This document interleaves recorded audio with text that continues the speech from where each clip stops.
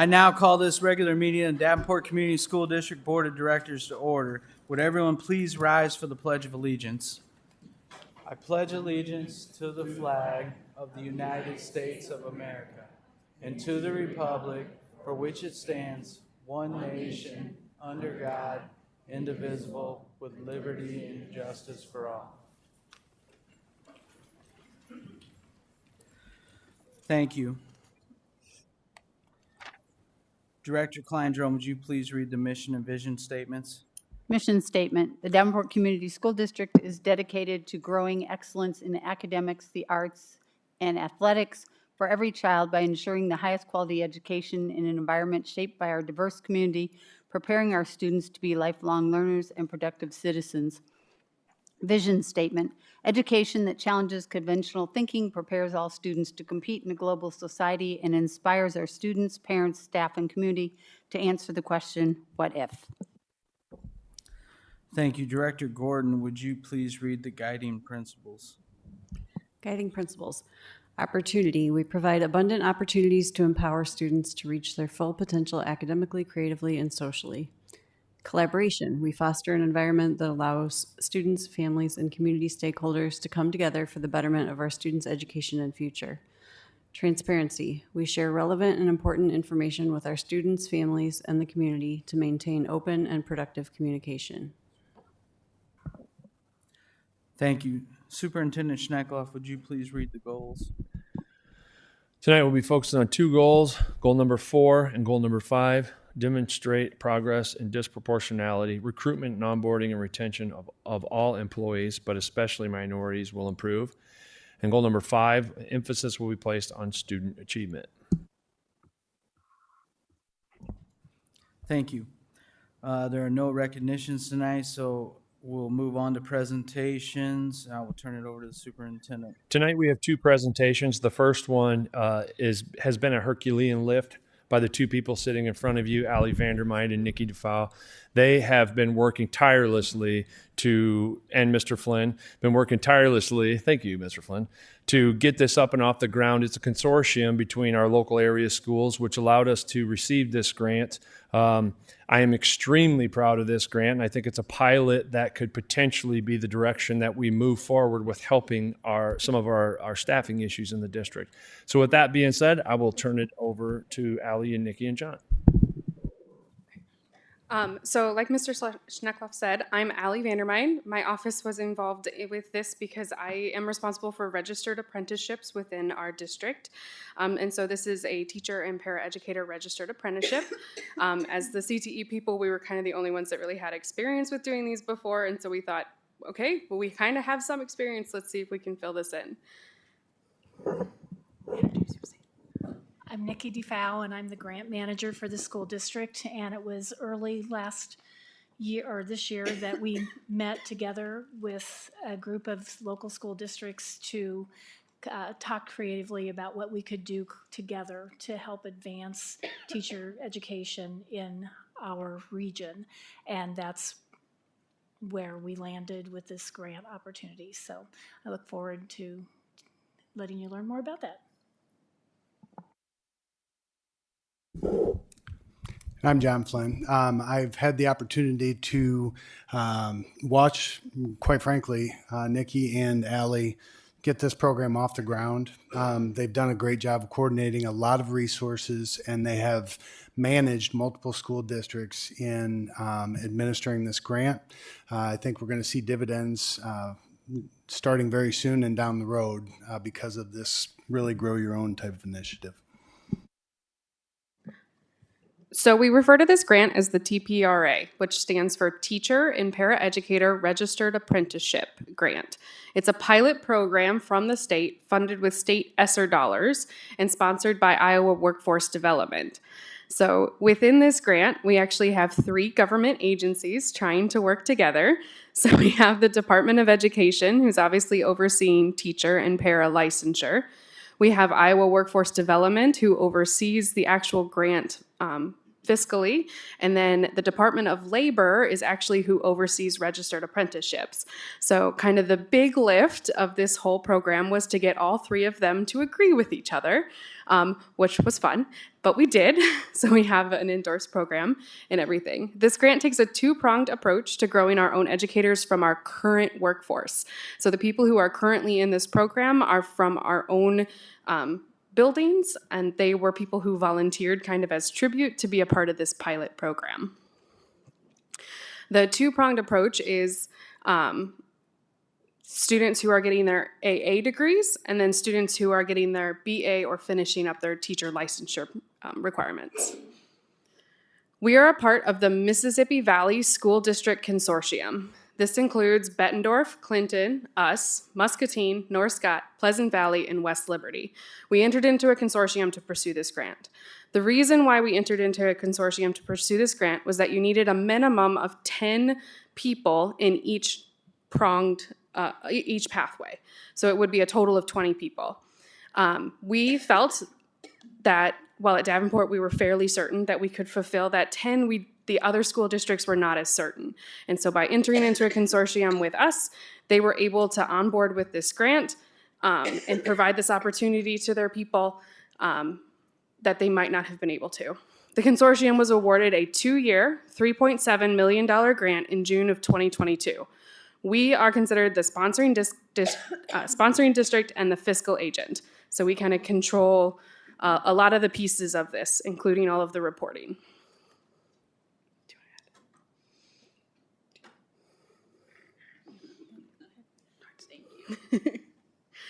Like I said, we have 2 defined pathways. Pathway number 1 is our Teacher Aid 1 registered apprentices. So these are employees who are completing educational requirements to obtain a pre-education AA transfer degree while completing on-the-job learning in their home districts. Part of a registered apprenticeship is that there's 2 major pieces. You have what we call on-the-job learning, and then we also have your coursework, right? So they are earning their AA as their coursework, but then they also have to do this on-the-job training. Students in this pathway have to complete 2,000 hours of on-the-job training during this time. Helpfully, it's a 2-year program, and all employees get 1,080 hours per year during a normal school year. So they get to their 2,000 hours just doing their normal job. We were approved for 45 slots total as a consortium, and we were allotted 17. This was determined by high school enrollment. The second pathway is the K-12 teacher registered apprentices. These are employees who are completing educational requirements to obtain teacher licensure in a state-defined high-need endorsement area while completing on-the-job learning in their home districts. We were approved for 40 slots, and Davenport was allotted 16. Students are taking classes with our partner institutions that include Eastern Iowa, the RAPPL program through the University of Iowa, St. Ambrose University, Upper Iowa, Western Governors, and William Penn. The reason why we have so many different partner institutions is for a couple of reasons. One of them is to offer as many different types of learning as we could for our employees. Fully face-to-face, hybrid, and completely online were a priority to identify. We also wanted to make sure that we had all areas of high need endorsement covered as well.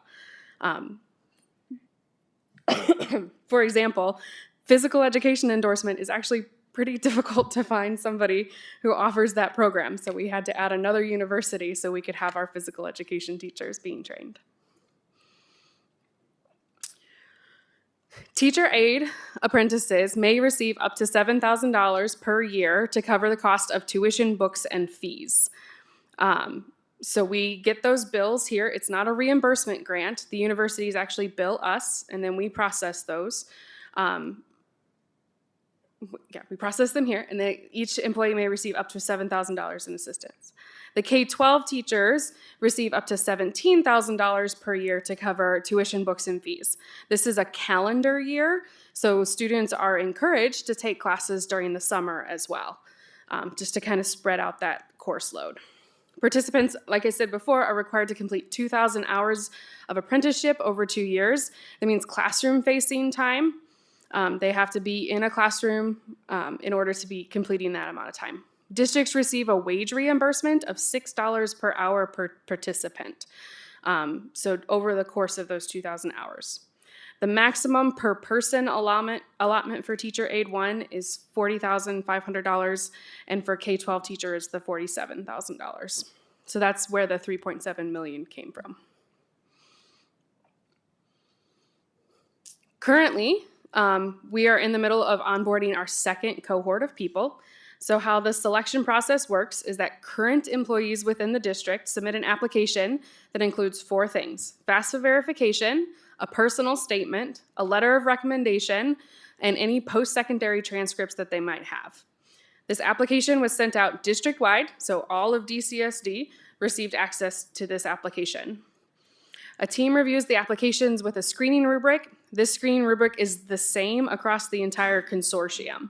The reason that we wanted to do this was to make sure that a future teacher from Davenport had just as much of a chance as a future teacher from Clinton.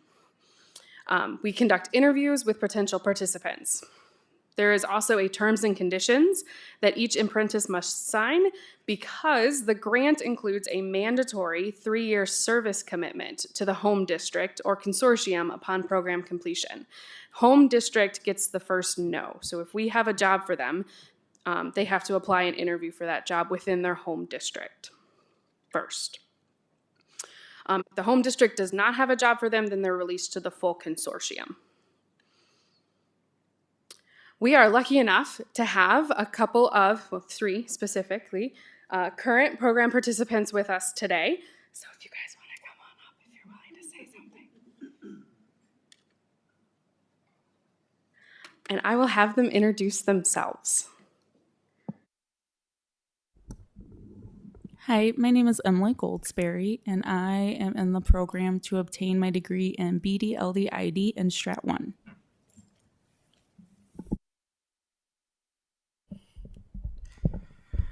Hi, my name is Mimiana Hinkle, and I'm currently trying to get my degree to be a teacher librarian or an English teacher. Hi, my name is Jamie Erskine, and I want to be an ID teacher.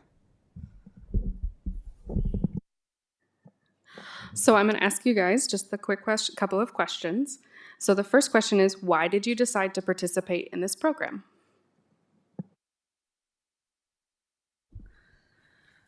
I decided to participate because it's pretty impossible to have a job and go to school and student teach all at the same time. So I was able to get it all in one and still have my job.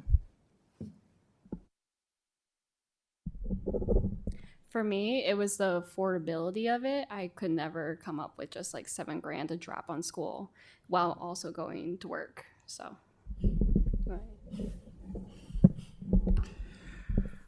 For me, I always knew I wanted to be a teacher. I graduated from this district, so I thought to myself, like, I'd love to teach in the district that I graduated from.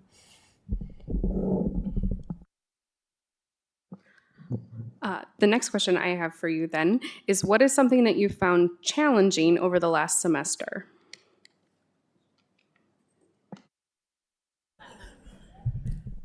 Being able to balance doing all of my homework. In order to get my degree that I want, I'm trying to fit as much in as I possibly can. And so I ended up taking 20 credit hours. So now I'm trying to balance that and still participate fully in work and then home life also. And I'm doing it, but it's stressful. I would like to reiterate that this is only a 2-year grant, and so people are trying to pack as much as they can in. Mimiana?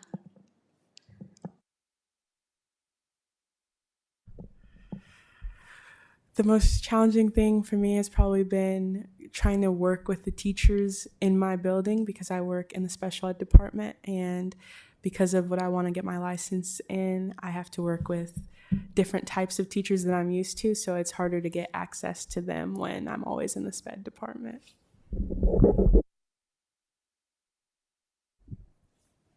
For me, the most challenging thing would be time management and being moved from one school to another. And then the last question I just have for you is something good, something positive.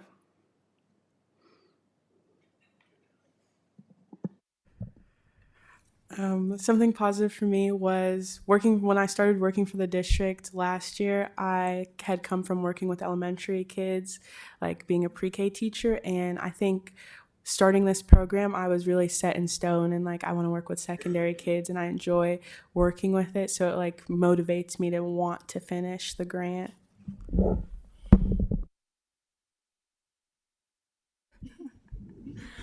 Mine would be I was pretty nervous for the first session of classes and doing it all, and I ended it with all A's, so I was pretty happy with that. For me, it gives me like a purpose to, I have deadlines, I have to get them done. So it keeps me more structured. And I also got straight A's.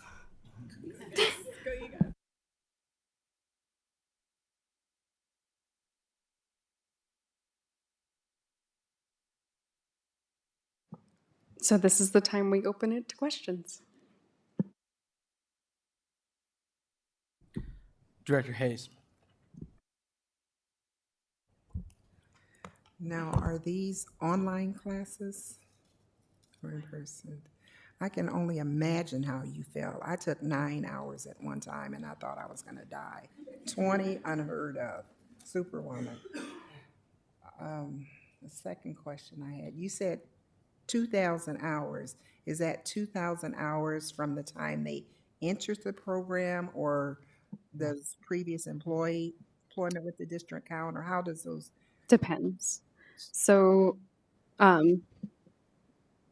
if a student is going to, we're going to call it jump tracks or graduate from one track to the other, we're allowed to back count hours. So if somebody graduates with their AA in a year and wants to jump to the BA track, we can count previous year's experience to complete that apprenticeship and send them to the next one. Okay, my last question. You said you were into the second group of cohorts. Are they filled now, or you're still trying to fill those slots? The application closes tomorrow. Okay. All right, thank you. Congratulations to all of you. Your mic's still on. Director Beck. First of all, thank you to you all for putting this together, and thank you to the three of you for sharing with us your experiences and also for participating in this program. So my question really is probably for you guys. So it's only a 2-year grant program, and I understand that this can help alleviate some staffing shortages, but if this is a successful program, which it appears it's going to be, how are we going to... Are we able to continue this? Are there grants we can apply for, organizations that would support something like this in the future? We are actively looking for ways to sustain the program. We are aware of the fact that the federal government also has a Grow Your Own grant that it was released earlier this spring at the same time this grant was and had the same deadline. So we focused on this grant, knowing that in 2 years that next grant should become available again. We also know that the state is very interested in doing what they can to increase the number of teachers that are available for our students. And so I think they as well are looking at ways to sustain the program. So we're definitely thinking about that already. 2 years will be over in the blink of an eye. We're aware of that. And then I had one other question.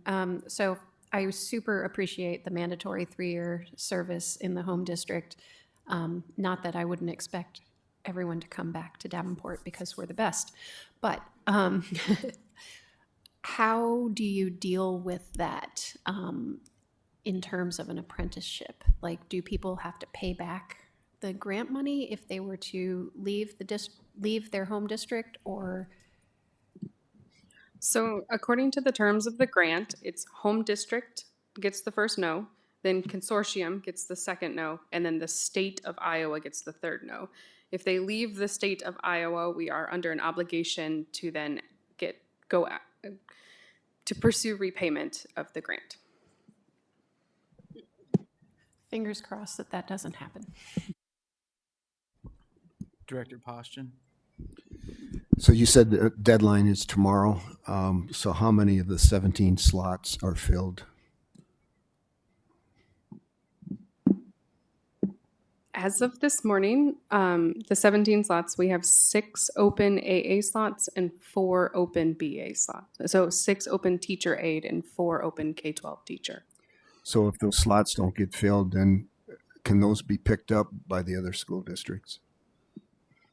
We have decided as a consortium to stay with the number of slots that are in the school district for the spring semester. Slots that have been allotted are going to be more flexible in the summer if they have not been filled. So for summer cohort. So if these slots don't all get filled, what would be your best guess on why they're not being filled? What's the drawback? Or maybe we could ask the ladies here, what would be a drawback from somebody not participating? I think the challenge that we had this spring was the fact that the grant was awarded June 10th. And so our school year was over. And while we had let people know that this opportunity might come up, I mean, that's a big word, might. And so we then had to reach out to anybody who had expressed some interest prior to the end of the school year to encourage them. And then they had another 10 days to complete a FAFSA, which was part of the requirement to be considered for the program. So there were several hurdles that we faced this spring. This fall, we've definitely had a greater interest expressed and a lot of inquiries. I think, again, that it's just making sure that they would get all of those required pieces that Allie mentioned. So the FAFSA verification and the letter of reference, the transcripts, and their personal statement in on time. Obviously, we do have, we're not tyrants. We understand that things come up to where something might be a little late. In fact, somebody said they were waiting for their letter of recommendation, and we asked that an email be forwarded that it was forthcoming, rather than say, well, too bad, you missed the deadline. We're not going to do that. We want people to be successful. I will also say that it's a really tight timeline. It's 2 years and you're working full time at the same time. So you're trying to pack a lot in, especially if you have any other life outside of work. And so, if we could, it would be my biggest ask to stretch it out.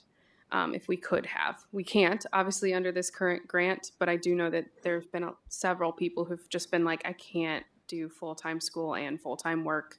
I have kids. I have other things. Yeah, thank you. Director Kleindrum. When you say like 17 in the program, is that 17 each cohort group or 17 for the whole year of the summer, fall, spring? 17 total at a time. Okay, and how many do you have signed up for the fall now? So we have 6 left, so 11. Okay, which is And that's for pretty good.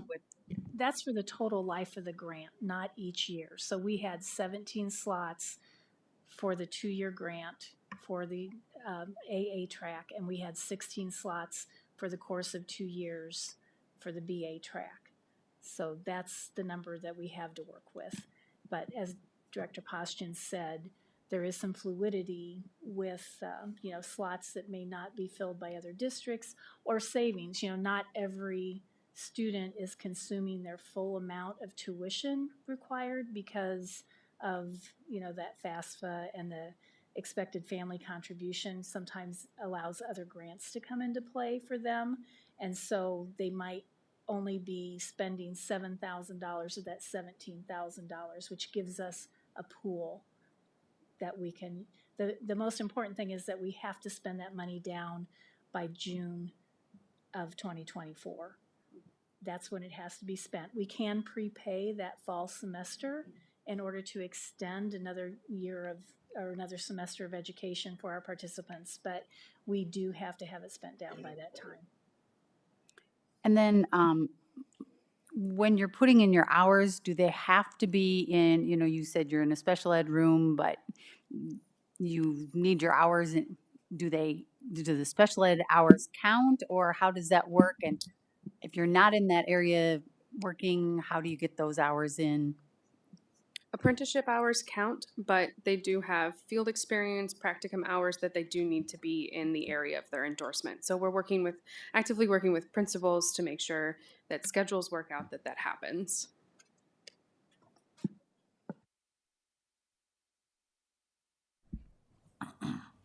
Director Potts, did you have any questions? I forgot to mention earlier that Director Potts is participating remotely tonight.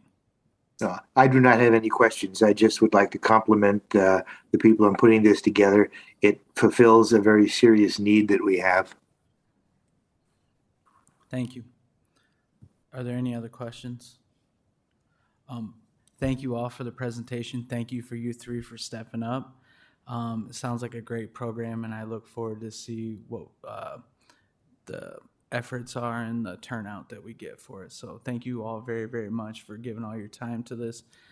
Again, thank you all.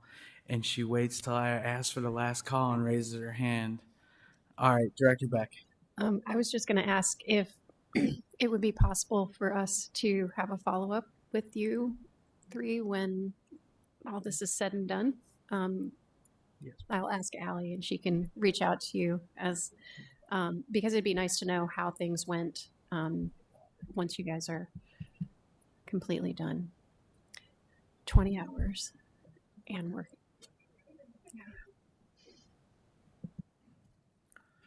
I was going to ask that for the follow-up, but she cut in on me. So thank you all again very much. Great presentation, and we appreciate it. Thank you.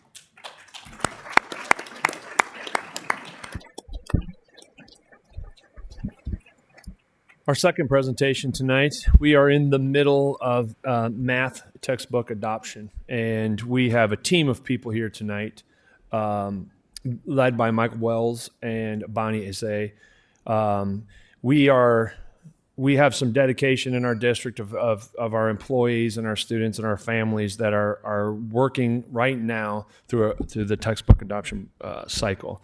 And for Davenport schools, we haven't participated in a textbook adoption cycle in a while, which is something that we will be doing a considerable amount of here in the upcoming futures, as it's incredibly important to put the right tools in our teachers' hands and the right learning experiences for our students.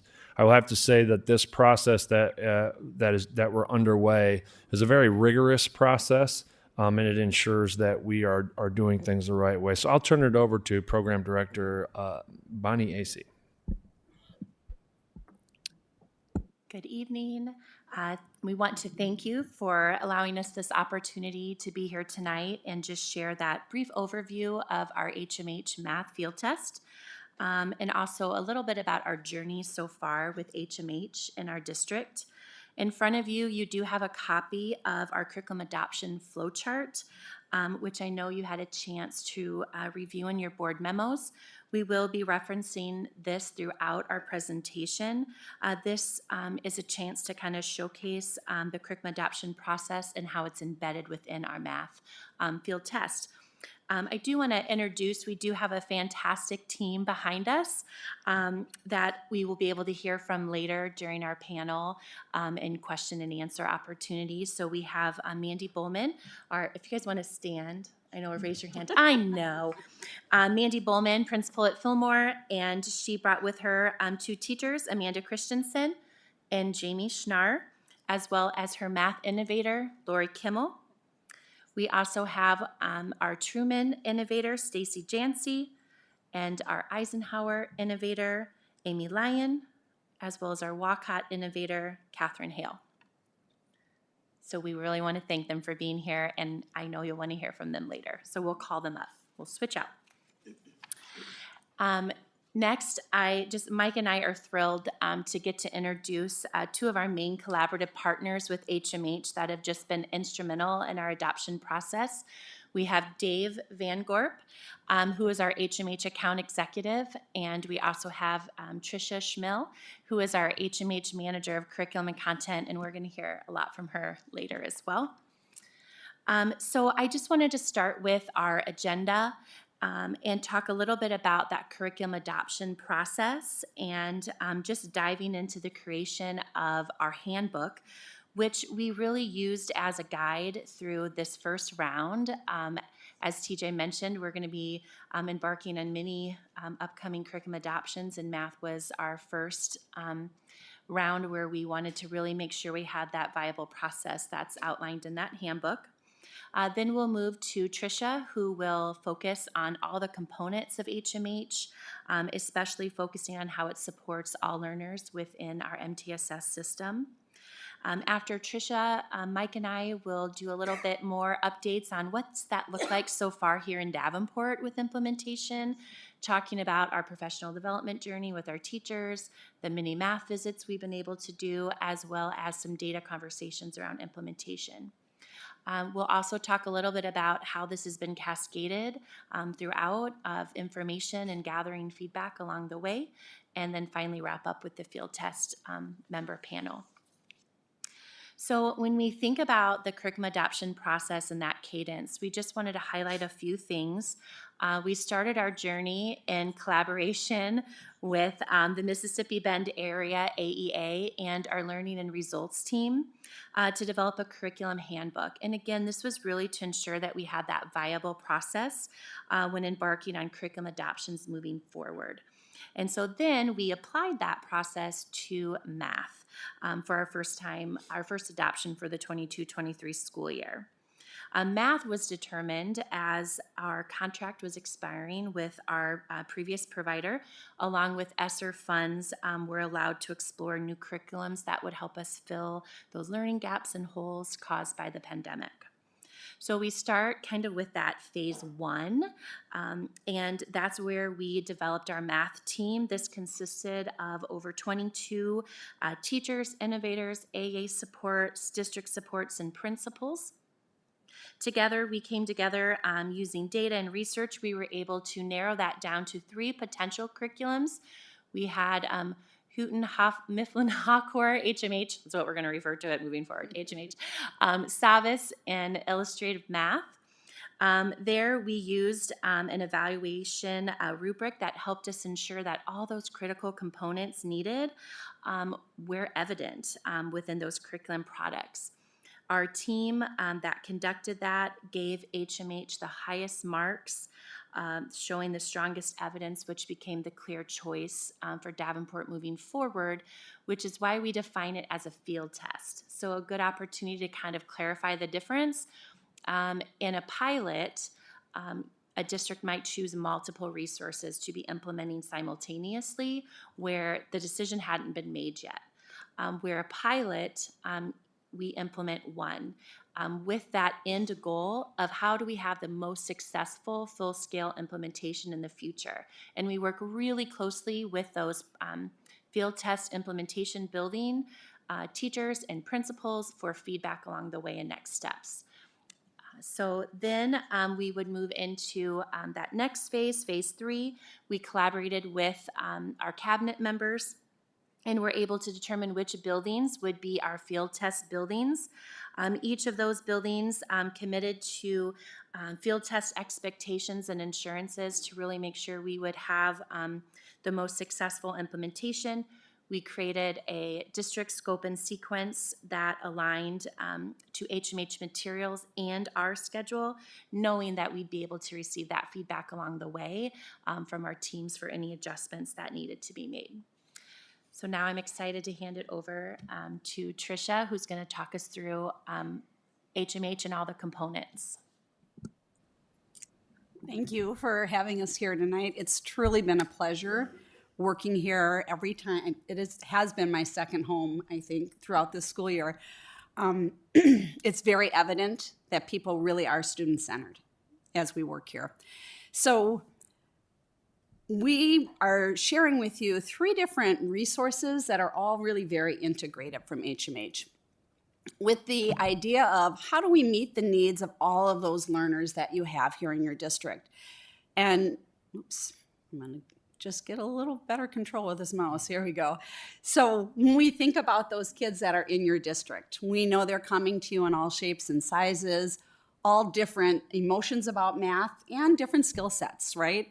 So our mission at HMH is really to identify how we can best meet the needs of each student and show growth for those students, regardless of where they come to us. And we do this in several different ways, but the key part of it is using data to drive decisions that teachers make and making this data easy to access, but then also giving them resources. If I have data that demonstrates information, what do I do with it? So it's all available on one digital platform that's easy to use for students and for teachers. It begins with an adaptive benchmark assessment that we call growth measure. And this growth measure only takes about 40 minutes for students to complete, and it assesses where they are. So when we look at this as a teacher, I get lots of different reports. I can see their grade level equivalency. I can see a scaled score by their grade level. Also, as the year progresses, so the pilot students took that test in the fall, they'll take it again in January. So some tests always compare students to national norms. The growth measure gives us a quantile score so we can see that student's growth. So whether a student comes to me at grade level or above grade level, I still want them to grow. And so that growth measure allows us to do that. It gives teachers a really good baseline to begin their instruction at the beginning of the year. And as we progress through, I'll show you ways that we keep tying back into that growth measure. This chart shows the bell curve for the students in the pilot that took this assessment. So the numbers are very tiny, and hopefully you can see them a little better on your screens. But everywhere students fall on a bell curve. The blue on the far end here would be students that at the start of the year were beginning above grade level. Green would be students at grade level. That yellow is approaching grade level.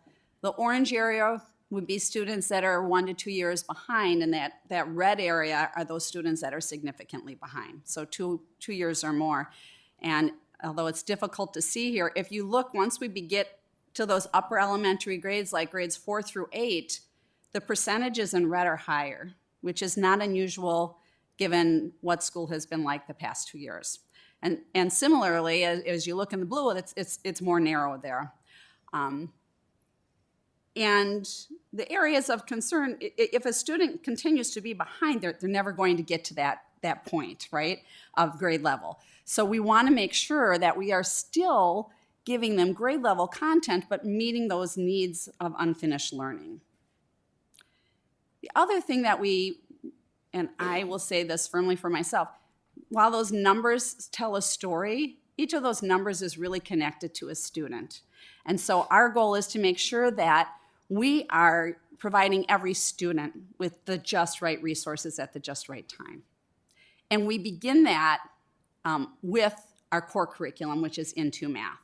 So this is what students are experiencing every day in the math classroom.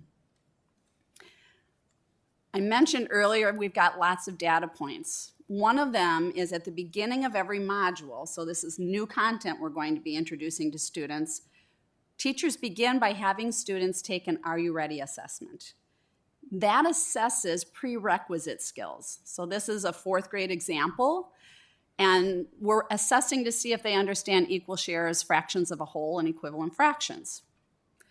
Students can take this assignment on paper, and they can also enter it online.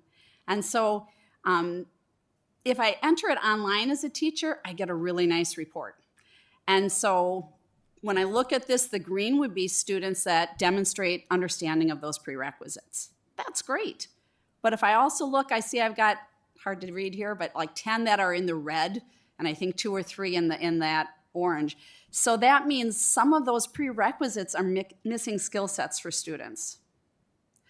So the green is good. I know those students are ready to go. What do I do with those other ones? And so here is what I think is the difference maker. It's easy to identify gaps. What do I do about that? So for every module, we identify where that prior learning took place. And teachers at every grade level always have access to 2 grade levels below and above. But we also then say, here's how you could intervene. So you've got access to reteach activities from that prior grade level, and we also have tier 2 and tier 3 activities. And those come in the form of a learn the math and a do the math activity. So ideally, teachers in small groups are doing the learn the math activity with students, and then do the math would be an independent practice. Each of those components also have a matching interactive digital piece. So students in the digital piece get feedback as they submit their answers. So now teachers, we've identified where that unfinished learning is, and we've given teachers a tool to help meet those needs. When we think about that bell curve, those are our students in that yellow or orange. Just a little bit behind, they've got some pockets of unfinished learning. And for teachers, we're giving them a tool to meet that right away. As we get into the content in a math class, we're always following the same lesson design. And the first two icons that you see here, warm-up options and spark your learning, are activities to engage students in prior knowledge. So for kids, it's activating that prior learning, and for teachers, it acts as a formative assessment. Who has this? Who needs support? We then spend time learning together with rich tasks. We pause to check understanding. We give teachers differentiation options. And then lastly, we wrap up. We've got a way to close the lesson. Along the way, each of these are rich tasks. And it's probably difficult to see, but in Spark Your Learning, we're activating prior knowledge. Kids are really working, making sense on their own any way they choose. As we bridge into Learn Together, we're being very purposeful about helping students to make connections to prior learning. And we do this with rich tasks. We are setting students up for good discourse with one another. How are they making sense of this math? Comparing the way that they do this with others. That's a different way of teaching for a lot of people. It's certainly different than the way that I learned math. So we have embedded support for teachers in lots of places, but every lesson begins with 3 different pages to support teachers. So for each lesson, we identify what is the math standard that we're focused on. At the bottom, you'll see where it says Unpacking Math Standards. It's in very teacher-friendly language. Not every teacher was a math major when in their undergrad work. We also identify what are students doing in this lesson, what was the prior learning, how does it get extended? That warm-up option is there to activate prior knowledge. And then you'll also notice a page for differentiation, because different students are going to approach these tasks differently. I mentioned before, the tasks are very rich, and the expectation is for students to be doing a lot of the talking in math class. Again, that's very different for teachers than what teachers are used to. So we have different components in place to support that. Different language routines and talk moves that we provide professional learning cards for online. There are some digital courses that teachers can go through for support. But in their teacher's edition, you'll see whenever we want kids engaged in discussion, we're referring back to those professional learning pieces. So teachers, if they're looking in their teacher's edition, they have the support they need to engage students in helping to make sense of this math. We pause every lesson to check for understanding. Again, that's only good information if I've got a resource for it. So that differentiation page, you might notice, has options for students that are on track, students that are almost there, and students that are ready for more. Every single lesson from kindergarten through 8th grade has 3 different small group activity options. Teachers have a tabletop flip chart that has one side that's student-facing for the activity, and then this back side that has information about how do I engage students in this. This is an alternate activity for students that are almost there. So rather than doing another example slower and louder, we're presenting the math differently. And if the teacher is working with students in that small group, we need some options for other activities. So That might be independent activity. It might be doing games with partners. It might be doing some STEM projects with partners. Every lesson has on-level practice, reteaching practice, challenge practice, and everything that you see in print can be assigned in a digital interactive format as well, where students are getting feedback as they go. There are math on the spot tutorial videos and fluency games to engage students.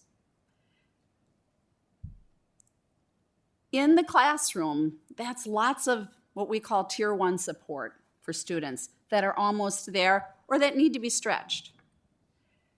We recognize some students have lots of pieces of unfinished learning. So one of our ways that we meet that is with Waggle. And so Waggle is an adaptive personalized practice piece that's generated or housed on that same digital platform. That growth measure that we gave at the beginning of the school year gives students a grade level equivalency, and then Waggle will use that to auto-assign content that's just right for that student. The student that's on level, the student that needs extensions, or the student that's behind 1 or 2 grade levels. Teachers can auto-assign. That's the default at the beginning of the year. They have the flexibility to say, I want an activity on Waggle that completely aligns with this lesson, and the auto-assign will be paused, and then they'll do that. We ask that students use that 20 minutes a day, 3 times a week, so 60 minutes a week. And when students do that, we see gains. They are very engaged and motivated. There are tutorial videos at the beginning. There's a gradual release model that follows along with what they're doing. Those components that I mentioned right within that core curriculum and also with Waggle really hit those students on this part of the curve from the orange all the way to the blue, right? But we recognize on the far left, we have some students that are really significantly behind. And for those students, we offer another choice called Math 180. And that would be for students that we have the option of having them in a grade level class as well as a support class period during the day. Math 180 is an intensive intervention program for students that are 2 or more years behind. We identify the just right pieces of curriculum that they're missing, where their unfinished learning takes place. So when we look at this, some students, it really fell apart earlier in their elementary years with those key concepts, and then some students, math starts to fall apart in middle school content. So again, that growth measure helps us identify what's the right placement for each student in Math 180. So we have 6 choices, and that growth measure helps us to identify where is the piece that that student needs support with. Once we have that, then in that intervention class, we provide a very rich resource for teachers that begins with a whole class do now activity, intensive small group activities for 20 minutes, and then a personalized software for 20 minutes. And that software adapts to those students as they're going. Different students are going to move through that at different paces depending on where they are. And the Brain Arcade provides fluency practice in a fun, engaging way for students to build and maintain fluency. All of those pieces, as I mentioned, are connected and really driven by that same data housing unit. So on that digital platform, we have growth measure, lets us know where to place students for Waggle and Math 180, also houses all of the resources within the core content so that each of those students that we think about along that continuum are getting that just right support. And they're each growing. Oh, you know what? I'm just realizing now I can't have you hear from other Into Math users because this is not going to link. We can share a video. We have real ones here. We've got real ones here. We'll listen to them. We believe at HMH together's better. Having all of these resources housed on one place is better, but also working together with you is better. As I mentioned, it's really been a privilege to be here. My focus has been on Into Math, but we've had other people from HMH supporting in Waggle and supporting in Math 180, and we're really a team and happy to be part of the Davenport team. And I think that's probably the perfect time to pass it back over to Bonnie. Yeah, so now Bonnie and I are going to talk about where we've been in our journey so far with HMH this school year and kind of outline where we're at. So it started in the beginning in August when we started talking about professional development, and we were able to work with our HMH team, and Tricia was able to provide 5 different learning opportunities for different groups of teams. So as you can see, we had our pre-K, that was an hour and a half. We had our K3 group, that's for 3 hours. We had our 3-6, for 3 hours. 7-8 group is for 3 hours. And then we also had an individualized tier 3 group for those teachers that are embarking in the Math 180 program as well. So all those different groups got their get to know you, get to know math or HMH, and it was jam packed full of all those resources that you just got to hear about from that part of it. And so it was a great opportunity for everybody to kind of to dig in, to get their users to get into HMH Ed and play, and it gave us a great opportunity to start saying, what do we need to know going forward to start school the next couple of days. Between there and October, we've had plenty of online opportunities to work with HMH. We've had multiple meetings where we work with Tricia for myself, we work with Tricia with the innovators, we work with Tricia with the teachers. So it's been great support throughout there. And then knowing through some of the information you can hear about through the math observations, we got some really great just-in-time training that provided training during our October 24th professional development. So we had a follow-up professional development to expand our resource catalog inside of HMH and expand what we're using inside the classroom to really continue to support our students. And I think it was just in time. It was fantastic. We got teacher support. We got teacher input on what they thought would be the best use of their time. And so we had an additional 3-hour training for our junior high team on October 24th. And the elementary teachers were allowed to have or choose to join virtually in 3 different sessions based on their responses on information. So we've been really thankful for our building teams to really provide that time for us to train. Each building was willing to give up a building PD time during the beginning of the year, which is very sacred. And we really appreciate that because it was instrumental in the beginning of our professional development journey. So following professional development, we wanted to get into the classrooms and see that into math tier 1 instruction. So we welcomed Tricia in September for some math visits that focused on our 3 field test elementary buildings. There we supported each grade level CTT, provided quick PD based on their needs and next steps. We visited classrooms and watched implementation, but best of all was getting to observe Tricia actually teaching 3 model lessons to grades 1st, 3rd, and 6th with our kids and our teachers watching. We welcomed her back again in October with that focus at junior high.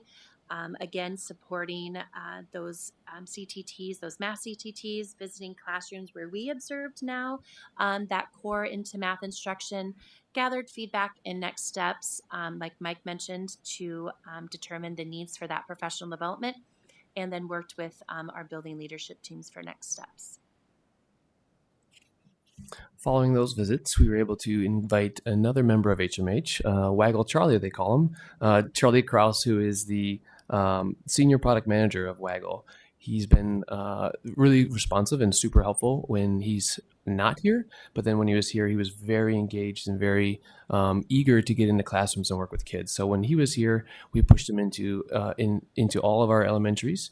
He was able to jump into majority of the classrooms for their tier 2 time to talk about how is Waggle going, what kind of issues are we seeing, and then be very responsive on saying what are the next steps on those issues. It was so well received that we actually just got done hosting Waggle Charlie again last week. He was here to join for our junior high to kind of the first steps in implementation and also to do some follow-up for our elementary team. So Charlie engages with our students. He actually is getting feedback on what we like about the program, what we don't like about the program to make some updates and iterations to come. Has been super responsive and we're seeing the changes already happening based on some of our feedback from our teachers and our students. So it's been really, really exciting to see that tier 2 component being so engaging and responsive. Then we wanted just to continue with those visits as we observed the Tier 3 Math 180 program. So we hosted Tammy Ladinko. Tammy is the Director of Intervention Solutions for HMH and was a fantastic resource to have. In Davenport, we welcomed her to Jackson and Williams, which are two buildings who are field testing Math 180 Tier 3 program with small groups. So Tammy and the Davenport team observed Math 180 intervention instruction happening at both levels. We provided feedback on next steps and just how to scale that program to support even more students. We were invited to Instructional Cabinet where Tammy got to talk further about the Math 180 program, which was just a great learning experience for everyone and exciting next steps for Davenport. And then enter in Chris Peterson, the Director of Academic Planning, who was able to really support us in our data chats. And so we know that we're really super focused on the data that we can see. And as you heard, that HMH houses all that data inside of a single spot. So it's really exciting to see all that data and how it correlates to our students. And so Chris actually started Halloween off with us and was able to meet with each individual elementary principal team to discuss their individual data and talk about really was a great useful time to say, how can we find data? What's the best way to find data? And what's our data showing us right now for our students? And then in the afternoon, Chris was able to provide some training around what's the data look like from that 10,000 foot view for our instructional cabinet. So really talked about what kind of data we're seeing, how that growth measure shows that bell curve that we're talking about, what are some next steps, and really kind of put a little breadcrumb out there for us for next time when we give that growth measurement data and see what we can see for our growth and what we can expect. So it was really helpful. And we actually just finished up our junior high teams. We're able to meet with Chris virtually today to discuss their data individually and talk about next steps and get some learning about the program as well. So super focused on data and really excited to see what the next steps will look like after that growth measurement. So we know that in Davenport, we're really committed to cascading that information. And we've worked really hard to ensure that multiple stakeholders have had the opportunity to hear about HMH and our field test in Davenport. We've had 3 opportunities with Instructional Cabinet to present. So back at the beginning of the year, Tricia and Dave presented just a brief overview to Cabinet. Again, Tammy Ladinko came and presented on Math 180, as well as Chris Peterson did those data chats with that broad overview of all of our pilot buildings with our data. We've been invited to all the principal meetings to get to talk with them about what's going on in the timeline and hear from our practitioners in the field. TJ's been great working with you guys and providing those board memos along the way. There's been 4 of them we've done so far, all the way from starting with what is our curriculum adoption process to the visits in our buildings. We know that teachers are definitely the most valuable source of that feedback, and we have had a number of opportunities to get that critical feedback from them. From being involved in those visits with HMH, as well as ourselves sitting on grade level CTTs and survey opportunities just to continually gather that feedback every step along the way has been very valuable. We've been able to present at DSAT and gather some feedback, and now we are here with you guys tonight. So thank you again. At this time, we do want to invite up our panel members so that you can have any question and answer, and they can maybe give some testimonials to the field test so far. So we are going to flip. What? Yes.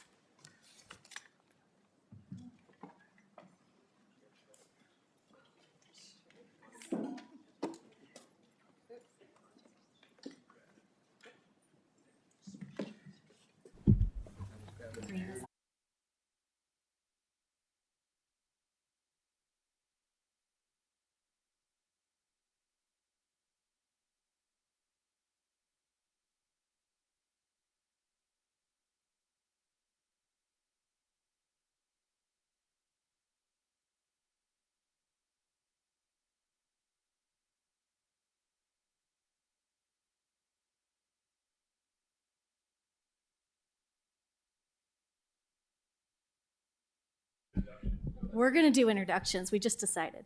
It just happened. So I'm Catherine Hale. I'm the K-8 innovator at Walcott. We are only implementing the 7-8 math program right now. So our other junior high innovator wasn't able to be here tonight. My name's Amy Lyon. I'm the innovator at Eisenhower, so we're doing the K-6 part of the HMH. Hi, I'm Stacy Jancy. I am the K-6 math innovator at Truman Elementary for the Into Math and Waggle, so that's a Tier 1 and Tier 2, and then at Jackson Elementary for the Tier 3 Math 180. Hi, I'm Lori Kimmel. I am the math innovator for Fillmore for Tier 1 and Tier 2, and at Williams for Tier 3. Hi, I'm Mandy Bowman. I'm the principal at Fillmore, and we are implementing the Into Math as well as the Waggle for Tier 2. Hi, I'm Jamie Snar. I teach 5th grade at Fillmore Elementary. And I'm Amanda Christensen, and I teach 3rd grade at Fillmore.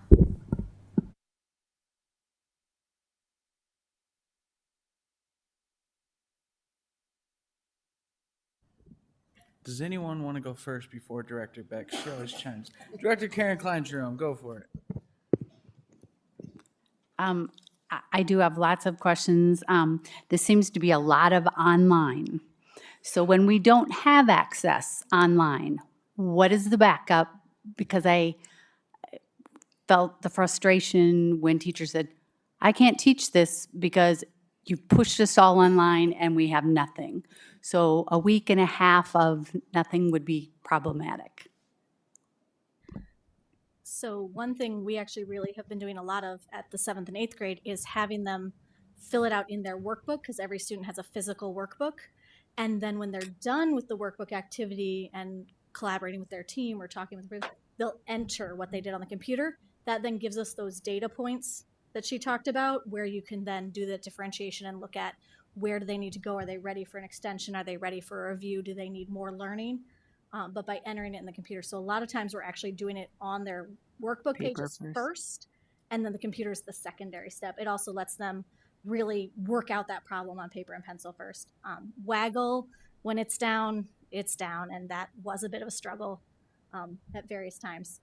But that's just always going to be the case. That would be true with any program we have. Like right now we use ST Math at the elementary, and if the internet was down, we'd have that down too. So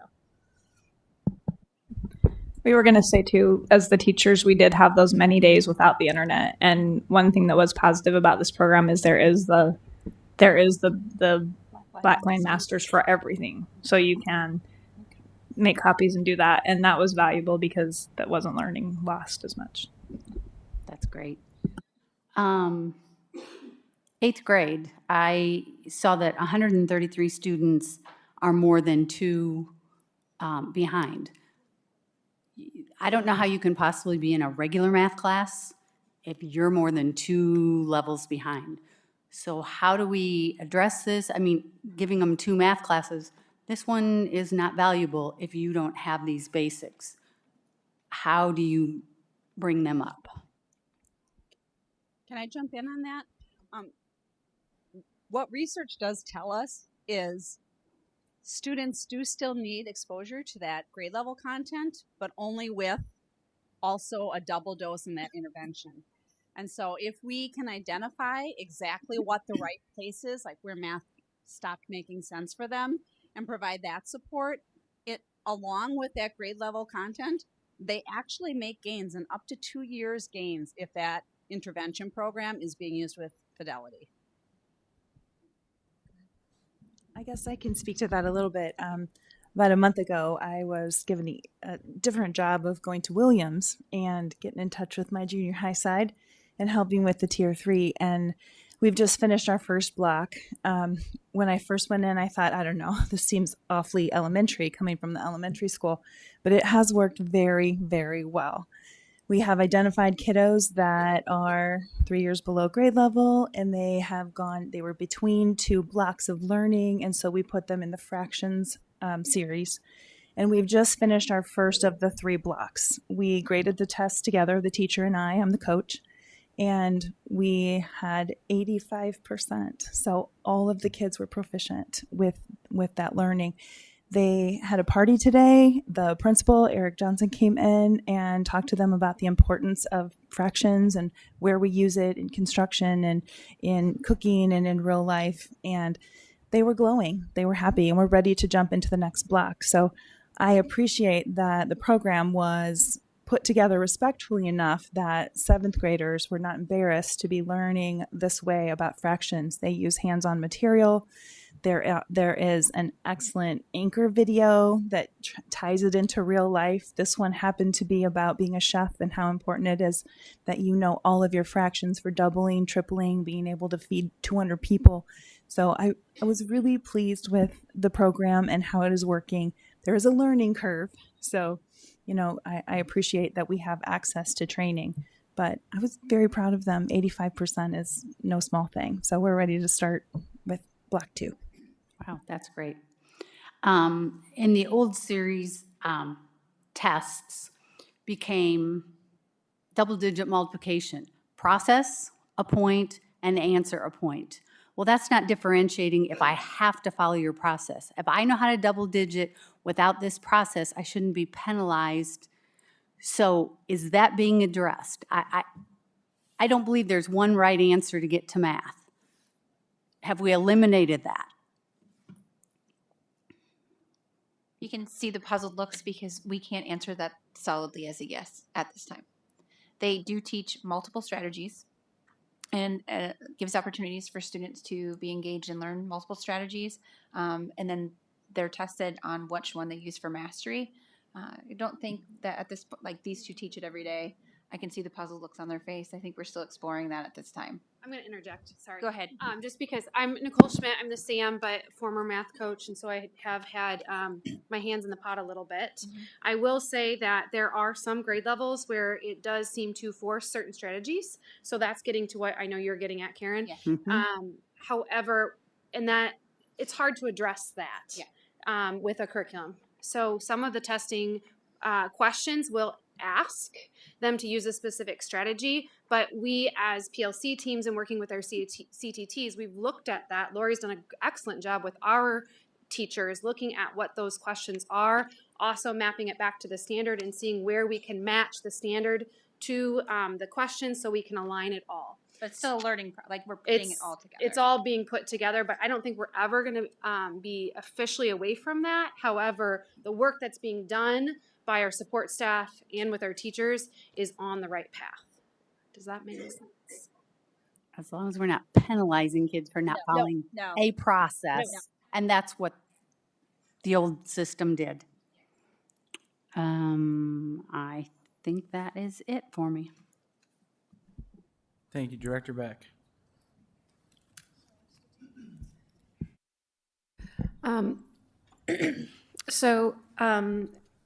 First of all, I love the fact that all of this is in one place, because for the last few years we've been hearing about, well, we use this for this part and we use this for tier 3 interventions and we use this for our core instruction, and having it all in one place I think is very valuable. So I also appreciate the fact that you guys are using paper and having the students enter it, because I know there's a lot of research that shows that reading on paper and also the ability to kind of use those motor skills, it helps make those connections, and students learn better than just doing it online in many cases. So my question then is, other than the fact that we have paper, we have everything in one place, what, I guess probably in the innovator's opinion and the teacher's opinion, makes this the product that we need right now? Like, what makes this the best option for us right now? So what I think makes this product the product that we need is the instructional routines that it offers and the talk moves that it offers for the teachers. Because I think I've said, I can't even tell you how many times I've said in the last couple months, if we teach using HMH the same way we taught before, we're going to get the same results. So it's about changing our instruction, and HMH offers some really good supports for getting your students talking. So we kind of are at my building saying more student talk, less teacher talk, get the students engaged in the thinking and the discourse. And Sometimes it's a hard sell because we like to keep our classrooms in control, and when the students are doing all of the talking, it doesn't feel as controlled. I know at my building, the principal, the administrator I said to her, what can we do to encourage that? So we've started a little thing where they have just a visual on their whiteboard, the teacher does, so that they remember, okay, before I call on someone, I'm going to ask the students to talk to each other, and then I'm going to call on them to tell me what somebody else said, that kind of thing. So I think the instructional routines and the math routines are really important in this program. And I was going to agree with that and say also, I'm going to say the rigor, because it's just very apparent that our math is a struggle, and we are struggling in math. And so it's hard. It's been, a great learning curve, but to see like they've got to have something that pushes them harder. And that is hard. It's really hard when you're working with students who have holes and have, a difficult time, but what we are doing wasn't working as well as something that we needed. So we have seen some success in that. Would you? I would say also like the common language between all the programs, that they're hearing it one way when I'm teaching whole group, then when they go to do their independent work, they're hearing the same language. Then when they're doing their Waggle program, it's all connected together. Well, and kind of piggybacking on that, because it's all in one program, when I have a 8th grader or 7th grader struggling with something, I can go back to that same section from the previous year. I can pull up a 5th grade activity sheet to give to my 7th graders that will help reteach that little bit. So having it all in one program and all in one place, we have the physical teacher manual for the grade we're teaching, but I've assigned some of the fluency games from the 5th and 6th grade program to my 8th graders who still don't have the fast facts that they need for those easy routines. So being able to go back to those other grades and previous levels to really hit on those skills. I would also say that it has to do with the inquiry model. So I came from science, and the power in science is that kids construct their own understanding, and they find the answer, and it is theirs. So this is inquiry math. So this math is taught like science is taught. And so they discover and they learn from each other. I think they enjoy it a little more. I would say too that the CTT process being left time for teachers to go over materials, time for teachers to plan, time for teachers to look at the plethora of the items that are available is key. Our CTTs have been modified so that we are allowed that time to plan and learn and ask questions. And how are you teaching this versus how are you teaching this? What does that inquiry model look like in your classroom? Allowing that time, I think, is key to getting our teachers to be able to learn the components themselves to then lead students in learning.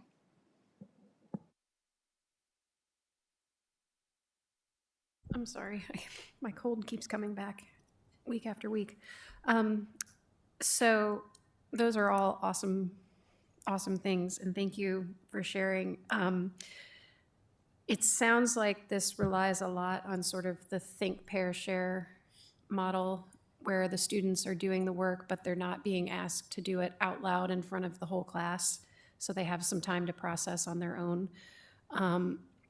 which I think I really appreciate. Are there strategies incorporated to kind of draw out those students who really are reticent about working with other people, even when it's pair time or discussion time?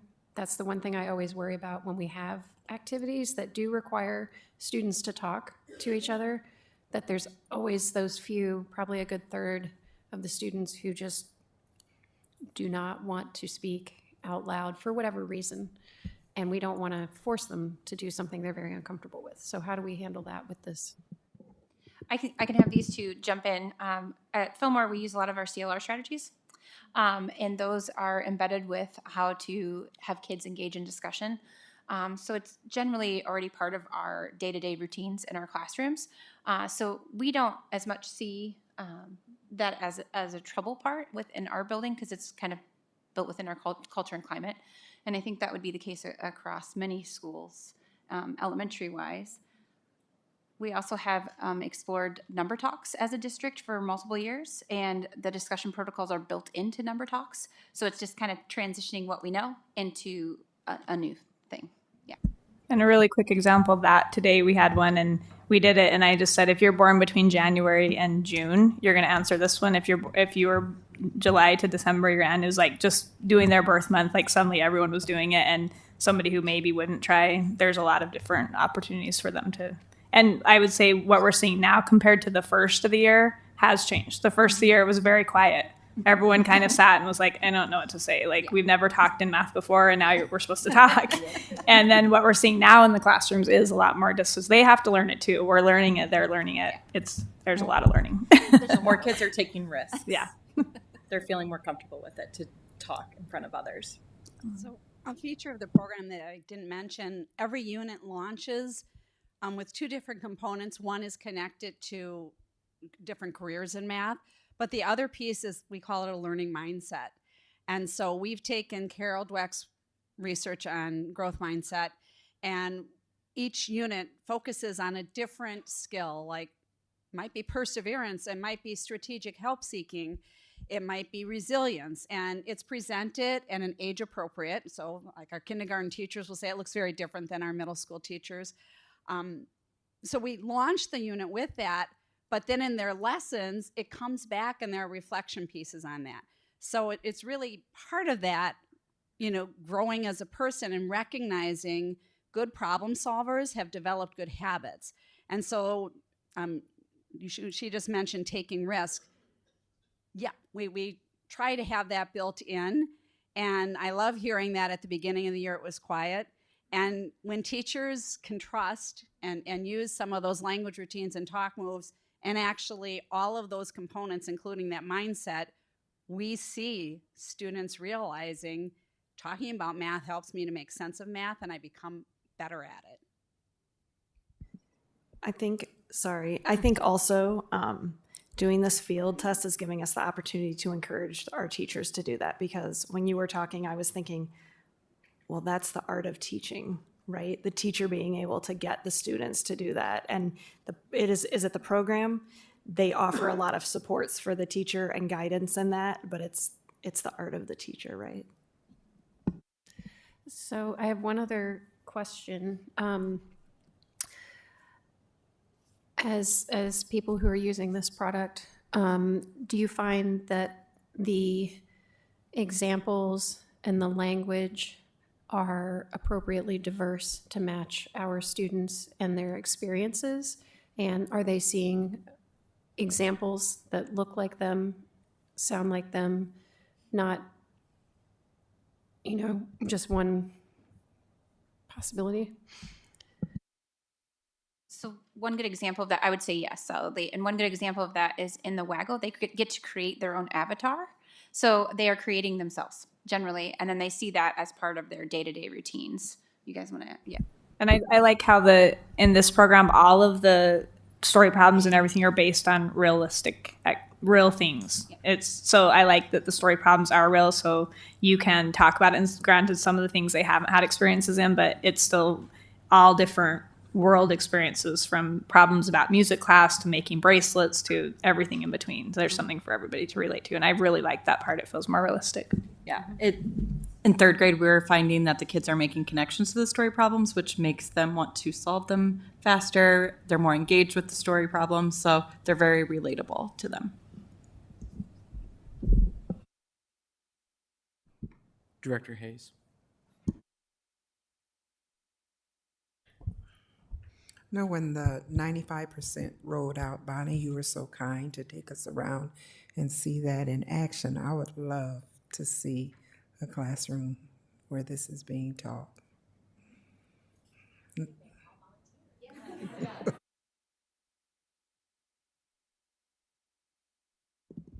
Director Gordon. You've all talked a lot about the highlights of this. Have you encountered any challenges or any bumps in the road that may need to be acknowledged in order to make this even better than it already is? So everyone's aware, but technology has been a gigantic hurdle in this undertaking. But I respectfully think that Bonnie and Mike have worked solidly with HMH, and HMH has some solutions that they share, and they are very willing to work with us and hear our frustration, as well as some of our LIS goals and needs. So. And I would say like one of the real challenges is we already mentioned, but the rigor. So it's very, very high level thinking. And then two, it's also very language heavy. So if you have struggling readers and struggling that is a very challenging piece of it that we're learning to navigate around with that. So. Yeah, I would say that's a thing that our especially K1, 2 teachers have concerns about. There's a lot of text. However, coming from the math perspective, I appreciate that they're putting it in context for the students. It's not just number problems. And I will add that HMH has been very welcoming to our feedback and acting on it.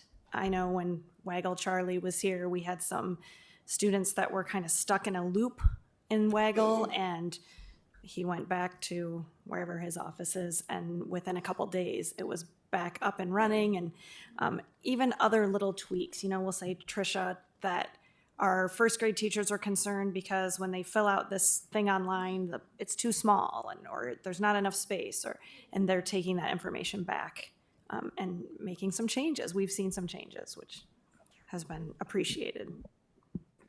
Yeah, I would say we've definitely experienced the higher level of reading involved in math this year and writing involved in math this year, which does put it in context and give those kids more of a challenge. But we are seeing a lot more challenges with maybe they didn't need a math test read to them before because they're a struggling reader, but they've been more proficient or capable in math. Well, now that math has so much language in it, we're having to make adjustments or accommodations to make sure that those students can be successful in that aspect of things.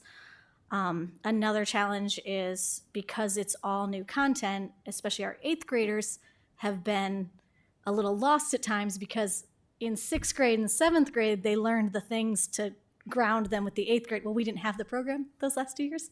So they're like, we don't know what we're talking about. Why are we jumping into 3-step equations? Like, well, because you missed level 1 and 2 back there. So going back to the old materials helped us, or the previous years. And that's a solution that will solve itself as we use it district-wide. Theoretically, it will solve itself because they'll be grounded in those previous things. I'm also loving what Lori's shared about Math 180 and really excited for that idea. I will say right now, I think Williams is one of the only buildings that has a boost at the junior high level for reading or math in terms of that staffing, having enough teachers to teach that tier 3. We have all the elementaries have a reading interventionist, but they don't necessarily have a math interventionist at every elementary. We don't necessarily have a reading or math interventionist at the junior high levels to support that. So using this program sounds awesome, but making sure that we're futuristically looking at those needs. I would also say at the junior high level, I'm also able to work with a special ed teacher, 7th and 8th grade, and they are able to go through the program successfully. And that is pretty amazing to see.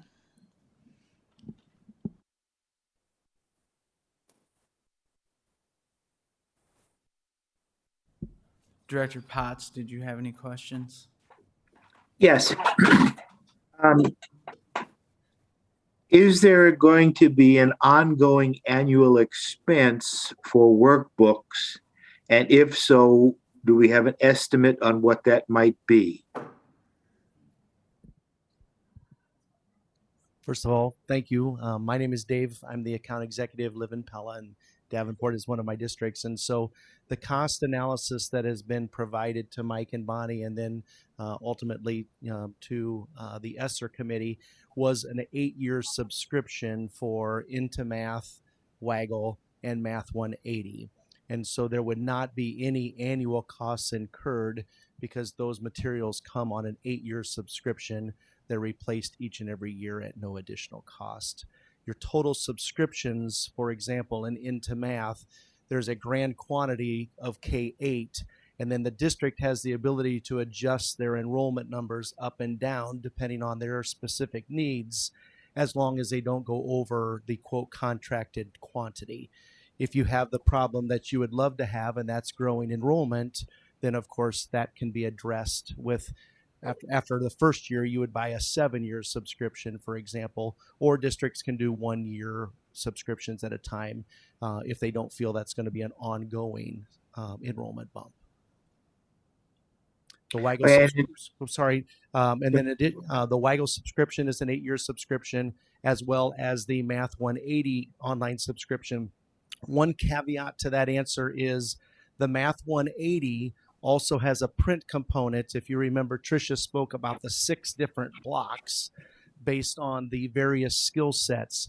Those intensive intervention materials are available in print as well, so they can work with the identified individual in a small group setting. That is an annual cost because your needs change each and every year of how many kids need fractions, how many kids need ratios, those kinds of things. Okay. Another question I would have is in the junior high and intermediate, does this program fit into the current time footprint we allot for math? No, it does not. We are adjusting and making it work, but in terms of the elementary has 60 minutes of math, 75-ish of math with number talks, and then another 30 for tier 2. Our class periods are 45 minutes to an hour, depending on which building you're in, exactly what bell schedule. It's really just not enough time to get through all the content. Every lesson is designed for 2 days of approximately an hour each, and then adding on the waggle time on top of that. So we've actually been using our advisory time to get our waggle time into the day, which has worked well to be able to see the growth from those students, but just there's only so many minutes in the day, and that has been a big struggle with pacing and trying to make sure all our classes are in the same place. There's just not enough time for it right now. So in my experience, this is not the first time that we've been presented with a math curriculum that was adopted that didn't fit into the time allotment that we had. Now, if we're going to change time allotments, that's a significant and serious problem in the secondary schools. It has staffing implications. It would appear to me that there's also potential additional staffing implications in the intermediates to provide the math resource person or interventionist to do the, for lack of a better term, the remediation sections. Is that not correct? And maybe the superintendent needs to answer that.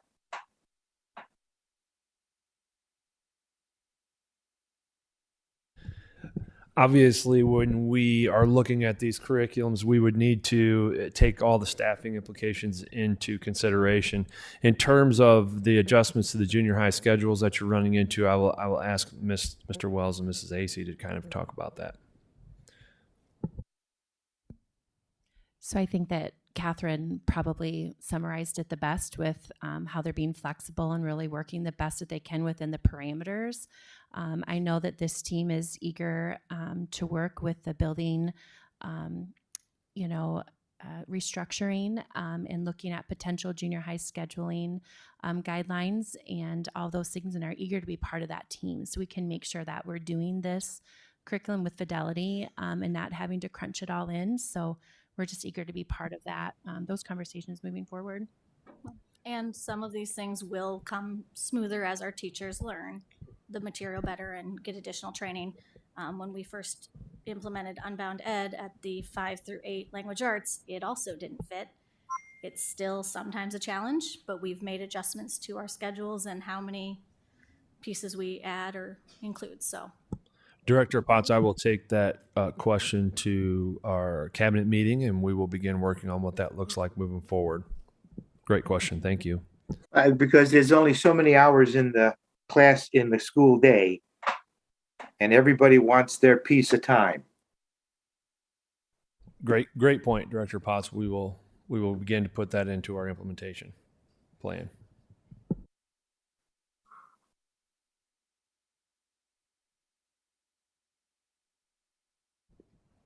Director Poston. Just a question for HMH.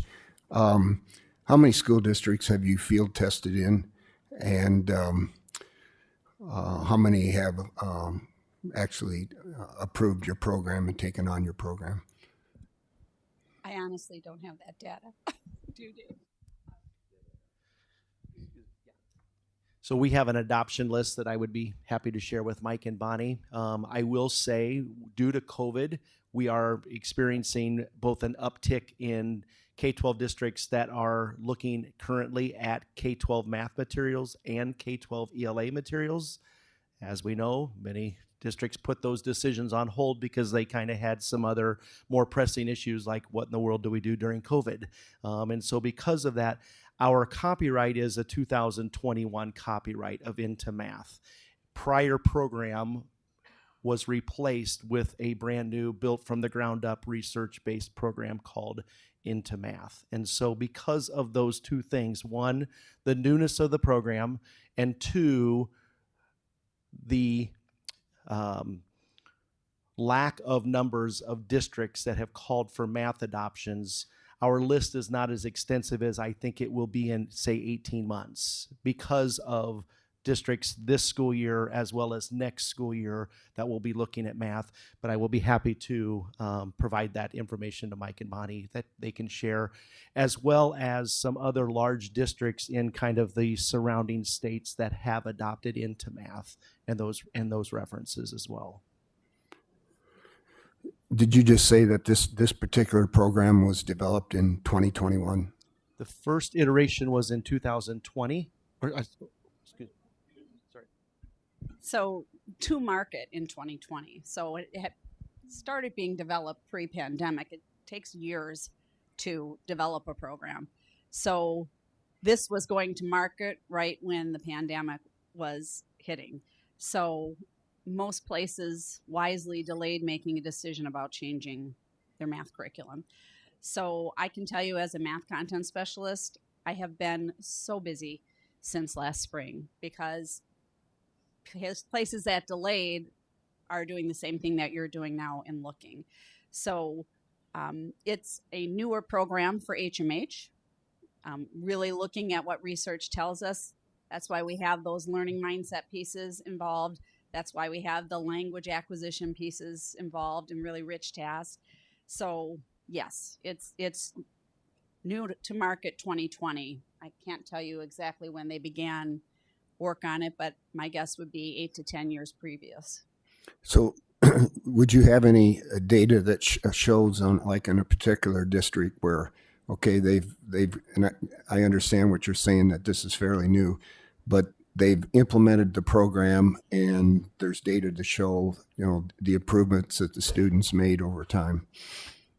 We have an efficacy study that I think Mike and Bonnie have access to.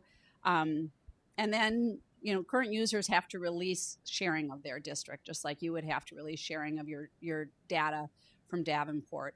But we can work with Mike and Bonnie on making sure that you have access to that information.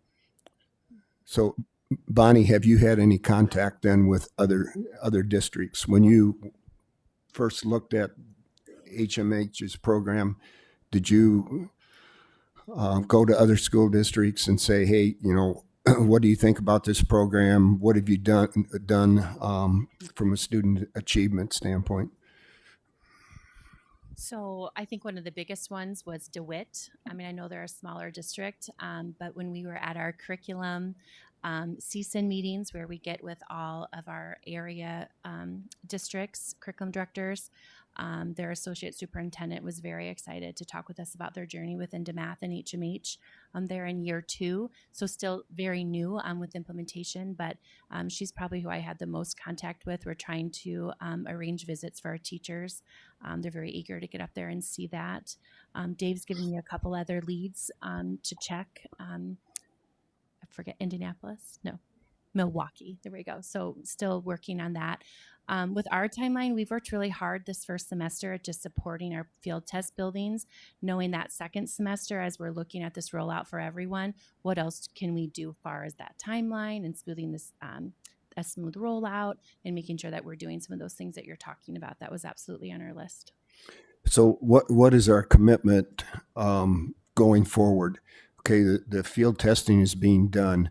Now, are we committed 100% that we will adopt this program, or are we going to wait until the results from the field test are back? So part of that process with that, if you remember, I talked about that rubric where we looked at all of the evidence from the multiple programs. That was obviously the best choice for Davenport from looking at that. That team of teachers and leaders really reviewed that heavily and extensively to make sure that we hit all those critical components, which is why we landed on a field test, knowing that our end goal is to implement this next year, pre-K 8. Throughout the district. And so TJ came over and snuck in over here by us, but just knowing that we'll be coming in front of the board shortly with a proposal and cost estimate for how we can move that forward to then really focus second semester on that smooth transition with everyone else.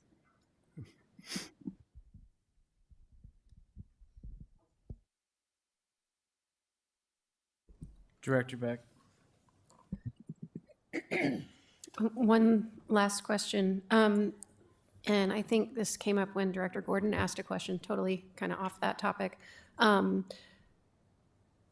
Assuming that we do move forward with this, do we have a plan in place for those struggling readers who otherwise would be proficient in math, but maybe don't have the reading skills necessary for the text-heavy? Or is there a part of this product that has more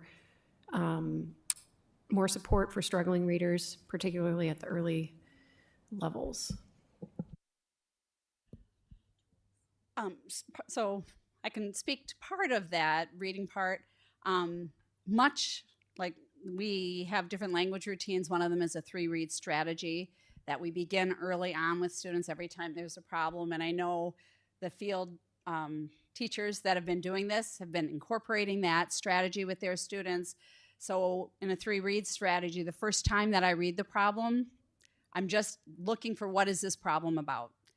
The second time that we read it, we identify the quantities. And then the third time, what are math questions we could ask? And so by using that routine continuously in class, students begin to internalize that routine. There are also some other language routines like compare and contrast and information gap that the teachers are beginning to layer in. So we do have some of those strategies built in. Becomes a catch-22 if we're always providing support for students and reading it to them, then do they ever get to the point that they can read and solve that problem? So it's a delicate balance. So part of that is developing those good strategies that we're modeling and using when we have the support of peers and teachers in the room. And the goal would be that students begin to adopt those. So that's one tier of that. We also, in different online components, have a read to me feature for students. So it's kind of twofold. And I think the third layer of that would be the professional development that is also part of the whole cost proposal that Dave has put together. So I've been very involved with the pilot teachers this year. Our goal would be to continue some spring professional development with all teachers, some of the strategies that they could be using with their current program to get them in the habit of that. And then we have different PD outlined in year 1 than we have in year 2 than we have in year 3.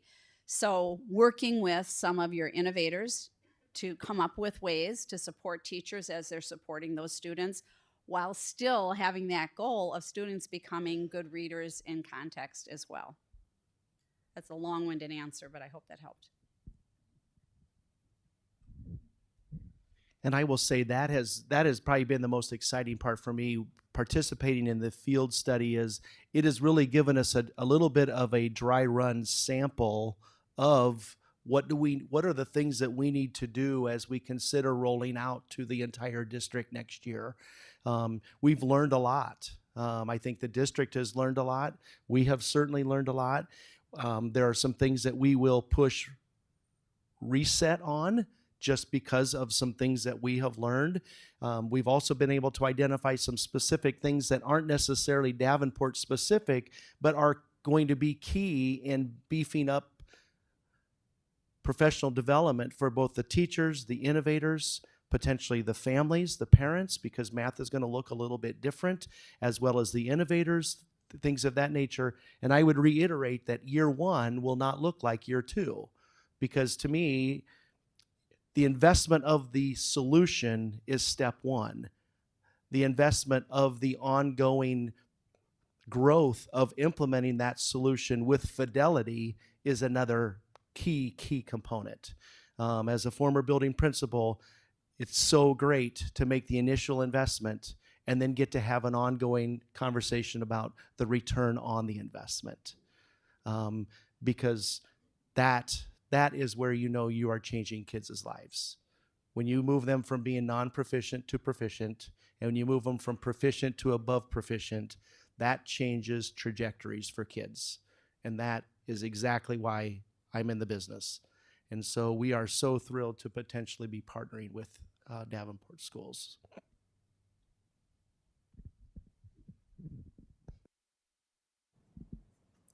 Director Kleindrum. And this may be a Courtney question or a Bonnie question. We usually get a presentation on the fall math scores, the winter math scores, the spring math scores, but it's just by district. Is there any way to pull out these schools that have piloted the program so that we see as a group, here's where they were in the fall, here's where they were in this winter, here's where they are in the spring, so that we can look and see, you know, did this make a difference versus our other buildings? I think that's a request we could, definitely accommodate, how we pull and sort that data. We could look at it both views. Mike whispered in my ear, the growth measure. It's definitely a great way to capitalize the growth that our students are making from fall to winter on those grade level standards. And so we'll be happy to share that back after our January growth measure to kind of see that that growth within our pilot buildings.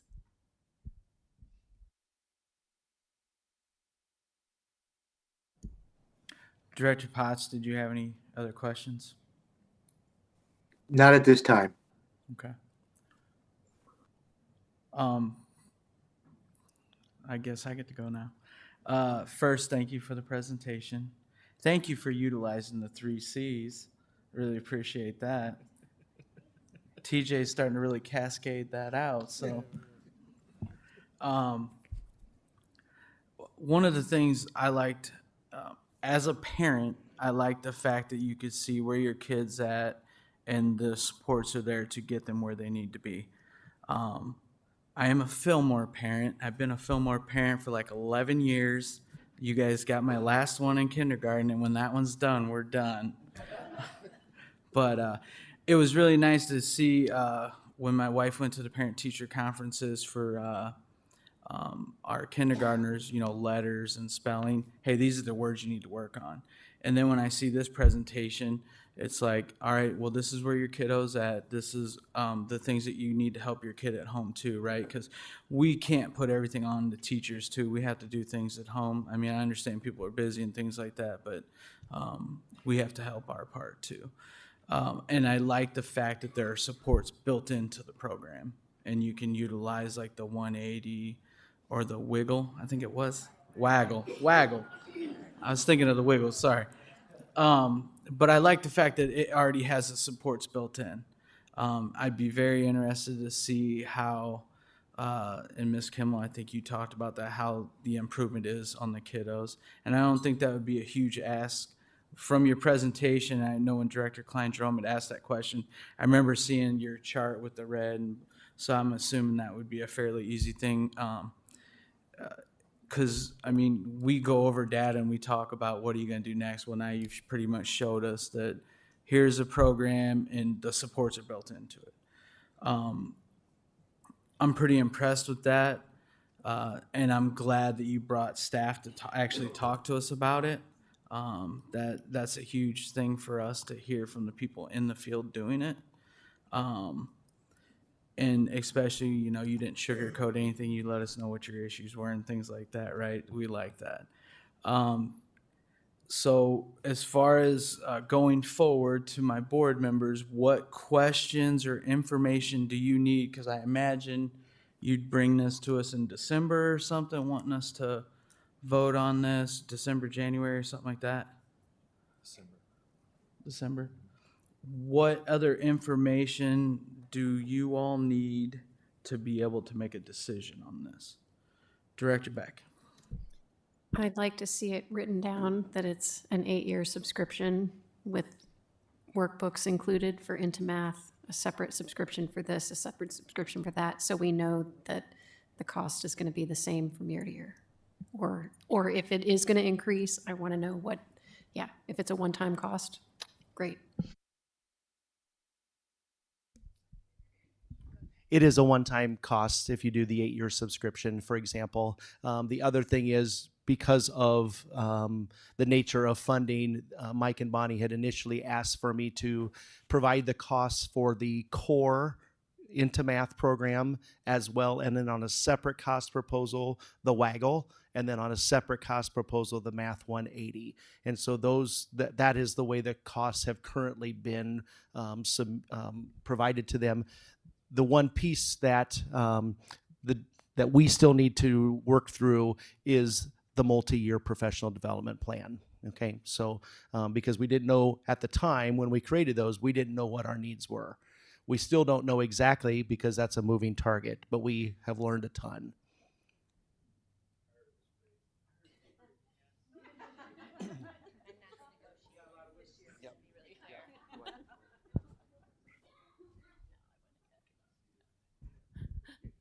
I'm not the negotiator, so we'll bring you guys to the table.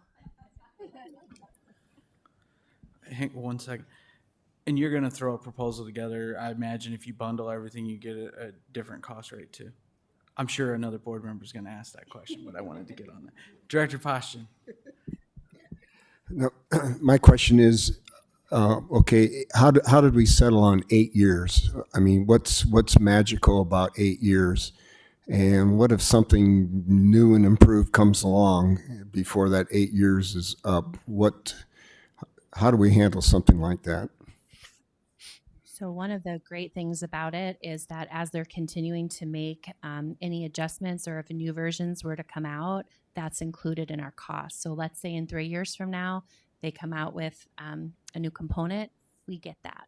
So that was a really big, important piece in working with HMH. Usually curriculum adoption cycles are anywhere from 7 to 8 years at an elementary level. We went with 8, just knowing that specific piece, that as any new products would be coming or a new copyright would come out, maybe in 4 or 5 years, that would be included.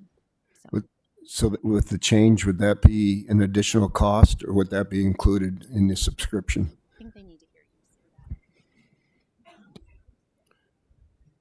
So the ED platform, which all 3 programs, is a living, breathing platform. And so as iterations and improvements are made, those are automatically pushed out to teachers and students. And so your costs would be a fixed cost that you're paying for upfront for the duration of the adoption.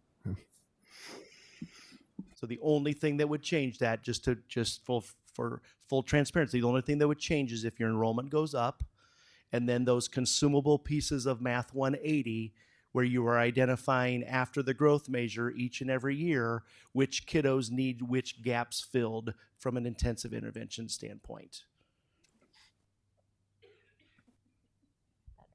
We love being able to give that. Any other questions or information the board would like? Director Potts? Yes, one, I would like to have specific information on the footprint it's going to have in the intermediates. And second, I'd like to know, are we still going to be able to, in the intermediates, be able to accelerate kids in math and still offer algebra for 8th graders? I can answer that second question right now. They do have the path to have an accelerated math class as well. And so we could still follow that same trajectory that we have right now that can get kids to algebra in 8th grade. Good question, Bruce. Good answer.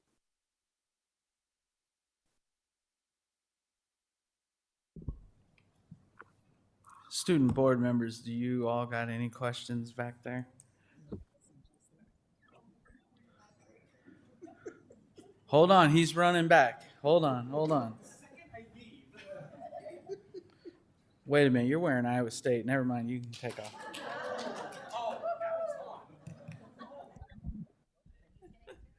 Uh, wow, that was comprehensive. I'm, I even heard, I, I don't remember your name, but I think you mentioned ST Math. I'm very glad that's still being used because I used that back when I was in 5th grade, and hey, someone remembers me. Thank you, well, and you. And I'm impressed, quite frankly. I think the curriculum we had back when I was in elementary school was quite good, and this is really really thorough. I'm obviously not an educator. I couldn't pull out the semantics if I wanted to, but you guys seem impressed. I'm impressed. If you could go back and talk to 1st through 5th grade me, I would probably still rather be home sleeping, but I would I think I'd definitely be engaged. So this, yeah, I like this. So, as a mathematician and hopeful math major myself, I'm super excited about this potential curriculum adoption. And I know that this is for, the elementary school and middle school level, but I think this will create a even greater math high school setting, and that's really exciting to me. I had the privilege of serving as a teacher assistant for our AP Calc class at North, and we have about a dozen kids in there working their butts off every day in a class that seats 20-25. And so I think something like this can really boost that love for math and maybe fill up those desks and have more kids in AP Calc and AP Math classes. So I really appreciate what you guys are doing.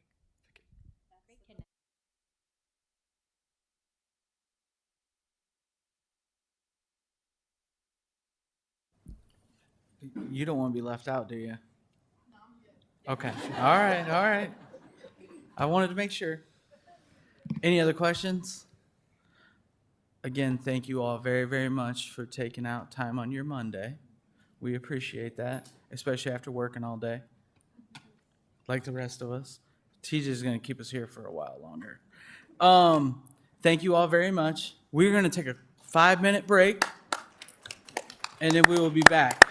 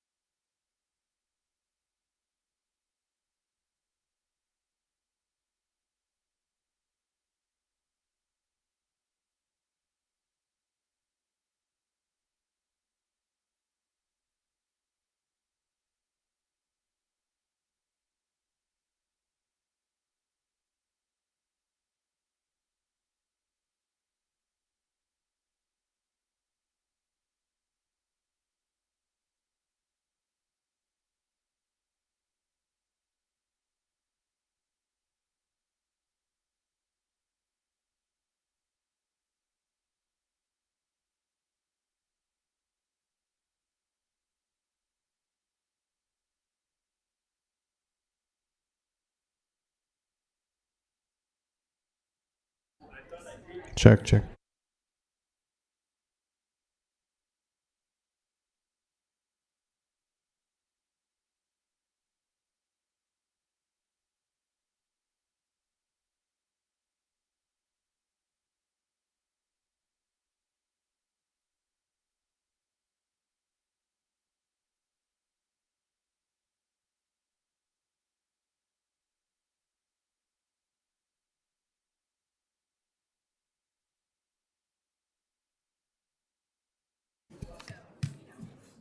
All right, we are back. We're going to move on to student board reports. I'll turn it over to you all. You can start at whichever end you want. All right, so over on the north side in our arts department, we have High School Musical Junior coming up. It'll be performed at North High School in the Performing Arts Center there. Dates are December 15th, 16th, and 17th. We'll update at next board meeting with times as well. It's very exciting, and everyone's invited, so you should be there. Also, we had our Newsies camp this past week, and I was actually there. This was my first experience with the theater, and it was a lot of fun, and I think it was an overall success. We're also getting our esports up and running. We've got a variety of games that students will be performing in, so that's pretty exciting. And then also the Student Hunger Drive has ended. Last week was our last week participating in the Student Hunger Drive. The Riverbend Food Bank did amazing this year, breaking last year's record for an all-time high of 817,000 meals, I believe. Yeah, we really pulled through this year. So North specifically was able to contribute, North as well as our feeder schools, Wood Intermediate, and then Harrison, Fillmore, Buchanan, and Truman Elementaries. We were all able together to contribute roughly 9,000 pounds of food, which is about 20,000 meals. So huge round of applause for all of the students and the families that contributed to that. So thank you. All right, and for Central, we kind of have a lot. We had a lot going on this weekend. So first, our Blue Illusion dance team competed this weekend, and they had 5 solos placed top 10 for their grade level. And then our JV hip hop also got second, and the varsity kick got first. And then our student hunger drive, the student council with our student body help and our feeder schools, we brought in over 22,000 pounds of food this year, which was 1,000 more than last year, and we were also able to donate enough food and money for 57,000 meals this year, which was almost double than last year. And then also our student blood drive is scheduled for the first week of December, and then our thespian festival happened this weekend as well. So Davenport Central's troop 2951 had another successful state festival and presented their play Steal the Magnolias in the studio showcase and was selected to represent Iowa at the International Thespian Festival in June. And then we also had some solo winners. Emily Owen won first place along with Croy Baker, who won second place in the solo musical category, and 6 students also received superior ratings and have been invited to compete at the International Thespian Festival. And then finally, our girls swimming state was this weekend, and Central finished 5th overall, which was amazing. I don't think we've done that well in a very long time. Our state champion, Hannah Cousins, won the 100 back and second place in the 100 butterfly. And then Isabel Heller won 3rd place in the 100 breast. And then our 200 medley relay with Hannah Cousins, Isabel Heller, Gabby Hansen, and Simone Green won 3rd place. And then the 200 free relay with Hannah Cousins, Isabel Heller, Lauren Valeroy, and Simone Green won 2nd place.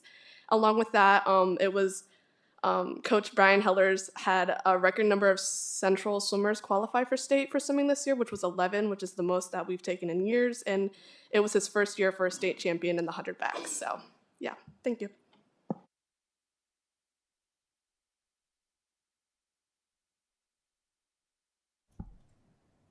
Thank you, student board members. We appreciate it. Board reports. Are there any board reports? I have 1, would anyone like to volunteer to serve as our delegate to the IASB convention? Director Potts is unable to attend. If no one can, I can do it. It's just, I wanted to throw it out to anybody else. Brenda, I'm doing it.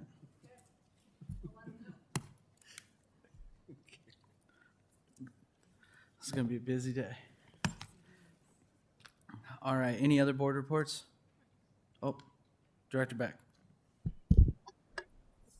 Sorry, I forgot because it was a couple weeks ago.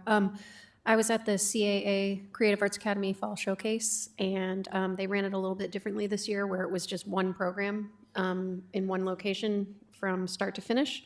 And so everybody got to see all of the different performances. So there was dance, there was short skits, there were musical presentations, there were the steel drum band, and a whole bunch of other things. We have some really talented, and then the art was being shown on the side of the room.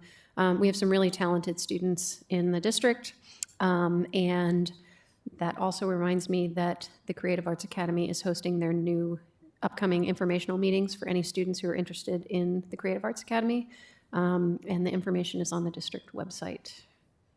So. Any other board reports? The only other thing I have is Superintendent Schneckloff and myself met with the mayor and a city council person from Walcott on Wednesday to start setting up our bi-monthly meetings. And then we also met with the mayor of Buffalo.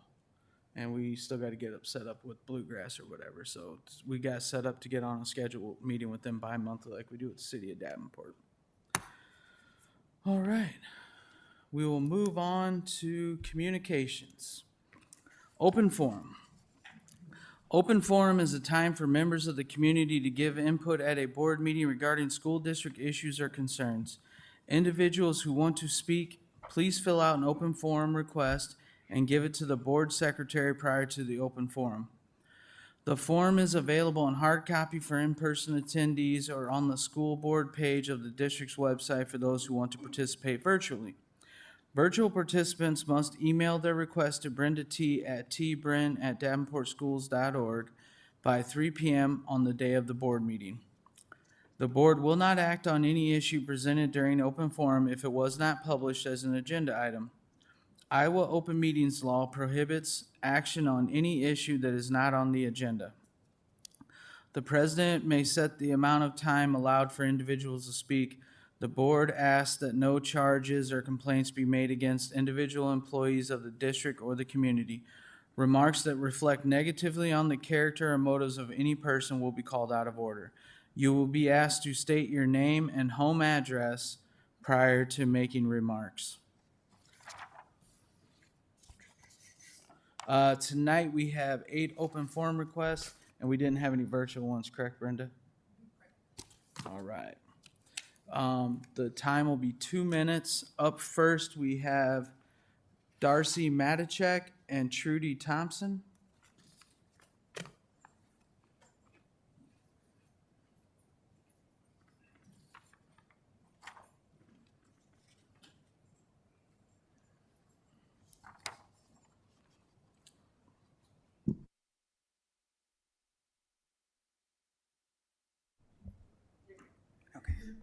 My name is Darcy Matichek.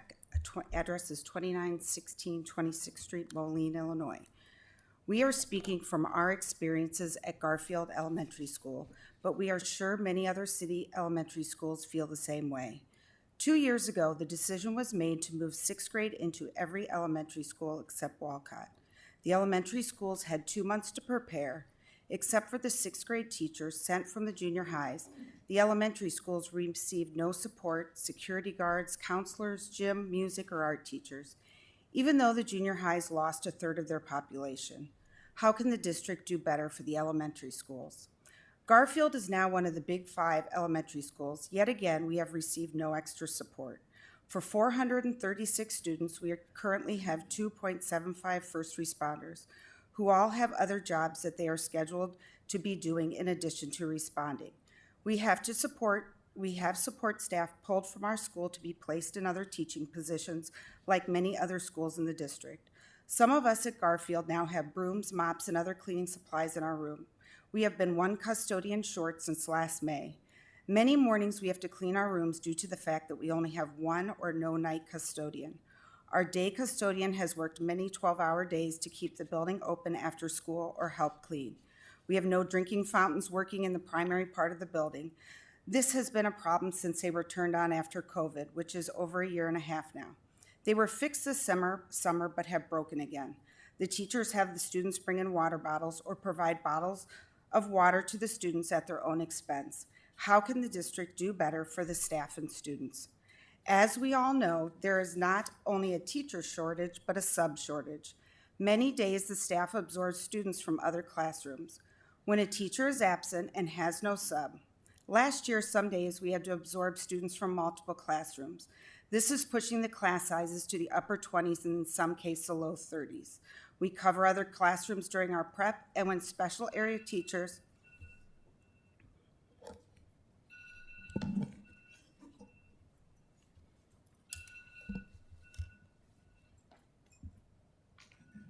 Hello, I'm Trudy Thompson, and my address is 2140 East 31st Street in Davenport. I'm also a Garfield teacher, and as Darcy was saying, we cover classrooms during our prep, and when special teachers are gone, we keep kids in our classrooms and nobody gets specials. This has saved the district a lot of money, but truthfully, it's left teachers exhausted. In addition to staffing shortages in teacher and substitute teachers, we're also experiencing big shortages as a district with paraeducators. Paraeducators provide many academic and behavioral supports throughout the school day, and the lack of para support impacts academics, but also non-academic areas such as the daily duties. When we're short paras, it puts more strain on the staff that is present and stretches our resources for students too thin. How can our district do better for staff and students? Elementary teachers are required to have 2 CTTs a week, one for math and one for reading, while junior highs and high schools have 1 CT a week. As a result, we are giving up 2 preps every week, and as you know, that takes away planning, contacting parents, grading papers, and even saying hello to other staff members. On CTT days, we have 25 minutes for lunch, and that's the only break we get all day. Many weeks last year, we had no preps all week because we were going into other rooms every day to sub. Add this to having extra students in our classrooms, and it's too much. How can our district do better for our schools? At Garfield, most years we have had 20+ students in our classrooms. We're required to progress monitor and assess students individually. Last year, first grade had 24 students, and sixth grade had 28 or more students in their classrooms. Every year, our test scores are put up and compared to other classrooms in the district that have different populations and far fewer students. Classroom supports for academics and social emotional learning are already limited in the elementary. One district priority area is on the social emotional safety of students. Adding more students to buildings that already have 20+ students in their classrooms with no extra support does not align with the goal that buildings have identified in our growing excellence plans.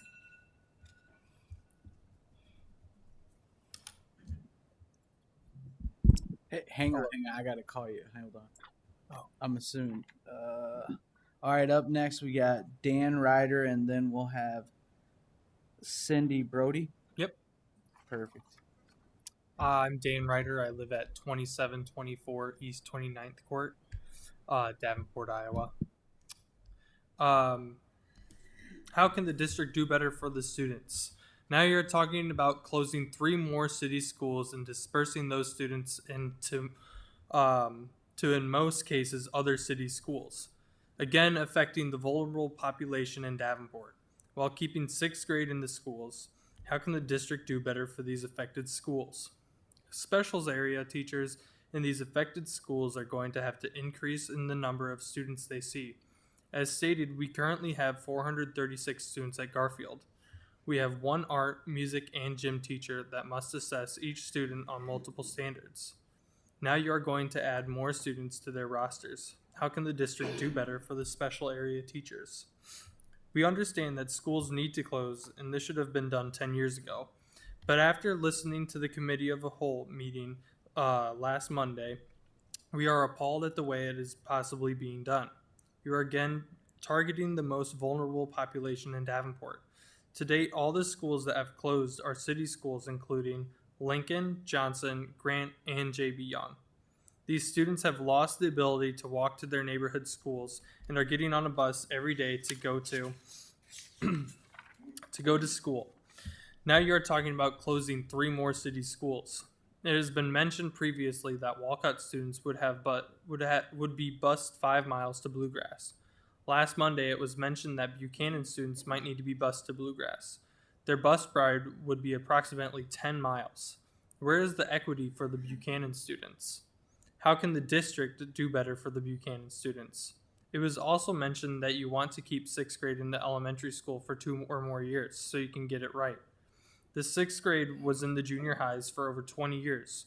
Why now is it going to make 2 or more years to get it right, while you pack students into the city schools with no extra support, leaving the junior highs with empty classrooms?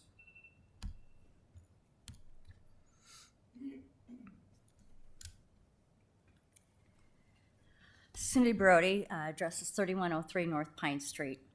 How can the district do better for the city elementary schools? In closing, the binder that we have seen gives a lot of facts, years, numbers, but takes out the human factor. You look at slides during the board meetings and make decisions, discuss numbers of bodies in the classroom, but you are dealing with real kids. Physical classroom sizes are different in every building as well, presenting challenges in effectively teaching and supporting the ever-increasing social emotional needs of our students. You say that the staff will be absorbed into the district because of staff shortages. There will still be a staff shortage in Davenport next year because teachers are leaving mid-year or are planning to go elsewhere at the end of the school year. What are the plans to retain staff? We have teams making decisions about what is best for the elementary buildings, but we rarely have district leaders in our elementary buildings. In fact, when the state influenced the push of district-level employees out of the buildings from the ASC, there were no employees pushed into the elementary buildings. Last year and this year, our principal, Mrs. Evans, has asked for changes with this, but no changes have occurred. Being housed daily within the world of the elementary buildings is essential in keeping a pulse on what is best for this large population of students in Davenport. Our students need us to make decisions that are best for them. We implore you to start tomorrow and come into our schools, not a planned visit, but spend a day a week in our elementary schools to see the human factor that the binder does not show. Visit all the schools before making your decisions and do the right thing for the staff and students of Davenport Community Schools.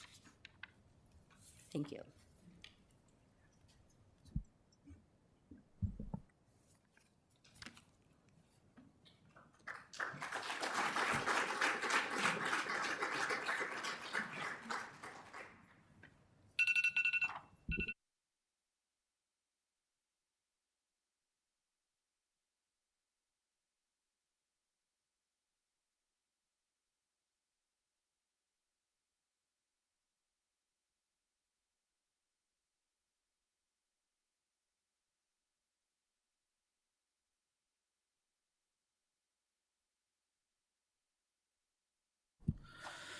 Up next, we have Lisa Pearson and Marthany Burt. Marthany, I'm sorry.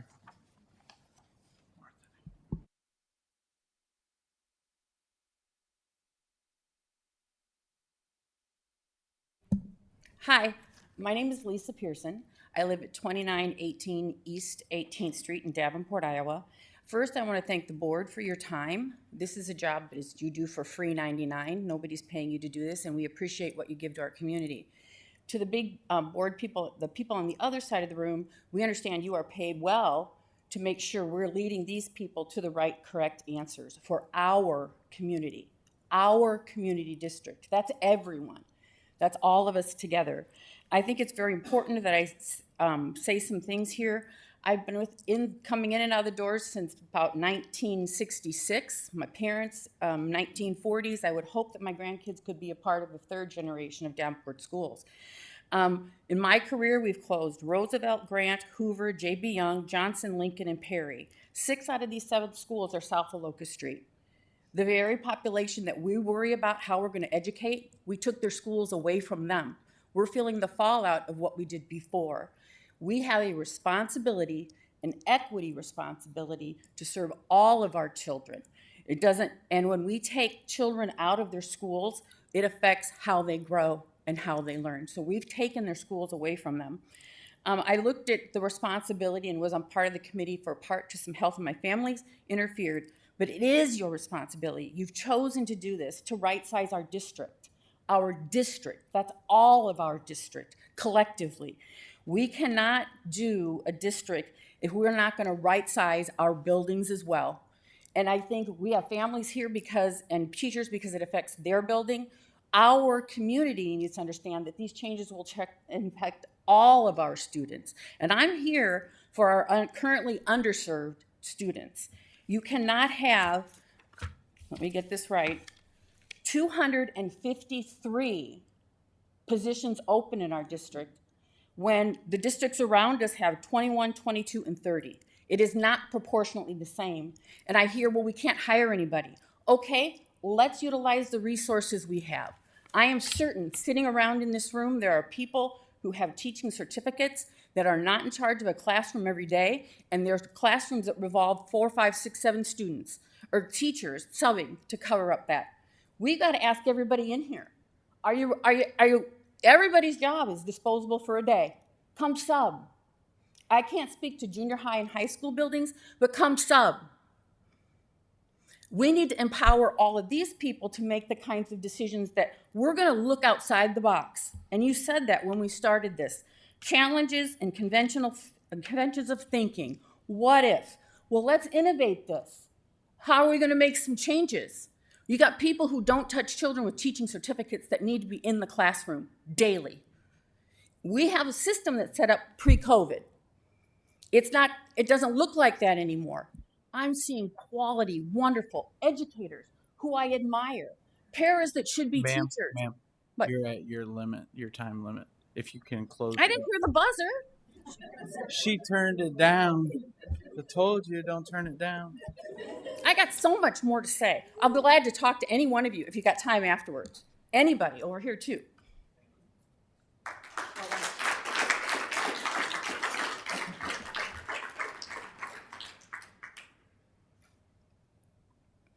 My name is Martha Burt, and I reside at 1212 Pershing Avenue. On Monday, October 3rd, my son was accused of sexually assaulting a special needs student while in the bathroom at Central. My son is on the spectrum, and it seemed he was being targeted as a prank. Prior to being founded, the disgusting details of what our son was accused of were relayed to me over the phone. By the time my husband and I arrived at Central to meet with the administrator, she had interviewed the 3 boys who made the accusations. 2 of the boys withdrew their version of events, while the 3rd held fast to his statement, insisting that his statements were true and that he had been traumatized. The following day, my son returned to school. In the lunchroom that day, he was called a rapist by several kids. Another student took a picture of him. My son called me and stated that he did not feel safe. A few days later, my son received a Snapchat from a girl who pretended to be interested in him. It turned out, however, that the student who made the initial accusations was using his girlfriend's Snapchat account to catfish our son. The student later admitted that his intent was to get him into public so that he could jump him. On October 5th, I met with Jabari Woods, where he recorded my formal complaint. Weeks passed, and we heard no response to our complaint.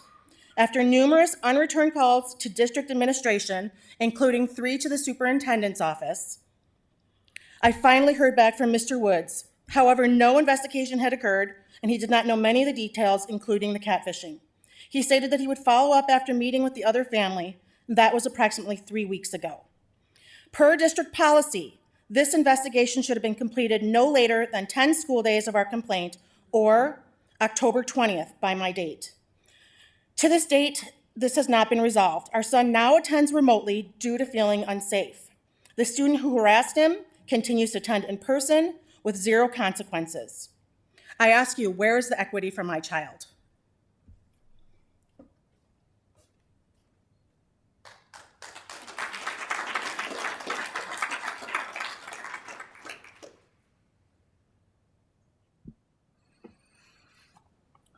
Thank you both. Up next, we got Kendra Wildermuth and Lynette Charchinsky.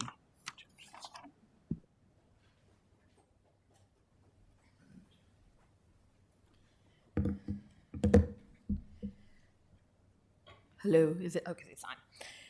Hi, my name is Kendra Wildermuth. I live at 3311 Kimberly Downs Road. We moved to Davenport in 2005, bought our current house in 2007. Our children went through Garfield, Sudlow, and now Central. I was blessed that I could be a stay-at-home mom. When my youngest started school, I figured I'll go with. I was already involved. I was with PTA. I was helping in my students' classrooms. It seemed like a good fit. In 2011, I started at Garfield as a gen ed para. I did a lot of things, working with kids, name practice, counting, letter rec, and so much more. I'm still at Garfield, even though my kids have moved on. I obviously love working with kids. So why am I here? Well, in October of 2021, I celebrated 10 years of recognition here in the district. And for my 10 years of service, I got a really nice pen, I got a certificate, I got a nice dinner, and a 25-cent raise. That brings my total to $12.95 for 10 years of service. Is that what I'm worth? Why do I stay? I can easily go somewhere else and make more money. I stay because I invested in my district. I invested in my community. In closing, when you are making decisions while sitting in your offices, you need to think of us, paras, who help with children every single day. And we're here because we love our jobs and we love the children in our community. Also, my family goes back from Davenport. My father-in-law graduated in 1957 when it was just Davenport. I have a brother-in-law graduated in 1979. I have a sister-in-law graduated in 1985, another sister-in-law in 1991, my brother-in-law in 1981, my husband 1982. I have a great nephew. I have lots of family that are graduating, and I'm hoping my great-great nephew and my great niece will graduate in 2035 and in 2039. Thank you.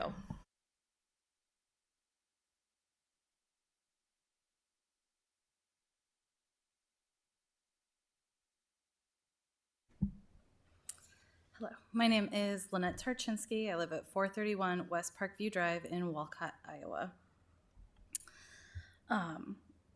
I know that last Monday you didn't see as many blue shirts in the crowd as normal, but I just wanted to share that there were lots of us watching from home, listening on our phones, and paying attention to everything that was discussed. And while I can't speak for everyone, I would like to share some sentiments that I think might reflect a lot of how Walcott residents are feeling. Would like to say thank you to the Davenport Community School District and staff. Thank you for giving us the opportunity to share our thoughts and concerns during an open forum for the last 3 months. Thank you for hearing our voices. Thank you for elevating our concerns and making Walcott part of the conversation. Thank you for taking Walcott Elementary out of the phase 1 of the facilities plan. It brings us a lot of hope. However, we know there is a lot of work and many more phases to come, and that this plan is far from finished.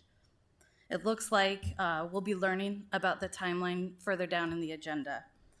So back on the July 11th meeting, we heard that you guys met with a group of people called the Friends of Davenport.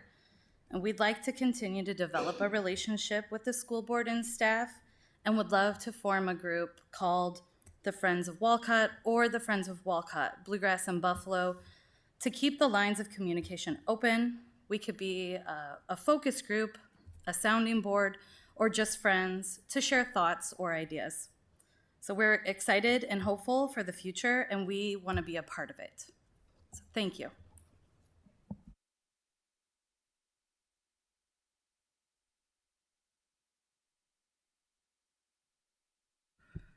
And last but not least, Hunter Bell.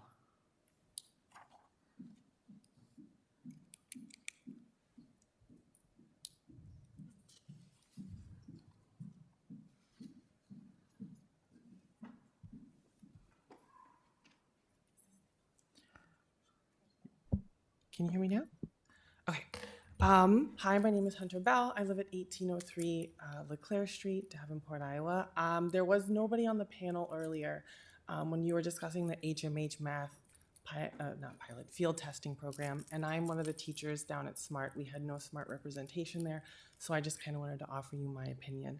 I'd like to open by giving you a sample problem that we were supposed to teach our 8th graders within the first 2 weeks. So follow along if you can. It says, draw a rectangle, then draw a second quadrilateral that has one pair of parallel sides with lengths equal each match a side of the original rectangle, but with all 4 angles measure the same as the original rectangle.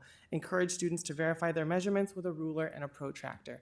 Okay. Now I want you to consider that with the data that we were given. I know somebody earlier on the panel had mentioned when asking questions, what are we to do when 180 plus of our 8th graders are 2 grade levels below?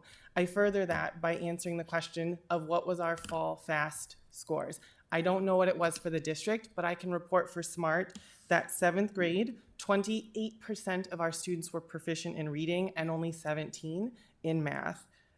In 8th grade, while as for math, 18% of our 7th graders were proficient and 24%. Okay, that is 3 in 10 students or less walking through our hallways that understand and know how to do that.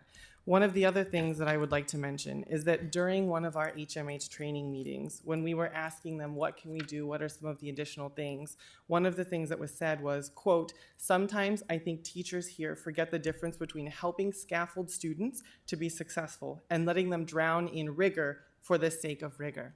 I ask you, rigor for the sake of rigor does what? It does not build success, okay? The other thing that was brought up here was that this curriculum is designed for 60-minute periods. We teach 45 minutes a day. Elementary has it a little better. They get 75. It's not feasible. It's not realistic for our children. I just want you to consider that when you go to vote on making HMH our new math curriculum. Thank you for your time.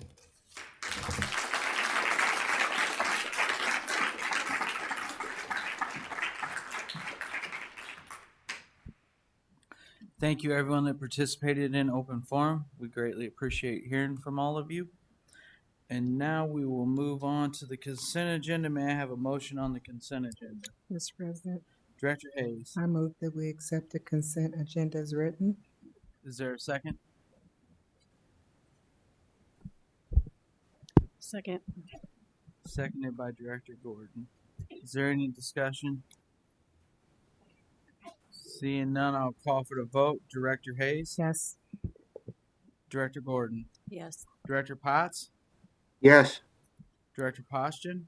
Yes. Director Kleinjerome? Yes. Director Beck? Yes. My vote is yes. Motion carries. May I have a motion on approval of bills?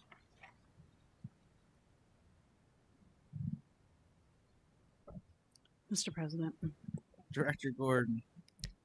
I move the board approve the following resolution. Resolved, all claims presented to the board having been duly certified as correct by the treasurer, reviewed by the administration and board members, and they are hereby audited and allowed as just claims and warrants drawn on the treasury for the several amounts.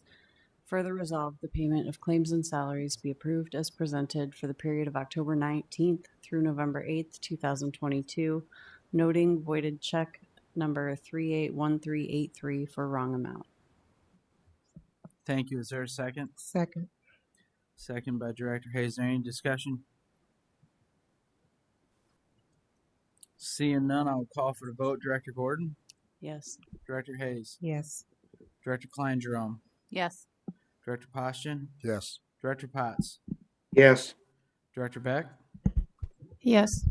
My vote is yes. Motion carries. Superintendent report. Thank you very much. I have 2 items tonight.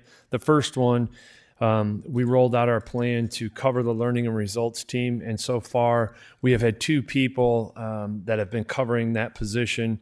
The first person, Diane Campbell, has just done an absolutely remarkable job getting the year started. She has picked up the rope and hasn't set it down since she entered the position. Diane is a service coordinator for the AEA, and 92% of her job is already working in Davenport, and so she really helped us bridge that gap. Starting on November 1st, we have Dr. Cindy Lewis, who will be picking up the interim learning and results position while Diane returns to her normal job. These two wonderful human beings will be helping bridging that gap. Everything that you've seen so far tonight in terms of presentations fall in the learning and results department. So Cindy Lewis, a wonderful story. When I started my student teaching at McKinley, she was teaching preschool right across the hallway. So one of the very first friendly faces that I met in Davenport was Dr. Cindy Lewis. She was a teacher in Davenport. She was the reading director for our reading curriculum in Davenport Community Schools. And then she served as a service director for reading at the AEA. And during those time frames, she implemented things like FAST and DIBBLES, things that you hear today that are staples of how we move forward. From there, she went to the director of curriculum and instruction at Pleasant Valley Schools and happily retired and until we went knocking on the door. And so she is joining our team, and we couldn't be happier for that. So Dr. Cindy Lewis, thank you so much for being here. And Diane Campbell, unbelievable job getting if I could write down the work that human being has done the first semester so far is incredible, and taking us to places that I didn't think we would be able to get to. I'm gonna be honest with you, this is an incredible lift. There's just so many things that you've done that's such a wonderful job, and I know that Dr. Cindy Lewis is going to continue that work forward. Cindy, is there anything that you would like to say? You have to use your microphone, sorry. Otherwise Bruce can't hear. Did I push a button? Oh yeah. Hi, I'm thank you for that introduction, TJ. It's super fun to be back at in Davenport schools. I have big shoes to fill, and quite honestly, I'm not really ready for Diane to go anywhere. She's going to be a good partner for me as I transition in. I used to teach school with Director Klein Jerome, and I see so many faces. Lisa, who came up to the hi, Lisa. We in my very first job, Lisa helped me do NAEYC accreditation over at McKinley. So I mean, there's just such good work that happens in this district. I'm so proud of the good work in Davenport. And do you have some concerns? Yep. But do you have smart people around the table who can help to solve this? No question. And I'm just so proud to be a part of this work. So thank you. Thank you both very much, and thank you for the work that you do. The second part of the superintendent's report today, I wanted to share a message with the public today that all of our students received, and this message is going to be going out tomorrow. Not this entire message, but the little short video myself. You're going to hear we have a wonderful narrator of this video. Mr. Flynn stepped up and did a screencast. And so this is a message that we started in every school in the first quarter, even through some of our technical difficulties. I was at North when it was rolling out, and it was very difficult to get the tech up and going, but I watched several teachers push through this. This is a message that we wanted to go out to every secondary school, and tomorrow it's going to go out to every family. One of the biggest feedback loops that we hear is that our families and communities demand a safer learning environment. And the group of people that are over here are working tirelessly to make sure that we are moving forward in the right direction. So I wanted to share this video with the school board, knowing that there's going to be a follow-up tomorrow that goes to every family in the district.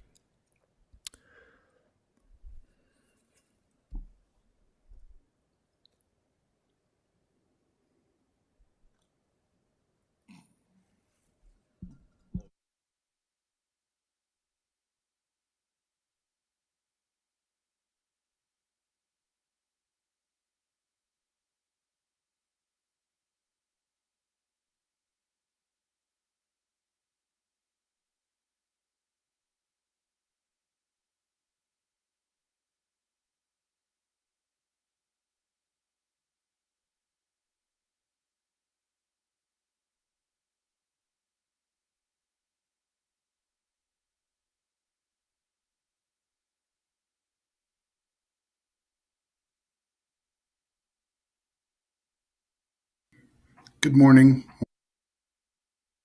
or afternoon, Davenport School students.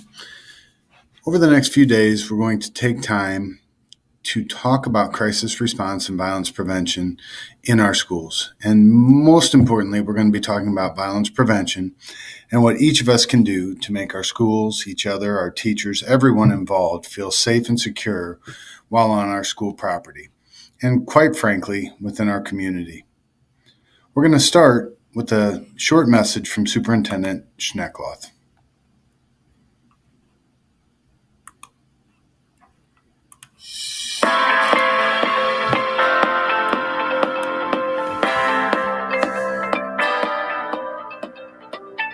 Hello, I'm TJ Schneckloth, Superintendent of the Davenport Community School District. We are finishing the first quarter and have a lot to celebrate within all our schools in the areas of the academics, the arts, and the athletics.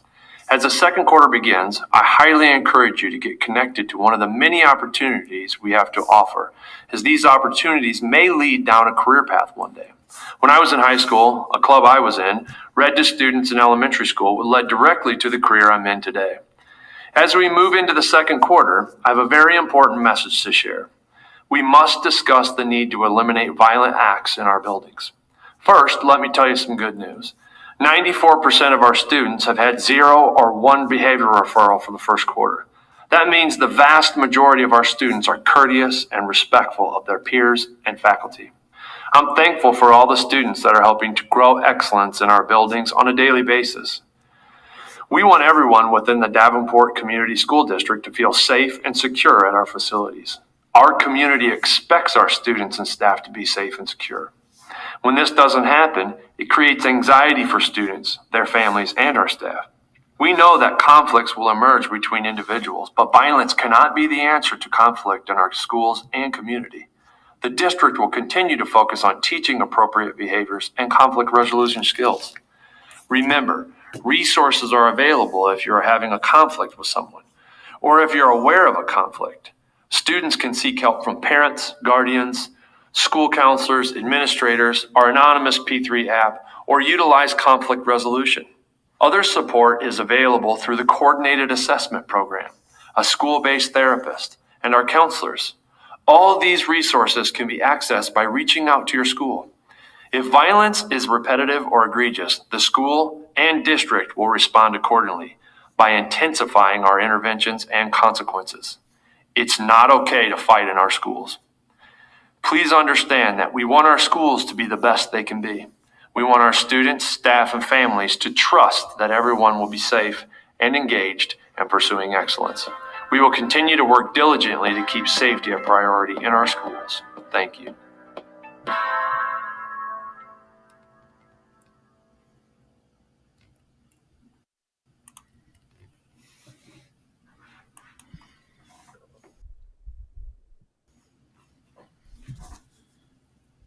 A quick reminder that there are a number of resources available that Mr. Schneckloth mentioned. There are trusted adults in each of your schools, and you know who those people are that you can count on if you feel like something is going to happen. The P3 app is available, and you can make an anonymous report on your phone at any point in time. You can access the Coordinated Assessment Program, or CAP. We have mediation services available, and we have counselors, administrators, and teachers who are ready, willing, and able to assist you. Violence is never the answer, and we can help you if you're in a situation that you don't know how to get out of. Please keep these things in mind. As it says on the screen, in the days ahead, the conversation is going to continue. You need to understand that you can be part of the solution and that you can make a difference. Teachers, there are some conversation starters in the link below, and you should have a copy of this slide deck that you can scroll through.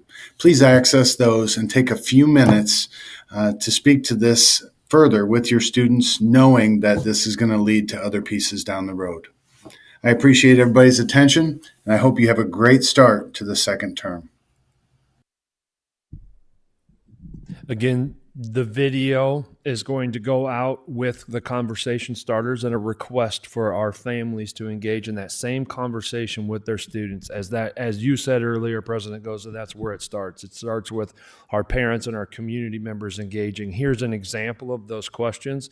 And again, I witnessed this. I was at North when it rolled out, and I didn't have time to catch it at some of the other schools. And the teachers were highly engaged with the conversation. And we've seen some changes beginning to occur in our buildings, but we're not stopping here.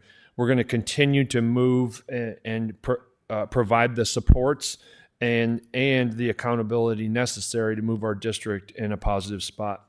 The number one feedback that we get from our teachers, from people that are entering or leaving the district, is this is our number one issue. And so we have set about doing something about it, and that something is supporting students, supporting families through accountability measures right alongside of it. That concludes the superintendent's report.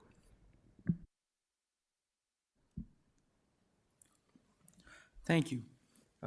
Committee reports. Data Wall Ad Hoc Committee. You got anything to report, Director Hayes? Well, we're moving in the right direction. Thank you all for the approval of the data wall. First of all, I met with Superintendent Schneckloff on Wednesday, maybe, and we discussed how the wall, the cascading of the wall, how the information will basically flow from the building principals and up the ladder, and we'll get all the information. There was a lot of information that we've repeatedly asked for, that it will show up on the wall, and I'm excited to see it. And thanks to all the cabinet members who took place in the planning of that. It looks like a lot of work was put into it, but it looks like it's exactly what we were looking for, and we're kind of excited for it to roll out. And also thank Ms. Judy Elliott, for her assistance with it also.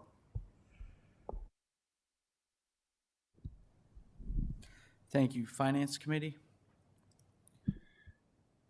Our next meeting will be the early part of December. This Wednesday, the school district will be making requests to the SBRC and in 4 different areas, which will be discussed here on future items here on the agenda. Thank you. LZAC. Our next meeting is Tuesday, November 29th, so I have nothing to report today. Thank you. Long Range Facilities Planning, Director Potts, you got anything?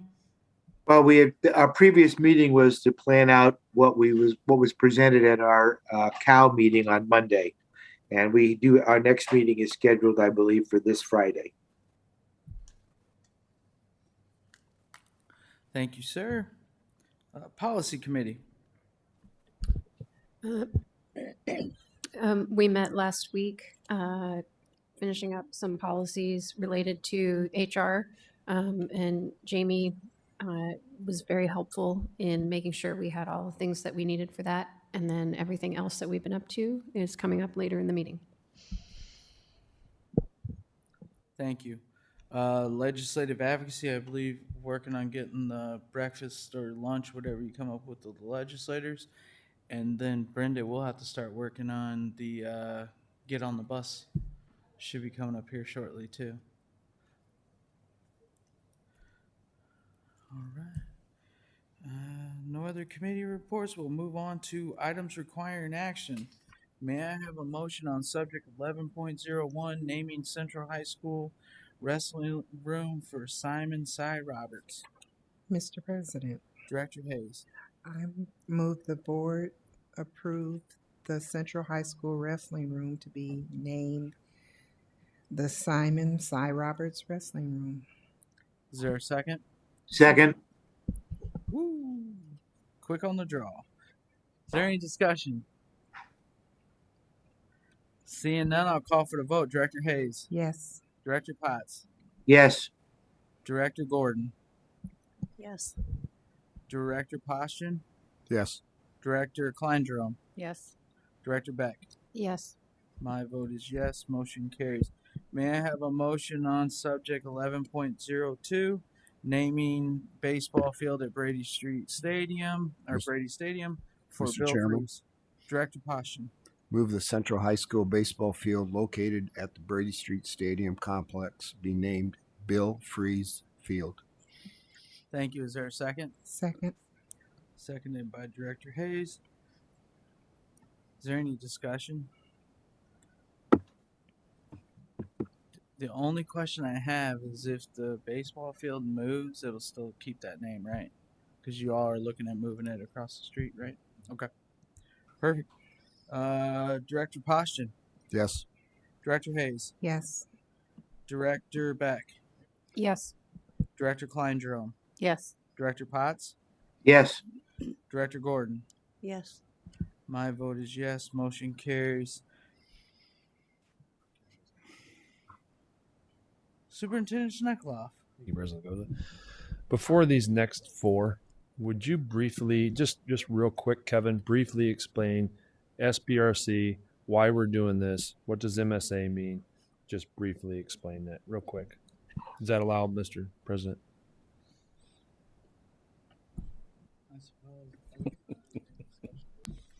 Well, first of all, those acronyms are fun. SBRC is School Budget Review Committee. Every year, districts go in front of the committee to request modified supplemental assistance. That's what MSA stands for. It's dollars that we have spent this past year that were more than what the legislature gives us in funding. I commonly call those as unfunded mandates. There's two of these for limited English proficiency. We have to serve the students in that capacity, and the only way to recover those funds is ask the School Budget Review Committee for a modified supplemental assistance. They give us no money. It's already taken care of budgetarily through property taxes. It doesn't add anything additional. It's just at the end of the year, we have to make a formal request in front of the committee to get that spending authority back. So two of those are ELL, limited English proficiencies. One of them is special ed, and the other is open enrolled students out that we did not have last year. They were not on our count the last year, so it gives us on-time funding because everything that they provide us is a year in arrears. So those are the four items that we're looking at approving tonight to go in front of the School Budget Review. The only thing to add to that is all four of these are a class action basis, and it's not individual. They're taken as a group with all the districts in the state. Yes. And the items for them is they shall approve. The Department of Ed has already taken into account the special ed deficit. It's just the other three will come this year, so they shall approve.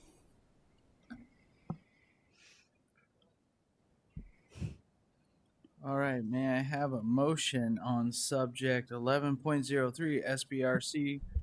Mr. Chairman, Director Poston. move the board approve the request to the SBRC for modified supplemental assistance for limited English proficient instruction beyond 5 years in the amount of $224,020.86. Second. Is there any discussion? Seeing none, I'll call for the vote. Director Poston. Yes. Director Klein Jerome. Yes. Director Potts. Yes. Director Gordon. Yes. Director Beck. Yes. Director Hayes. Yes. My vote is yes. Motion carries. May I have a motion on subject 11.04? Mr. Chairman, Director Poston. move the board approve our request to the School Budget Review Committee for modified supplemental assistance for the fiscal year 2022 limited English proficiency deficit in the amount of $1,206,449.17. Second. Any discussion? Seeing none, I'll call for the vote. Director Poston. Yes. Director Klein Jerome. Yes. Director Beck. Yes. Director Hayes. Yes. Director Gordon. Yes. Director Potts. Yes. My vote is yes. Motion carries. May I have a motion on subject 11.05? Mr. Chairman, Director Poston. Move the board approve the request to the SBRC for modified supplemental assistance for open enrolled students in the 2022-23 school year, not on a certified enrollment in the prior year, in the amount of $1,480,080. Second. Any discussion? Seeing none, I'll call for the vote. Director Poston? Yes. Director Klein Jerome? Yes. Director Potts? Yes. Director Gordon? Yes. Director Hayes? Yes. Director Beck? Yes. My vote is yes. Motion carries. May I have a motion on subject 11.06? Mr. Chairman, Director Poston? move the board approve our request to the SBRC for modified supplemental assistance for the fiscal year 2022 special education deficit in the amount of $4,774,681.25. Second. Is there any discussion? Seeing none, I'll call for the vote. Director Poston? Yes. Director Klein Jerome? Yes. Director Hayes? Yes. Director Beck? Yes. Director Potts? Yes. Director Gordon? Yes. My vote is yes. Motion carries. May I have a motion on subject 11.07? Mr. President, Director Hayes? I move the board accept the book study on Miseducated by Brandon Fleming. Discussion will take place on 2 upcoming COW meetings. The dates will be determined. Second. Is there any discussion on this? Seeing none, I'll call for the vote. Director Hayes? Yes. Director Beck? Yes. Director Potts? Yes. Director Gordon? Yes. Director Klein Jerome? Yes. Director Poston? Yes. My vote is yes. Motion carries. May I have a motion on subject 11.08? Mr. President, Director Hayes? I move the board approve moving our email system to the cloud using Twin States Technical Services. Second. Is there any discussion? Director Poston? I know that this is kind of an unusual circumstance here, but again, with discussions we've had previously, that again, we need to have a discussion prior to a vote. And I know this is special circumstances, but I want to make sure that this doesn't become the norm. Is there any other discussion? Director Beck? I seem to recall we had a discussion about, we voted on something similar, but for the future recently. Is that correct? Or am I mistaken? No? No, I don't remember having any discussion. Okay. It must have just been something else. Okay. Never mind. I know, like backup storage or something. Yeah. Is there any other discussion? Esser, right? Esser. Money. Thank you, Kevin. Yes. All right. Any other discussion? Seeing none, I will call for the vote. Director Hayes? Yes. Director Klein Jerome? Yes. Director Poston? Yes. Director Potts? Yes. Director Gordon? Yes. Director Beck? Yes. My vote is yes. Motion carries. May I have a motion on subject 11.09? Mr. President, Director Beck? the Policy Committee recommends the board approve the following policies: 213.05, 408.01, 603.05, 605.02, 801.10, and 801.11. Is there a second? Second. I had to call for a second that time. What's going on here? All right. Is there any discussion? Director Gordon? I noticed on that policy 213.05, it has not been reviewed in 7 years, only revised. How do we get it reviewed? Personally, It will be on the committee list. It's just in the section that hasn't been Okay. But it is upcoming. Yeah. Okay, thank you.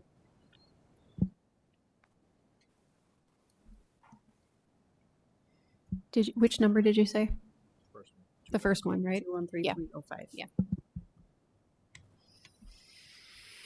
Any other discussion? Seeing none, I will call for the vote. Director Beck, Yes.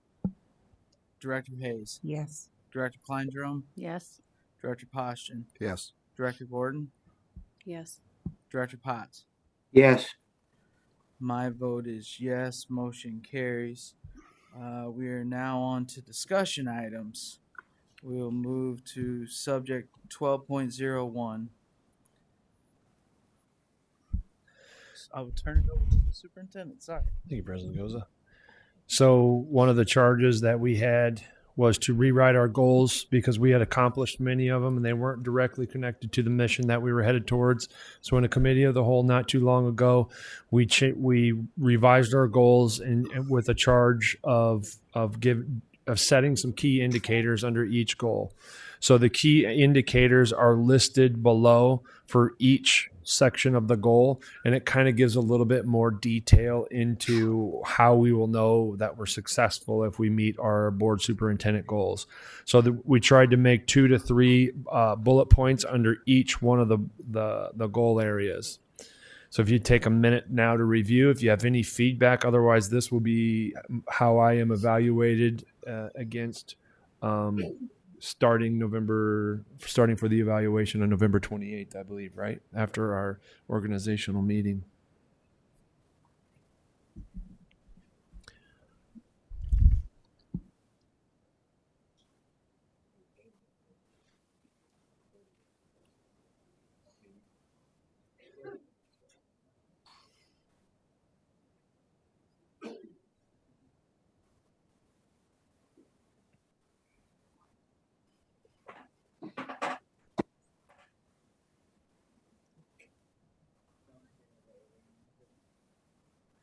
Director Beck, you had a question? Yeah. So under item number 4, under the short-term superintendent goal, where it says use data points to ensure innovative use of resources, can you explain that a little bit more? Because I'm not quite sure what that means. So for example, when we go to do our staffing, when we go to negotiate salaries, we had to make sure that we're continuing to use the data points that we have, continue to reach out to other UENs, continue to do the research. For us, we need to have what are our class sizes, what is our student achievement data that's saying to reallocate those resources. For example, Ms. Olson is doing a reimagining of some of the funding sources that are inside of there based off the current data points that we have. So what do our data points say, and how do we need to best utilize our resources to get through the trauma to get through the fire, so to speak, that we've been through? We've had to be very innovative with our resources and funds, but we're coming out of the back end of that where we're financially stable, and now's the time to begin to programmatically look at where are our deficiencies, utilizing data points to reallocate those resources in the best way possible.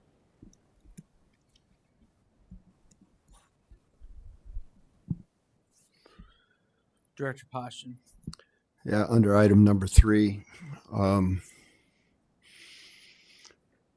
talk about setting clear expectations. We talk about analyzing rates of incidents, analyzing.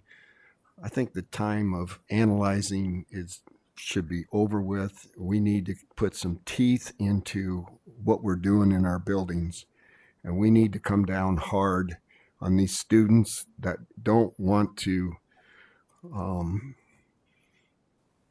follow by the rules and keep raising hell in school. So to me, this is just words. We need actions. We need actions, and we need to come down hard. We need to get anybody that wants to fight in school or raise hell in school, we need them out of the building. I don't care where they go, get them out of the building.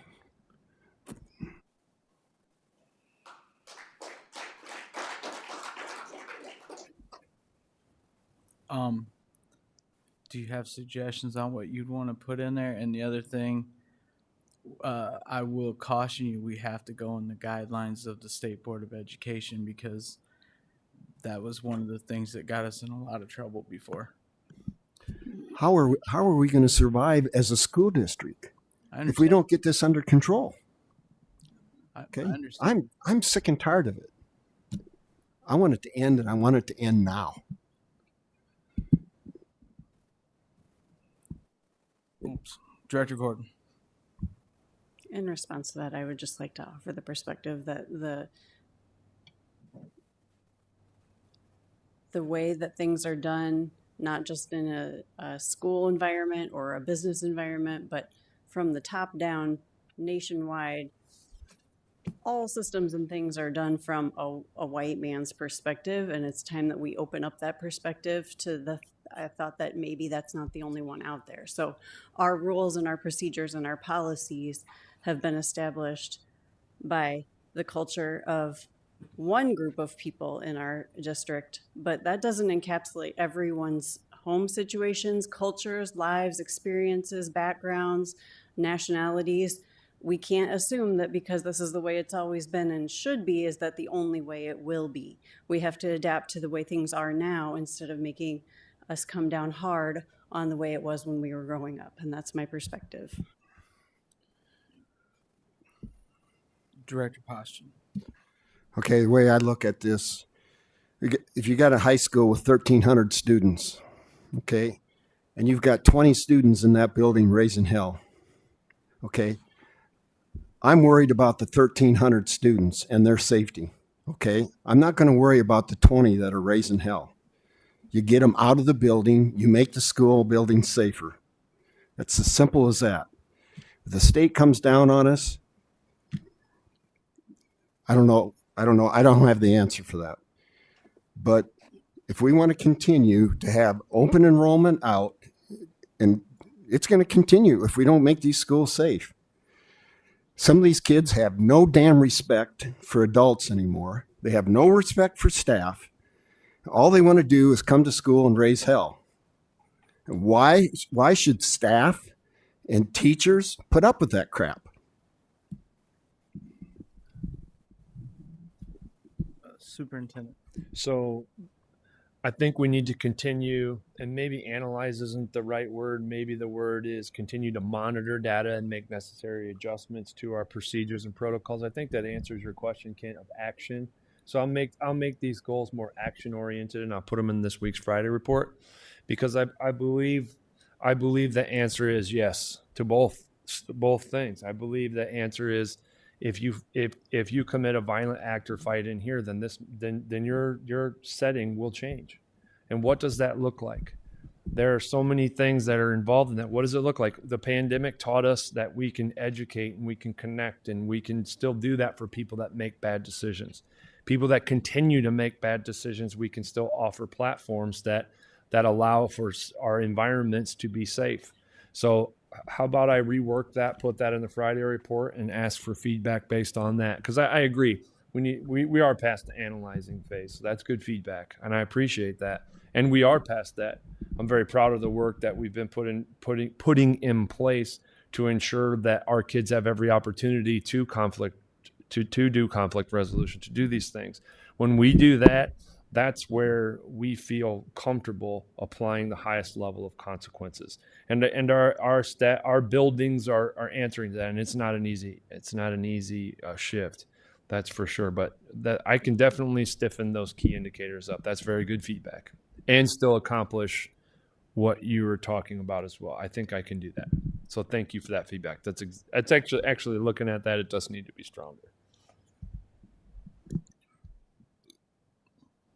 Is there any other feedback on any other items on here?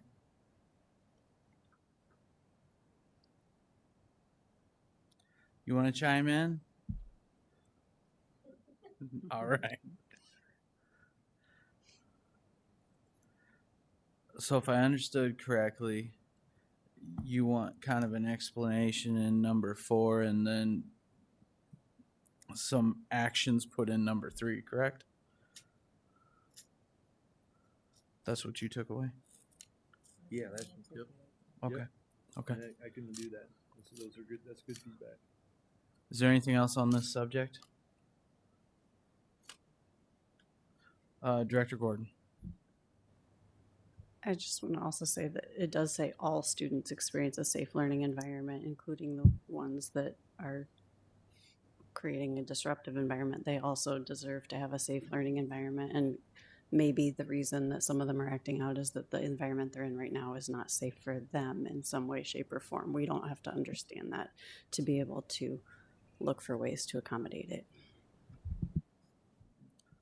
Thank you. Anyone else? All right, we will move on to discussion item 12.02, Scott County-based restorative justice services. I'll turn it over to Superintendent again. Courtney, thank you. Yep, good evening. So this is a continuation of a partnership that we started last year. And the Scott County School-Based Restorative Justice Program is a suspension diversion program. So the goal of this is when an event occurs that may result in kids having to be outside of school, that those students are referred to work with trained facilitators. And these facilitators are school-based restorative justice community counselors. And the process involves bringing youth together to learn about why the event happened and develop a plan to repair the harm that was done. And so this is a $50,000 ESSER request to continue this partnership, as this supplemental support is needed to sustain how they're supporting us as a district.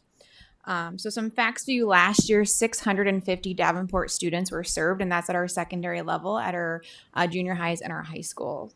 This year, for the Q1 report, it was shared with us that 133 students have been served and that there's been an 83% success rate with these mediations. Some other performance measures that they've shared with us in this first quarter is that 100% of youth and families were contacted within 24 hours when the referral was made, which is their goal. 100% reported feeling safe during the restorative justice process. 99% reported that they're happy to have restorative justice available to them, and 100% reported an improved relationship with their school. So we find this layer of support for our students to be really effective, and we want to continue it. So that's why we put this request in front of you today for discussion. Any questions?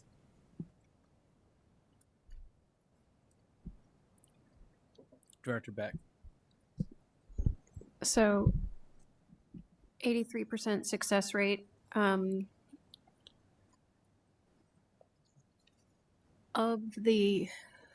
We hear about incidents still happening. How do we measure an 83% success rate? Are the students that go through this restorative justice program the same students who are participating in other violent incidents, or are those different students? Do we know? I guess, what does an 83% success rate really mean?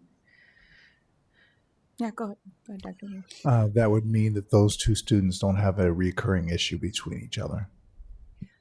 So they could have an issue with somebody else, but that particular issue has been resolved for the foreseeable future.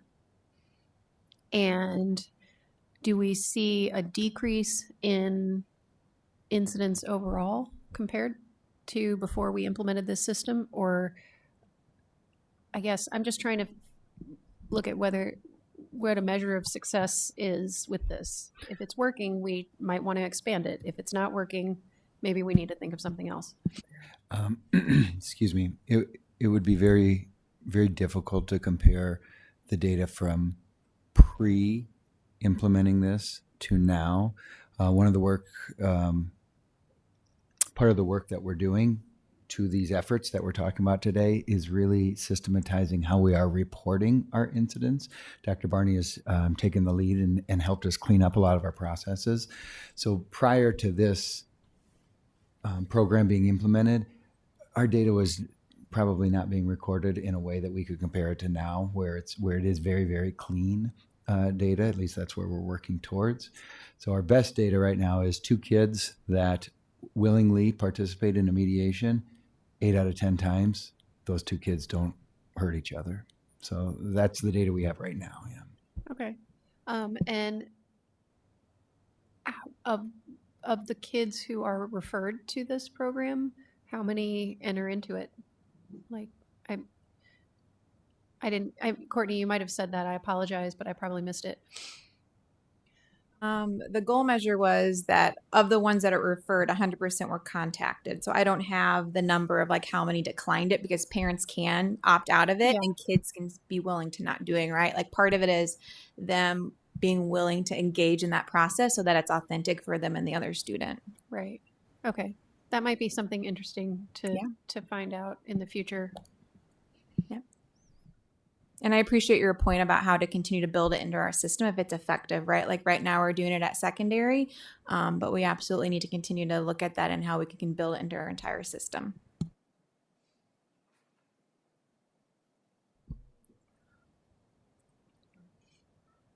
Nope. Director Hayes. Now, are any of these students that are in this program also, have they been referred to YAP program as well? Or is it one or the other? It's not one or the other. They really are going to serve different purposes.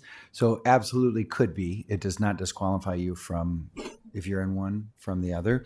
You know, as an incident may arise, whether it's, man, we had something, and so let's see if we can't, we had 2 students that engaged in something, and it could be verbal. It doesn't always have to be physical. And so sometimes it is reactionary to prevent further things from happening. And either of those students could have already been referred to CAP or YAP. But because of this particular incident, we bring in some mediators to try and solve that one, regardless of what else is going on. So no, they are not mutually exclusive, if that was your question.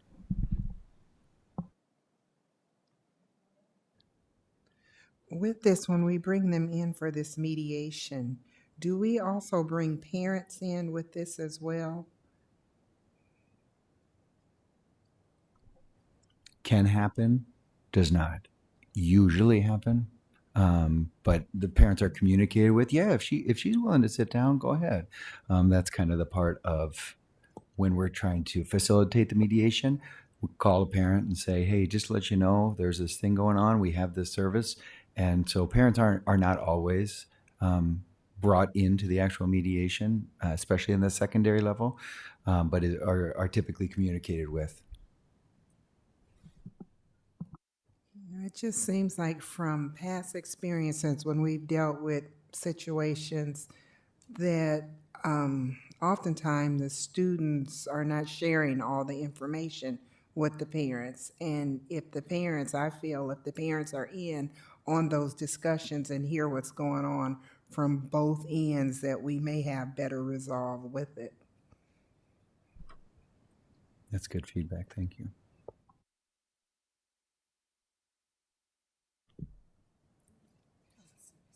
Actually, I want to expand on that a little bit. Sometimes I feel parents should probably come in because they're influencers too, right? I got 2 high schoolers. I know. Sometimes it's the parents that drive that. 5 out of 10 times. So I think that would be good. I mean, I understand we can only do so much and the students are more in our wheelhouse, but I do think that might be good if we're able to get the parents in there too to kind of diffuse that situation too, because it might be some family drama or something like that. I think I kept that pretty PG. Any other questions or information any of you would like to see? I imagine you're going to bring this to us at the next board meeting, and there's going to be a monetary value attached to it. She quit nodding her head now. I know. Always asking for money. All right. If there's nothing else, we will move on to subject 12.03, high school computer lab furniture projects. Superintendent. So a while back, we got some grant money to replace computers and monitors in our computer labs in each of our high schools. All of the furniture in those spaces has been worn out and is quite aged. So we thought now would be a good time to replace that furniture, kind of give the rooms an update with the new computer lab and new furniture. So we got 2 labs in each high school, and it would be paid through PEPL funds. So that's really the gist of it.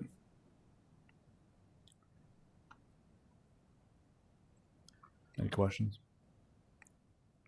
Pretty much just to make the new computers look a little much nicer with new stuff in there. Yep, it's just a good time to do it, and we can do it over spring break. So the kids will come back in, and it'll be a little fresh update for them. It's probably the same stuff that was in there when I went to school. I have no idea, but likely. Is there any questions on that? Oh man, he wants to protect you. Look out now, Josh. Here we go. I just wanted to comment and kind of say thank you because I took Java last spring and the computer lab was well used, and so I think this will be very appreciated. I appreciate the feedback.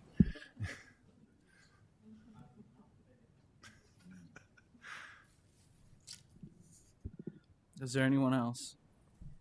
Anyone else? Director Beck. I know this isn't a huge project, but have we looked at, like, is there a certain brand of furniture that we have to buy, or are these estimates sort of? We had multiple quotes for each one. Okay. Yep.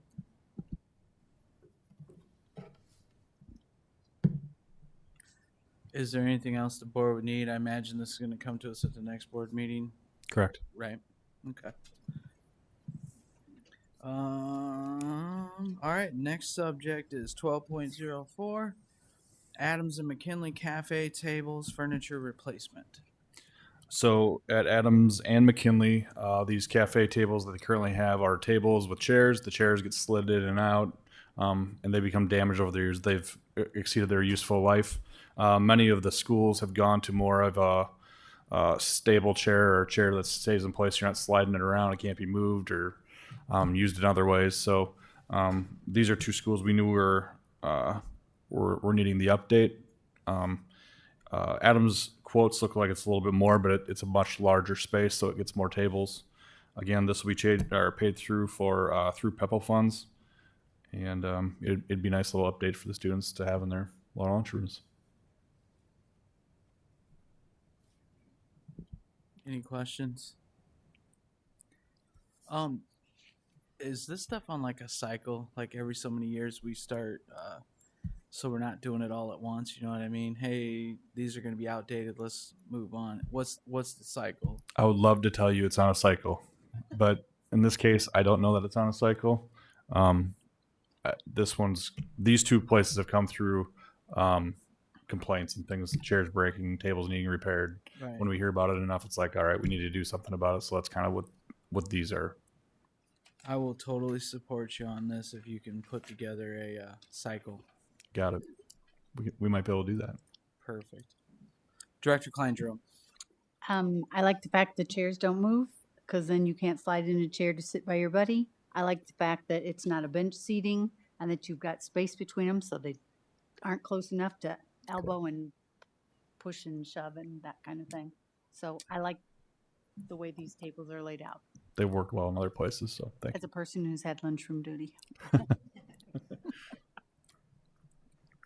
Any other questions or additional information?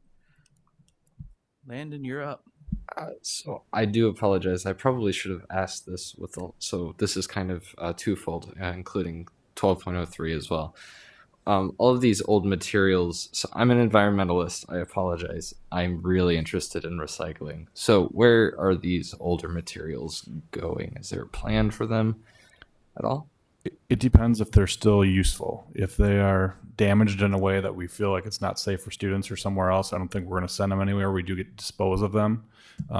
If they're still useful, but let's say you update the paint color of a building and it doesn't match the current color, we can actually list it on a website, and we do sell those items to other school districts, things like that.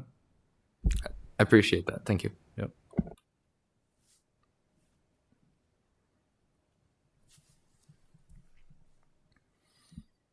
Any other questions or additional information?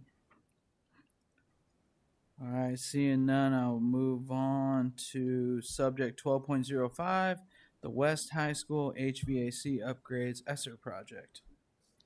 Okay, so this is a little bigger project. So we would like to hire IMEG Engineering to do a HVAC upgrade for West High School. These funds that would be paying for it would be the ESSER funds. We'd be upgrading filters, air handling systems, putting cooling in areas that don't currently have it. Probably some electrical upgrades involved in this project as well. I think they started looking at this project back in 2019. It ties in well with the project we have going with the gymnasium, wrestling room, and weight room.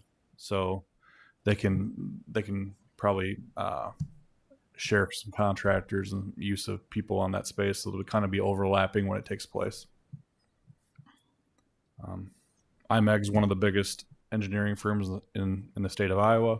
They've been doing work with us for a long time, and they're also doing the other project for the gym, wrestling room, and weight room. Is there any other questions around that? Director Poston. I've already expressed my concerns to Josh as far as, again, not having a bid on this proposal, but after his explanation of this being involved, or this engineering firm being involved since 2019, and plus doing the West High Gymnasium, it makes sense to hire that firm. But again, I will emphasize that as much as possible, we need to get competitive bids on these projects. Yep.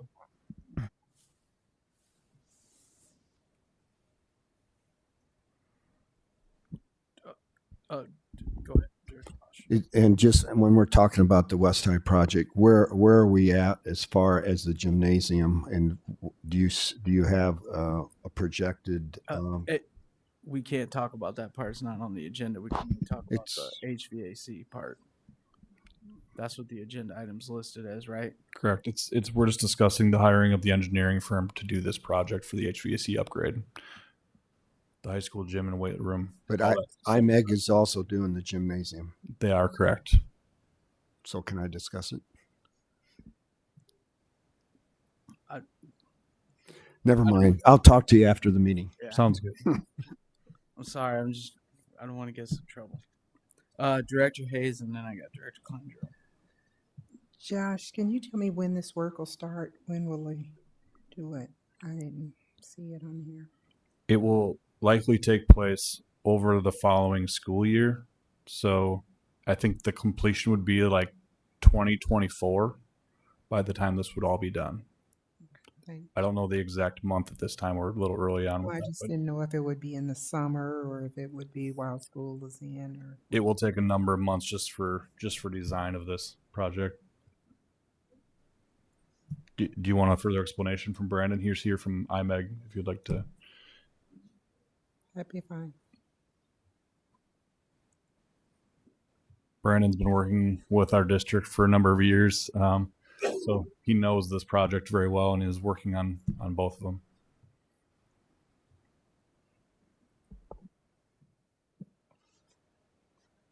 Yeah, we would start designing soon, but the actual construction would likely take place in 2024, like Josh mentioned. There's some work that could potentially start during the school year in mechanical room, electrical room, non-occupied classroom spaces. The bulk of the work would be anticipated to occur over the summer of 2024. It is a very large project, so we still, that's a very preliminary schedule. Part of the reason we're starting so early is because of lead time and industry issues, so that we can get it designed, out to bid, and allow for some of those longer lead time items that are out there right now. Thank you. Director Kleindro. This is more directed to Kevin. I've seen the word ESSER come along a lot tonight. Can you, in the Friday update, it doesn't have to be this Friday, but in the next couple weeks, give us a rundown of where we stand in ESSER, because We're funding a lot of projects through ESSER, including $8.5 to maybe $9 million here. Yes, we will update that. We updated a month ago, last month, for the committee. We'll continue to update that and bring that to the committee. Thank you.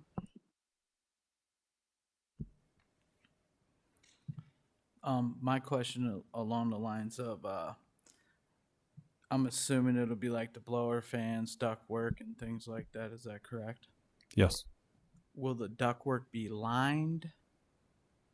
Meaning the insulation will be on the inside, or so it's blowing all over whenever the unit kicks on, or will it be on the outside? Brandon, how do you typically design them? It depends on the space and the district's preference. Typically, we would do line when there's an acoustic concern. So in the majority of the spaces we're looking at, that isn't the case. A large area that this project will be impacted by is the industrial arts area, also gymnasium, locker room, pool, corridors. So those are spaces where you wouldn't necessarily need line duct work. Yeah, I would highly recommend not line ductwork, because that fiberglass is just blowing in your face all the time when the unit's running. A lot of people don't realize that, but again, I'm probably the only one that works in construction here too that knows that, right? Okay. And I'm assuming you're going to bring this to us at the next meeting. Is that correct?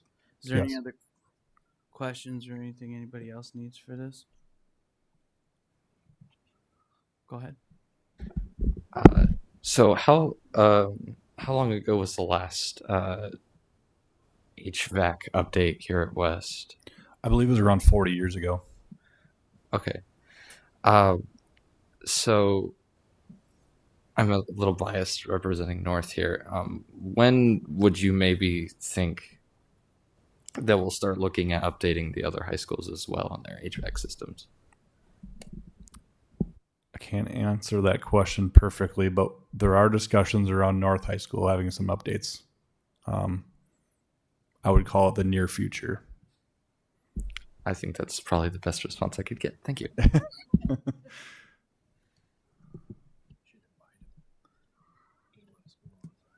Right. Well, now you know who the advocate's going to be to get it done. Any other questions? Oh, one last question, and I'm going to ask it right in front of the guy, but how many change orders has IMEG given us in the past? Is there like between, I know we keep talking about architects and things like that, but I would like to eventually start seeing, all right, we gave this person this job and then we got X number of change orders and things like that. You know what I mean? Because if we start going to when we're getting a bunch of them and then they give us a low ball bid, and then we're going to get a bunch racked up in change orders. So I'd like a way to kind of, I don't know if you guys keep track of that, but it'd be nice to kind of grade that. I mean, we haven't seen a lot of that in a while, and it's been kind of nice, but we haven't done a lot of projects in a while. That's exactly what I was going to say. The limited time I've been here and what we've done for projects through this has been a pretty small amount. So we definitely will keep track of how many change orders we see on a spreadsheet or some kind. Okay. Perfect. Thank you. Anything else? All right. We will move on to subject 12.06, board calendar for December 2022 to November 2023. And I'm going to turn it over to the board secretary, Brenda T, on this one, because this was totally her idea. At the agenda committee last week, we talked about the board calendar. Each year, the board has to approve a calendar for the upcoming year. It always happens at the organizational meeting, which is coming up on November 28th. So I put together a board calendar that follows tradition almost identically. There were just a couple exceptions for the upcoming year. We avoided spring break, and the committee suggested we hold no committee of the whole in March, instead hold 2 regular meetings. And then last year, we held no committee of the whole in June because it almost without fail falls on the day after graduation, which is a rough day for the board anyway. And instead held 2 regular meetings so you could take care of business, hire people, and pay the bills twice in June. We did the same in July. Again, hiring was important during that time. And then in December, traditionally the board only holds a committee of the whole and 1 regular meeting. The holidays just really prevent any other calendar in December. Another option discussed by the agenda committee was to hold fewer committee of the whole meetings throughout the year, potentially meeting just 6 times a year or even just quarterly. So I put together just a few ideas on that. We, as Davenport, is one of the only districts who holds a monthly committee of the whole meeting. Many districts hold them as needed, quarterly, in more of a workshop type setting. So I didn't know what the pleasure of the board was, but I thought those options might be something to talk about. So that's kind of what you're seeing there.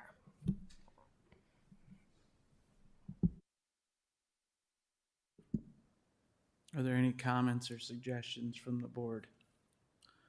Director Beck. I love some of these ideas. I would say I would be in favor of 6 CAL meetings per year. Currently, I believe we have 8, if I counted correctly. And I would be hesitant to do the as needed option because I feel like oftentimes things get put off if we don't have them regularly scheduled. And I think given our history, the Committee of the Whole has been a really useful platform for getting a lot of our data, getting reports on data from on our student achievement. So that would be my thought, is 6, no less than 6, and schedule them in advance. Director Poston. Correct me if I'm wrong, but didn't the state come down on us as far as not having enough meetings? It was not having long enough meetings. Okay. I think we passed our whole month quota tonight. So if we go to 6 times per year for cow meetings, then how much will that cut our pay? 0. Oh, okay.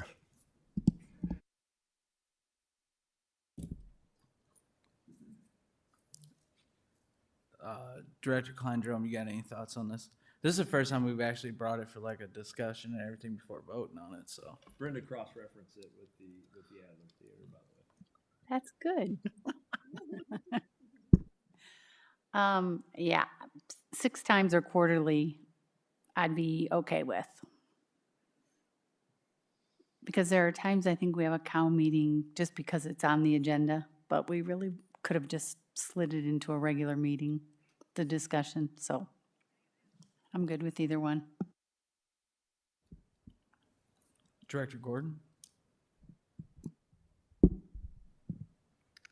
I would prefer quarterly, but I would be okay with 6 times a year as well. I think when we can get more done in fewer sessions, that's good for everyone's calendar.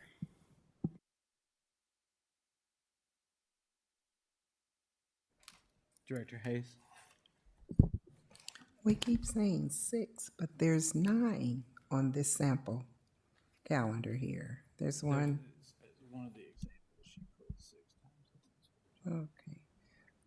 With the long-range facility planning, I think we'll probably have them more for the next probably 6 months, and then what after that? We stop.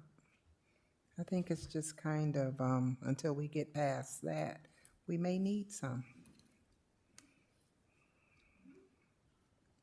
But I could go with 6 if the group does.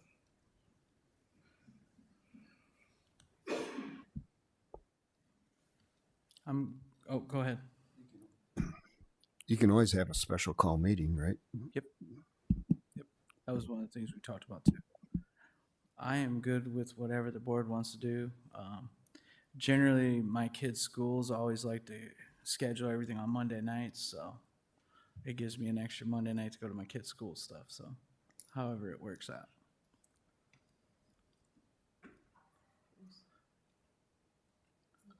Yeah.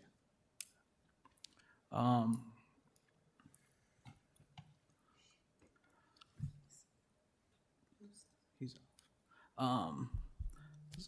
so I believe the consensus is what she has with 6 Cal meetings. Okay. Brenda, you got your answer. Okay, I will put together another draft and bring it back for approval at the organizational meeting, or give it to you guys for approval. Okay. Thank you, Brenda.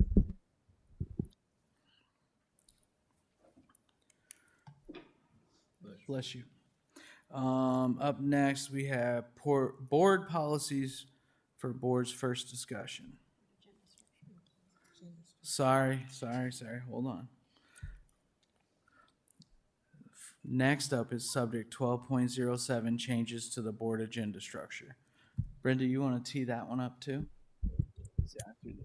Yeah, I can. I was just looking at some ways to streamline board meetings, and I had talked about it with IASB staff, and then I went and did an audit of local districts, included Des Moines. I didn't do all UEN. And there were several things that you guys can do that are absolutely acceptable practices and common practices. IASB staff was fully on board. One was to simply move approval of bills over to the consent agenda.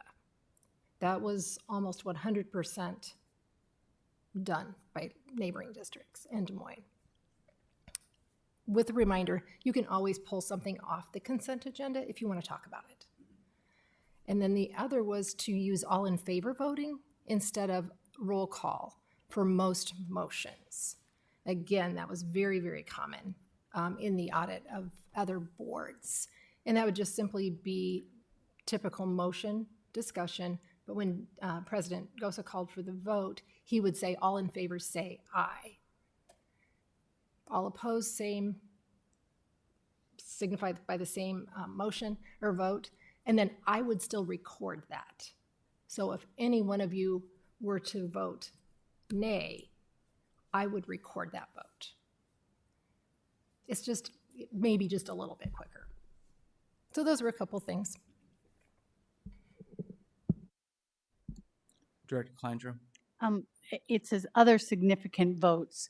Who determines whether it's significant? And if it was going to be a roll call vote, could one of us say, we want a person vote? What I understand from Luann at IASB is there is no true definition of what has to be a roll call vote. She liked these suggestions after any type of hearing, going into closed session. And what was the other one I put down?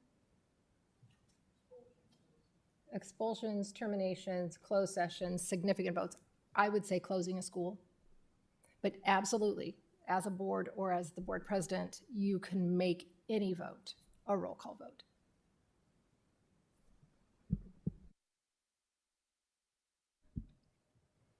Any other comments?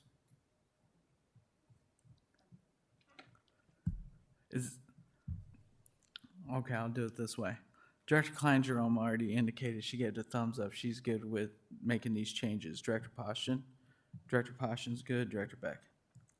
I'm totally fine moving approval of bills to the consent agenda. The only thing I worry about with the all in favor vote is I currently run a committee that often has people on Zoom, and their votes are almost never registered because everybody's muted, and you say all in favor, say aye, and they don't either click in time or they just raise their hand or something like that. So I would caution that we make sure we count the people who are unable to be in person. So that's my only comment.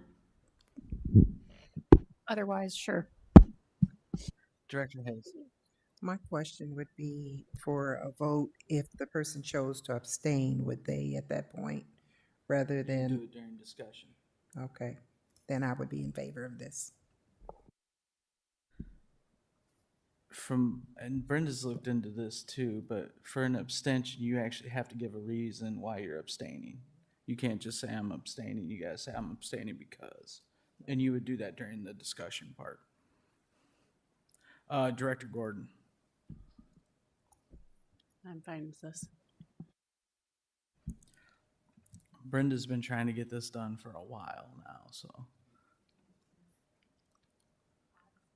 He's not on. All right. Now we can move on to subject 12.08, board policies for board's first discussion. Director Beck. The policy committee has gone through all of these, and the vast majority we're either adopting the IASB template or only slightly modifying it to meet our needs. I don't have to read through all of them, do I? Can I just open the floor for any questions or comments? All right, are there any questions or comments? Director Gordon? For policy 50207, the wording of it is a little confusing to me because it says, violation of this policy by students will result in disciplinary action, including suspension or expulsion. But then it goes on to say, may be reported to the local law enforcement, may be reported to law enforcement, may be required to complete a substance abuse or rehab, may be subject to discipline. So I guess it's really the last line and the first line. So it says you will result in disciplinary action, including suspension or expulsion. But then at the end of the paragraph, it says may be subject to discipline. So I believe that the language is, I guess that's, can you tell if me? they don't complete a program. Yeah, which line are you looking at where it says may? Well, there it is. Okay. If you don't complete such a program, you may be subject to discipline, including suspension or expulsion. I believe this is one we adopted from the IASB template. And I'm going to hand it over to Superintendent Schneckloth. Yes, it's a great question. So one of the things when we have this, we want to make sure that we're always giving our students an opportunity to improve or get better. And so the zero tolerance policies are ones that really back kids into a corner, kick kids out for things. What we really want to do is give ourselves options.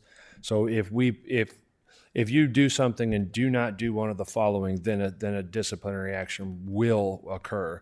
If you do one of these things and you step into a program, you seek counseling, you do these things, and you successfully complete those things, then maybe that will be taken off, or your suspension or whatever it will be lightened. So those are the kinds of considerations for there. As building principals and administrators, and teachers, anybody, we really like the opportunity for students to come back.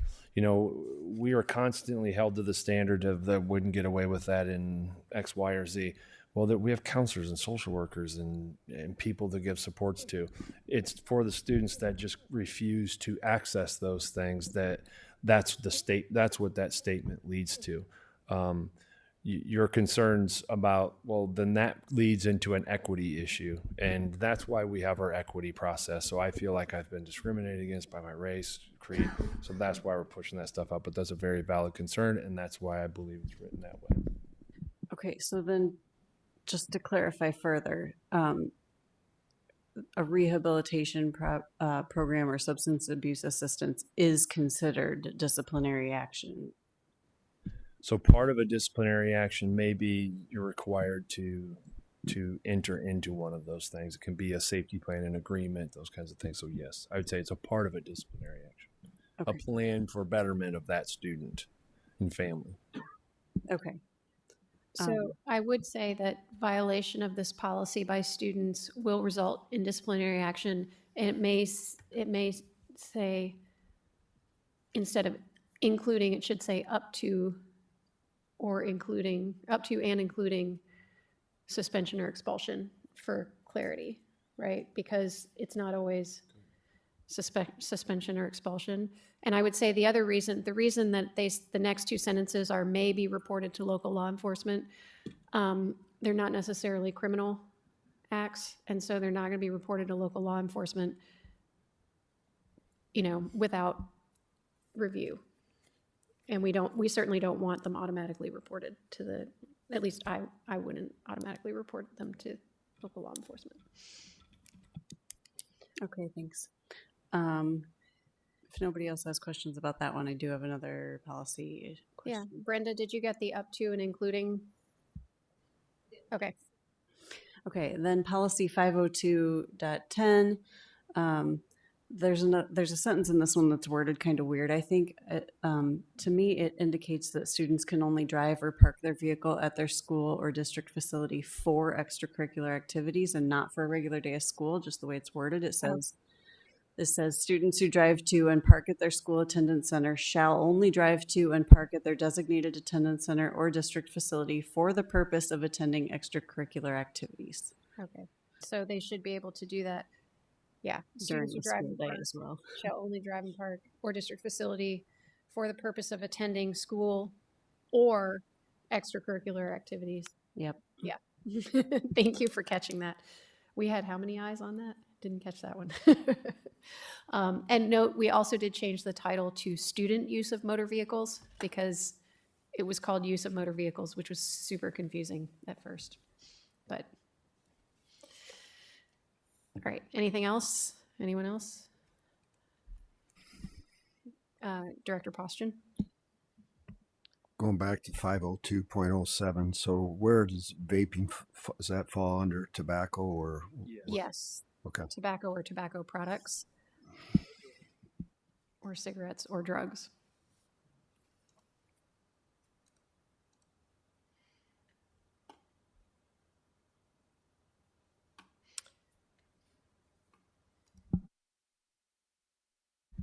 Anyone else? All right, we will see these for second discussion next time.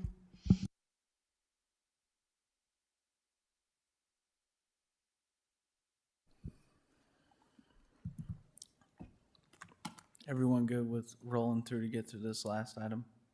If no one needs a break? Okay. All right, we'll move on to subject 12.09, long-range facilities planning timeline update. I'll turn it over to Superintendent. Thank you very much, and I would ask that Josh and Kevin and any other cabinet members feel free to jump in here tonight. So I would like to start with the description of our timeline. Our long-range facility committee thought it would be best to kind of put this in a timeline format. So phase one is which is where we at, is we need to close existing elementary buildings as identified under the master plan pathway. 3 buildings to be closed: Buchanan Elementary, Monroe Elementary, and Washington Elementary.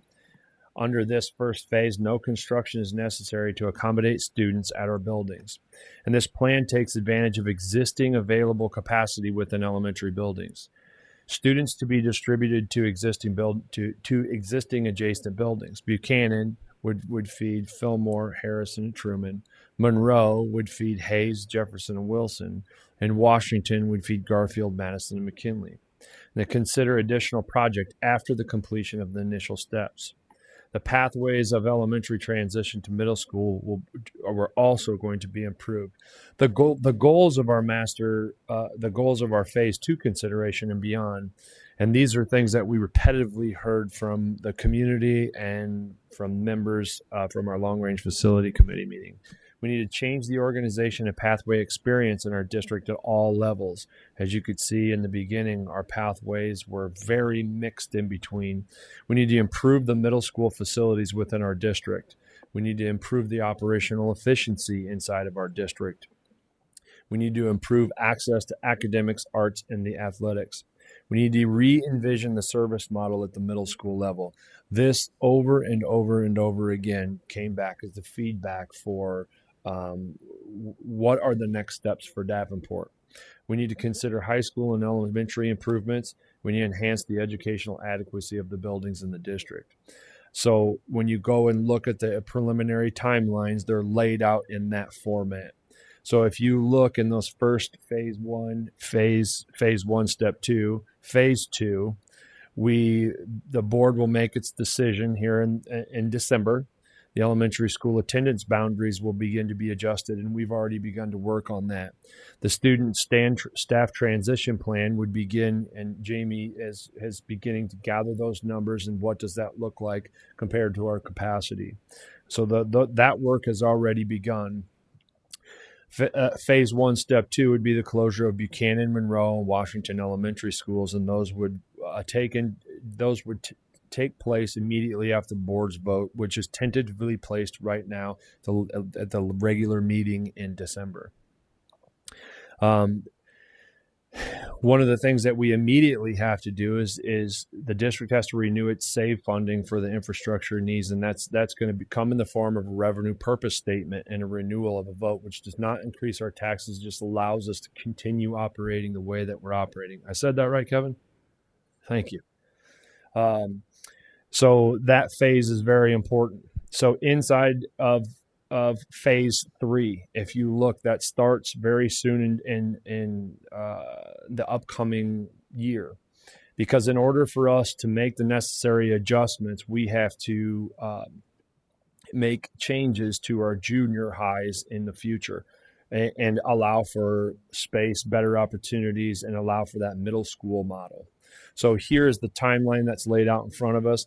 There are tentative next phases, which phase 4 and phase 5 you can see, where we would do additional school closures if necessary, where the board would begin to look at that in 2024 and the end of 2024 and move into 2025.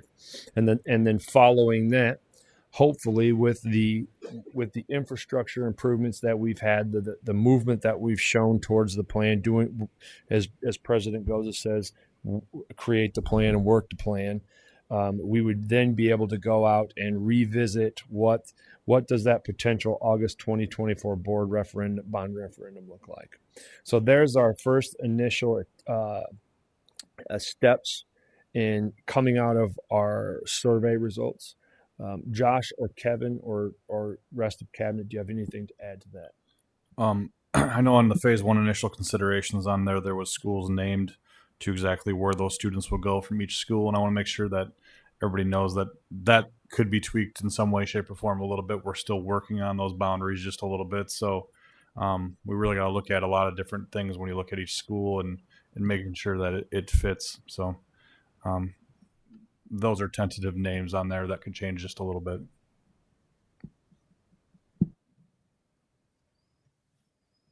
At this time, we would take any questions or considerations to move forward. Director Poston.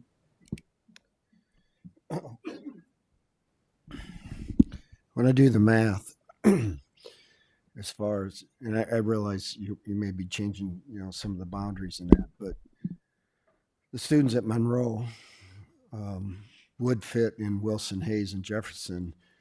But when you look at the students that are at Buchanan, there's no way they're going to fit in Truman, Harrison, and Fillmore. And likewise, the number of students that are in Washington will not fit in Garfield, Madison, and McKinley. So I'd just like an explanation of how we're going to do that and not overcrowd our buildings.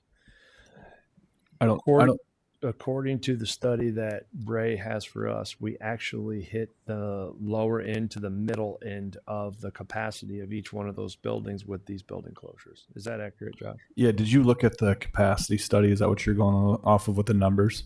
Because there's a minimum, a min-max, then there's a max capacity, basically. So a lot of these were falling on the minimum side of that capacity range when we were looking at them. And that's what I was looking at the minimum capacity, because the way I look at it, why risk overcrowding these buildings if we're talking about having enough room for our interventionists and things like that? To me, it looks like it's going to be tight. Now I have a follow-up question to that too.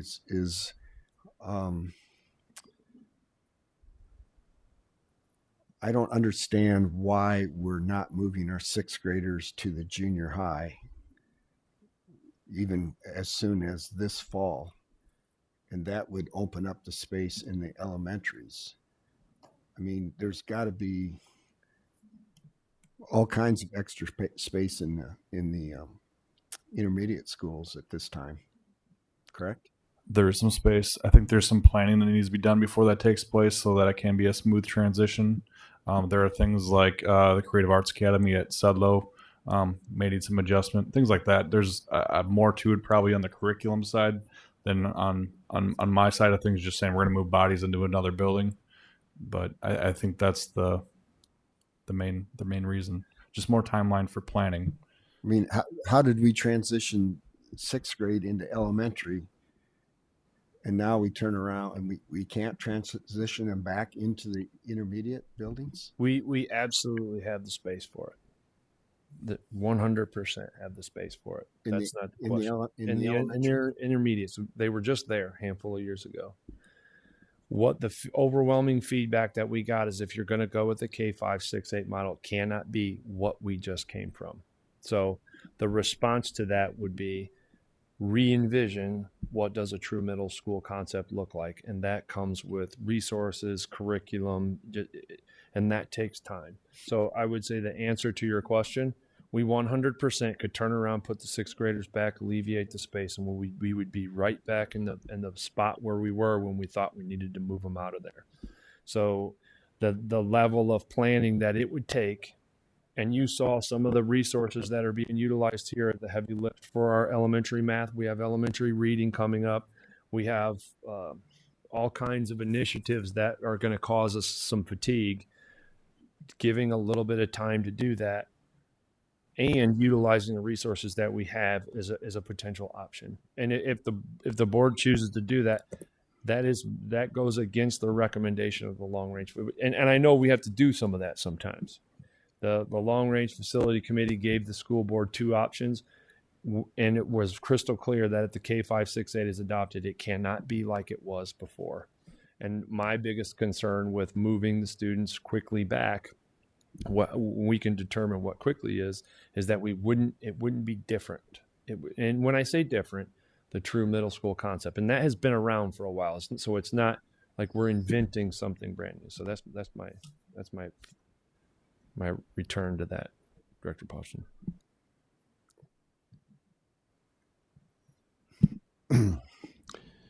Well, correct me if I'm wrong, but my understanding is when the students were moved, the sixth graders were moved to elementary, that was more of a financial reason. I can take that. I think yes and no, because I think that I'm trying to think of how I can word this and not get myself in trouble. I believe that someone was wanting to close a junior high, and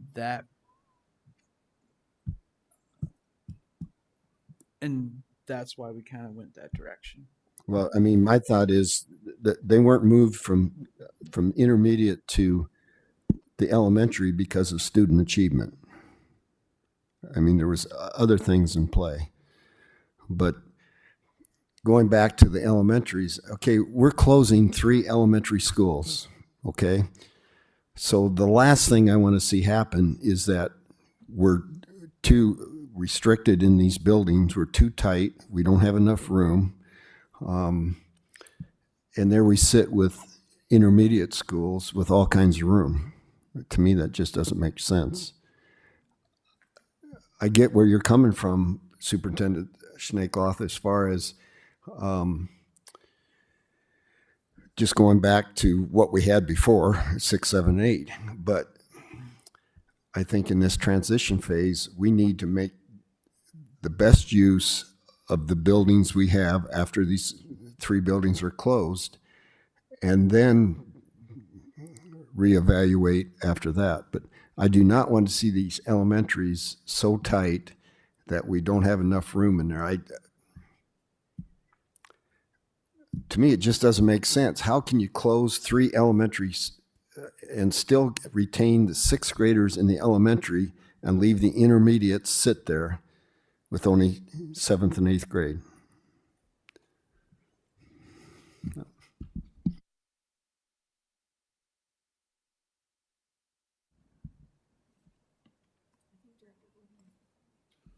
All right, Director Gordon, Klein, Jerome, and then back. Kind of to follow up on that, I have a similar concern, mostly because I keep hearing from elementary school staff saying, how are we going to fit more in our buildings when we're already having to share rooms? What about the sped kids? Is anyone really thinking about the sped kids? And I've tried to say, based on all the data that we've received, yes, those flex spaces are intended as sped rooms or as reading intervention rooms or whatever they need to be, tier 3 rooms, whatever. However, when you bring that many more students into a building, those spaces that are already cramped and crowded are going to be, more so. It's getting late. You know how I get with my words when it gets late. Can't make them. I just have concerns about, because there are a lot of those interventionists and stuff that are making do with very small, tight spaces and having to share spaces with other people. And I do have concerns about that as we bring more people into the buildings. Director Klein, Jerome.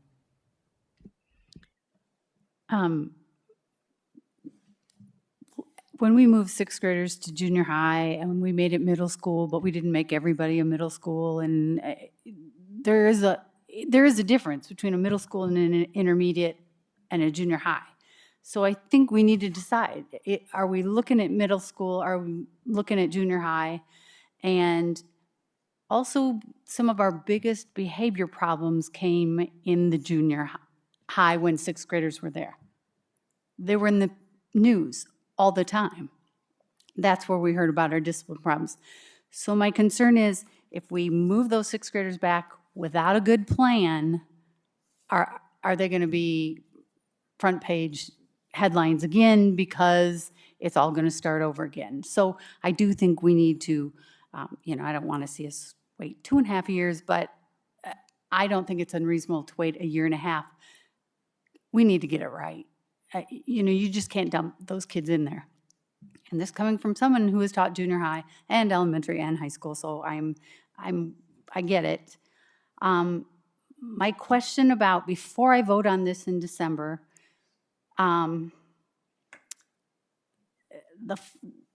movement of Buchanan to Fillmore, Harrison, and Truman.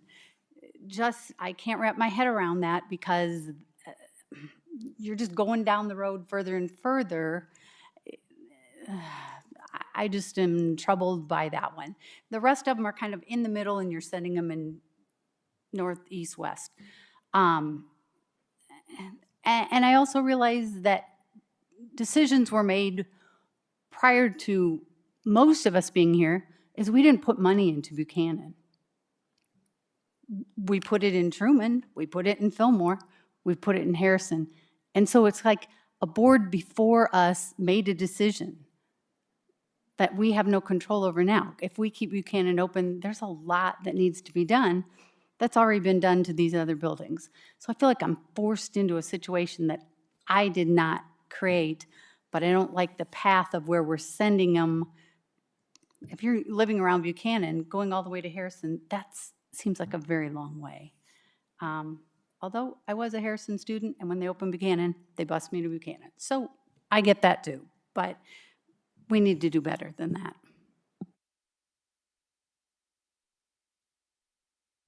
Right. Before I vote, I really want to know where they're going. And don't hand it to me the Friday before I have to vote on Monday. I want to know ahead of time where the plan is for these 3 buildings to go.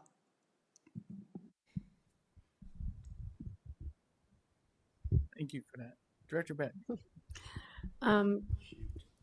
Yeah, that's actually those 2 things, the 6th grade and the boundaries, or moving students out of these elementary schools. I heard that a lot of the students at Washington walk. There's not really any busing, but some of the other schools that are to be closed already bus students. So I want to know that we're making the right decision to close the right buildings before we vote on it, and that it wouldn't make more sense to close a different building and right before we do this. But I'm fine. You know, the plan is the plan. I guess it kind of piggybacks along what Director Klein-Jerome was saying. The other thing I want to know is what the boundaries are, because right now we're planning to move the students into, 3 existing elementary schools, or 3 schools that will stay open, but we have more elementary schools than that. And so why are we redrawing all the boundaries? Are we basically redistricting the district and taking advantage of all the spaces that we have? Or are we only redistricting those? That's why I mentioned earlier that those direct schools listed behind each school may be different than what's on that sheet.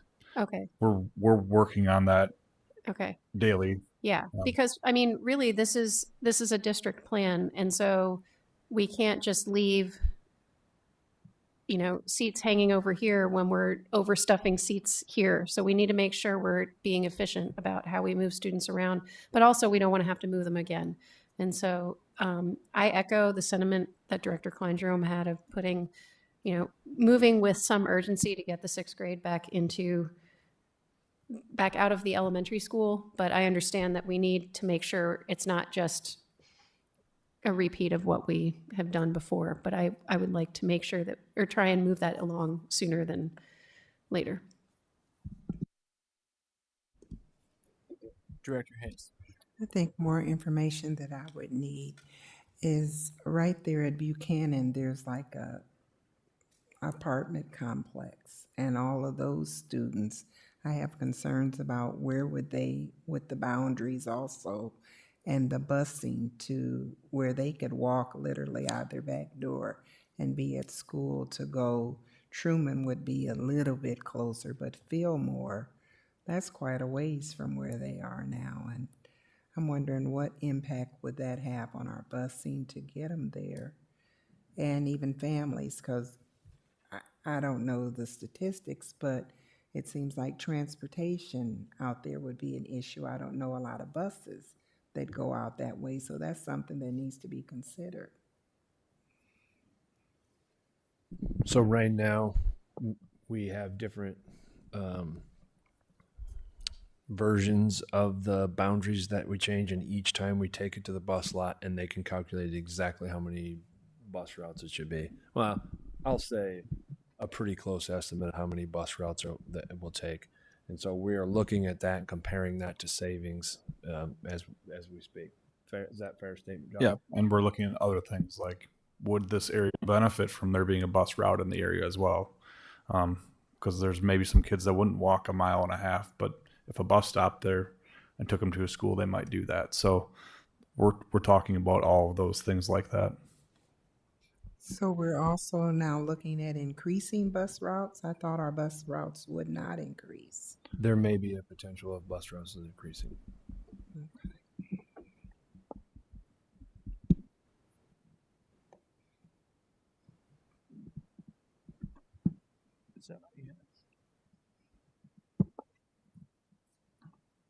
Real quick, I just have a clarifying question, and then I'll move on to the other board members.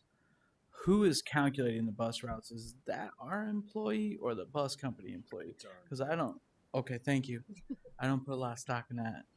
Otherwise. Yeah, our router does that, and okay, she lives here and she knows this district like the back of her hand. Perfect. Thank you for that. Yep. I think I got Director Beck and then Director Poston.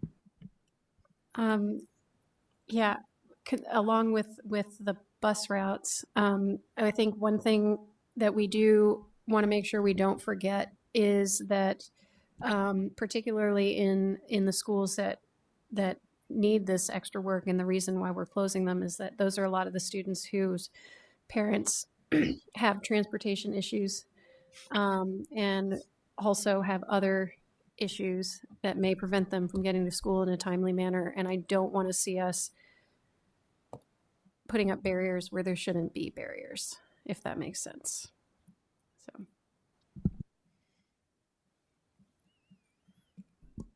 Director Poston? I agree with Director Klein Jerome. When we talk about Buchanan, Buchanan, it's not a new building by any means, but it's a lot newer than a lot of buildings in the district. That concerns me. I was in there about a month ago, and to me, it looked in relatively good shape. I don't know what the roof is like and that sort of thing. And like Karen said, we're shifting those kids over to Truman, Harrison, Fillmore, and yet, would it make more sense to be splitting them and going, the other direction? But if we're looking at strictly at the building as far as what kind of shape it is, I guess that does make sense. But I'm still going back to my figures, and there's 364 students in Buchanan, and Truman, Harrison, and Fillmore have 136 openings. So I can't figure out how that's going to work.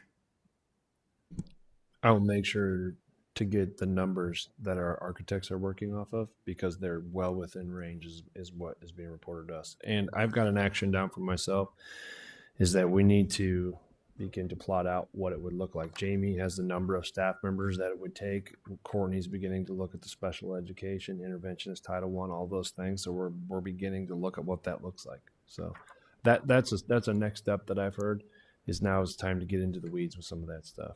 So that's a next step that I have. I believe that the numbers that you are operating off of are the lowest part of a range that our architects are saying you can go up to here.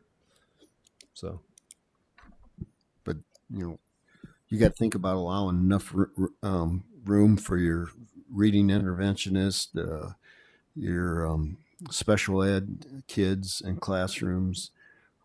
So I don't want to see it be tight. A question to Josh: when you compare a Buchanan building and a Truman building, is there a big difference in as far as the shape they're in?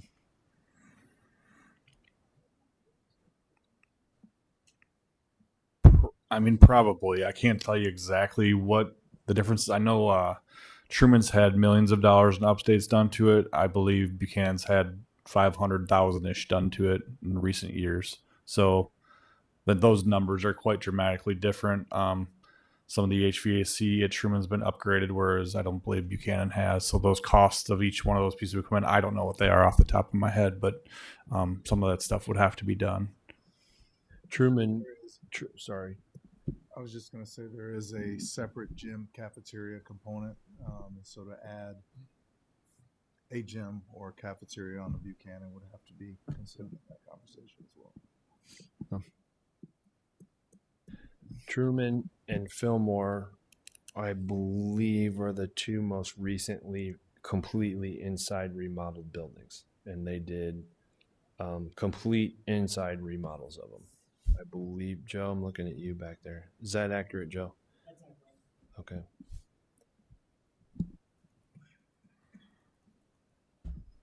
Truman also had geothermal and everything done too, right? So it's cheaper to run.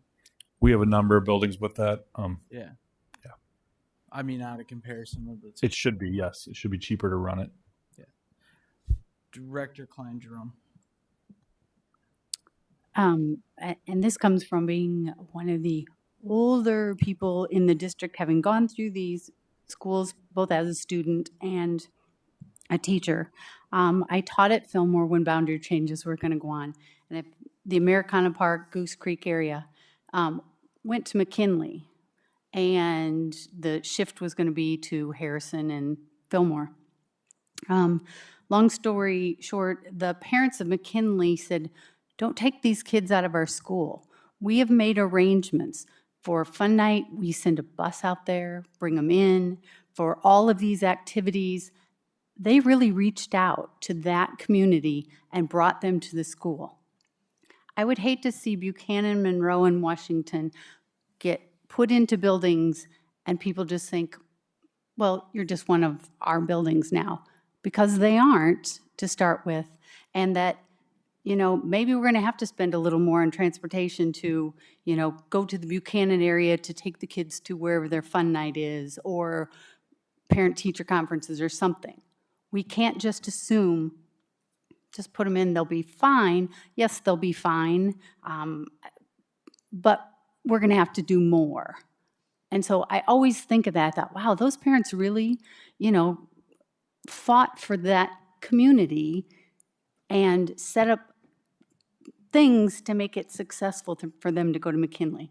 And we need to make sure whoever are getting these students also make some accommodations, knowing they don't have the transportation, maybe not even the parental involvement. They need to look at this differently too.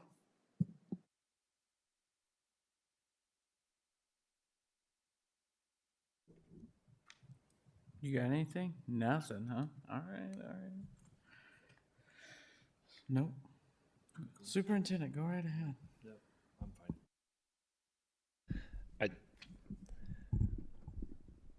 This is a critical spot where we are, and I really appreciate the conversation of getting it right. And there's no perfect answer.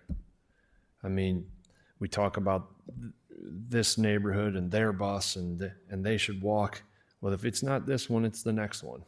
And then it's that neighborhood and so we're going to do everything we can to get, these are all great considerations. It's time to start getting down in what do the boundaries look like, and the boundaries are going to be really important for this board to vote to move forward. The apartment complex at Buchanan, where would that go? I heard that. Room for intervention of special education is tier 1. What are the impacts there? And what does the student transportation potentially look like for either extended activities? And what does a student transition plan?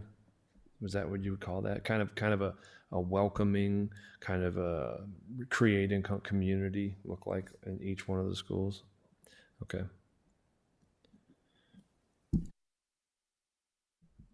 Director Posture. I think another thing we got to keep in mind too is when you add up these numbers from closing 3 elementaries, we don't even come close to the number of open spaces we have in the district. So I mean, we're not done here with the 3 buildings. It's something major is going to have to change. So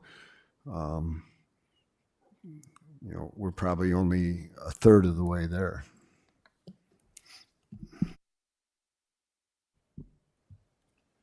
Anybody else? I love going last. Everybody already said everything I wanted to say. For me, I would like to see the potential boundary maps along with, and I know we got it somewhere, the population study that I'm trying to remember the group that did it for us, where what was that called? Where everybody lives, because that's how we kind of figured out people are more trending to the west. Yep. Demographics. There you go. The demographers. I would like to see that as well to kind of coincide with that. And also, I mean, obviously some of the kids from Buchanan area could probably go to Walcott or something like that. So, I mean, if you guys had that done in your boundary, this whole thing sucks that people have kicked it down the road for so long and now we have to do it, but it needs to be done. But we have the potential to set the district on the right trajectory to make sure that we're hitting all of the buildings and making sure we're setting the plan with the phases and everything like that to get the district where it should have been. I mean, it's a heavier lift now because it's been kicked down the road for so long.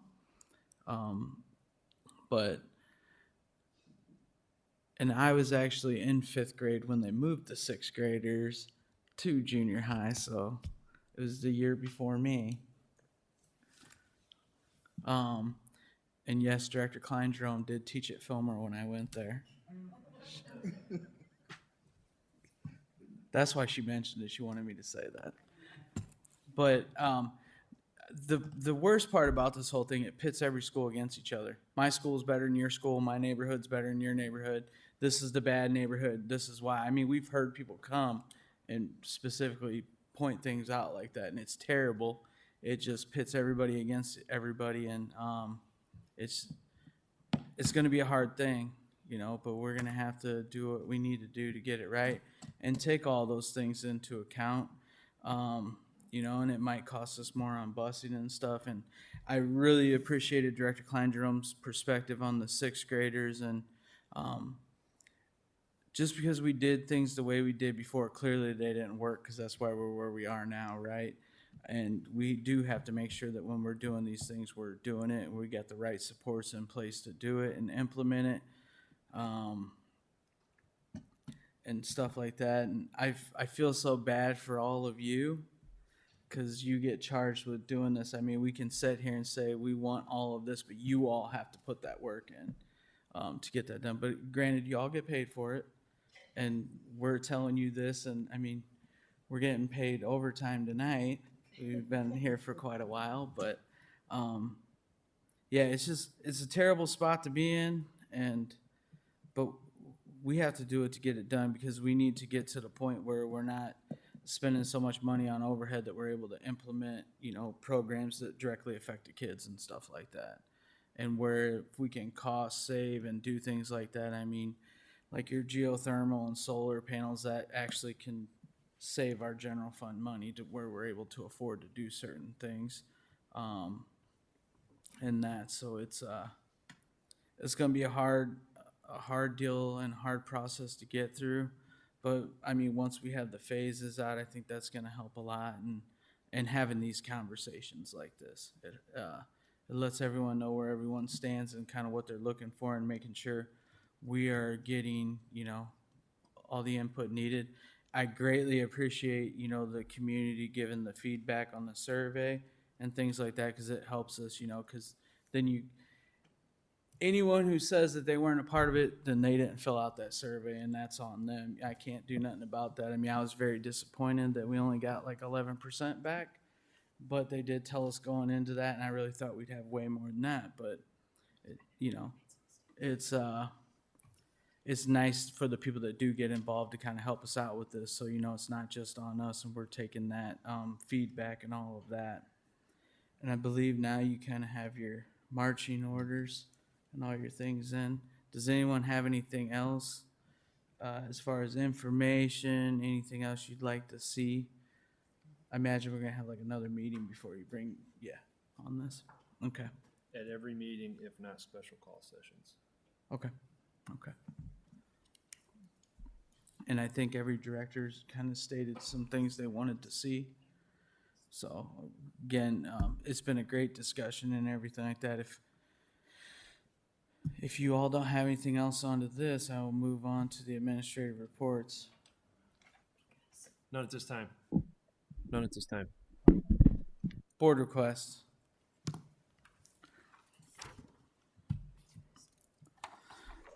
Any other board requests? All right, we have a board request. Name of board member Allison Beck. Date of request November 19, 2022. Item requested, please circle below. It's a request for information. Description of request. I would like to know the financial feasibility of bringing all DCSD hourly salary to a minimum of $15 an hour or bonuses of some sort. Why are you making this request? Although it is part of a contract negotiations, one way to show respect for our staff, B, fill and retain positions, is to pay people what they feel they are worth to the extent possible. When would you like this? As soon as feasible. Is there a second? All right. Is there any other board requests?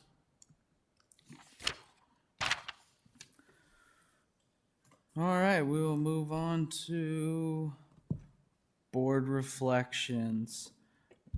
We will start with Director Gordon. I was really impressed with both of our presentations tonight. I'm really excited about the registered apprenticeships for the teachers and paras and how successful that seems to be so far. The math one was good too. and I was glad to hear the other teacher that spoke during open forum regarding that as well, get a couple different perspectives. Thank you, Director Hayes. I really enjoyed the discussion with the long-range facility planning timeline and the discussion we had. I feel that we talked about a lot of things, but we kind of delve in a little deeper tonight.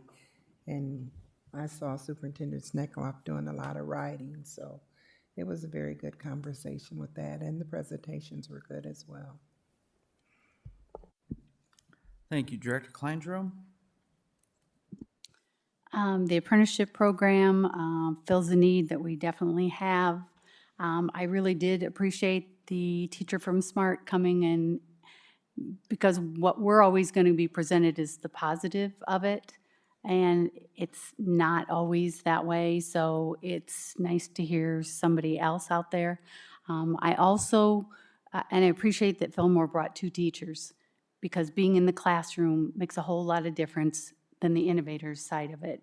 So when that happens, I would like to see more teachers here, because they're the ones that are doing the heavy lift on all of these things.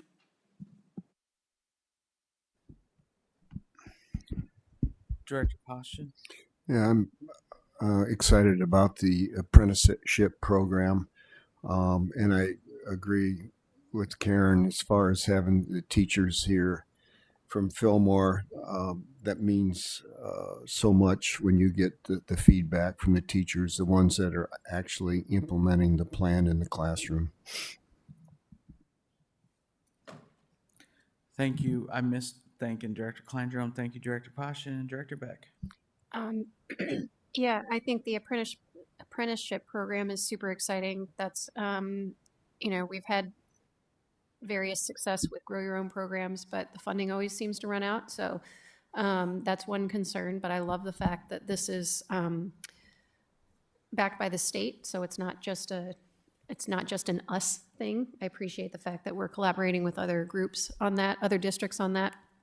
And I also really appreciated the math curriculum presentation, and echoing what everyone else said, the teachers, hearing from the teachers, and actually there was one coach as well, means a lot. Not that I discount what the innovators say, but it's nice to know from the boots on the ground. And I especially appreciated the teacher who came to open forum and gave us another perspective. So, but a lot of effort has gone into running these field tests, and I think that's really a good thing. Rather than just adopting a curriculum wholeheartedly, we're testing things first, and I appreciate that.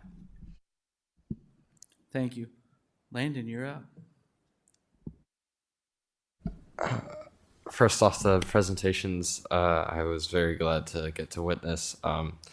Over the summer, I was privileged to serve with Green Iowa AmeriCorps and their Sustainable Schools branch. And so I actually got to work here in the ASC building. And so I, time to time, I would share an office with Allie, and I would hear about the things that they were doing with grant writing. And so I just want to personally vie for them and assure the community that it's super cool what they do, and they're absolute powerhouses and very inspiring. I also want to say, again, being a math nerd, I'm very glad about the HMH project, and I personally vie for that. And I just want to conclude by saying I'm glad to be here and to offer a student's perspective and to represent my school, and I will continue to do so. Thank you. Thanks for staying the whole night, too. All right, Superintendent Schneckler. The apprenticeship program, one of the things that wasn't mentioned is that it is actually attracting minority candidates. The candidates in the program match our student population percentage-wise. That's super powerful. That's why we listed the goal down. It's working. Thank you.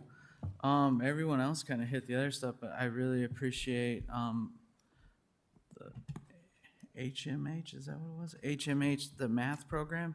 I really liked the fact when something got brought to us, there was supports built into that program. So I thought that was kind of awesome, and I hope we're able to implement that. I mean, I know we got to vote on all of that, but I thought it was a pretty neat program, and I did appreciate hearing from them. And Fillmore did bring 3 teachers because that innovator is a teacher also. She was actually one of my kids' teachers, Miss Kimmel.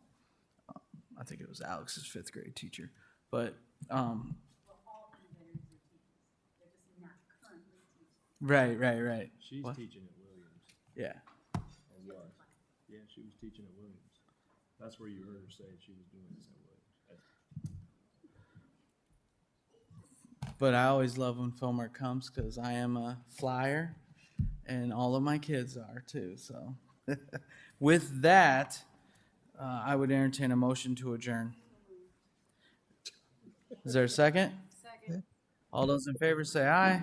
Aye. Any opposed? Ayes have it. Meeting adjourned.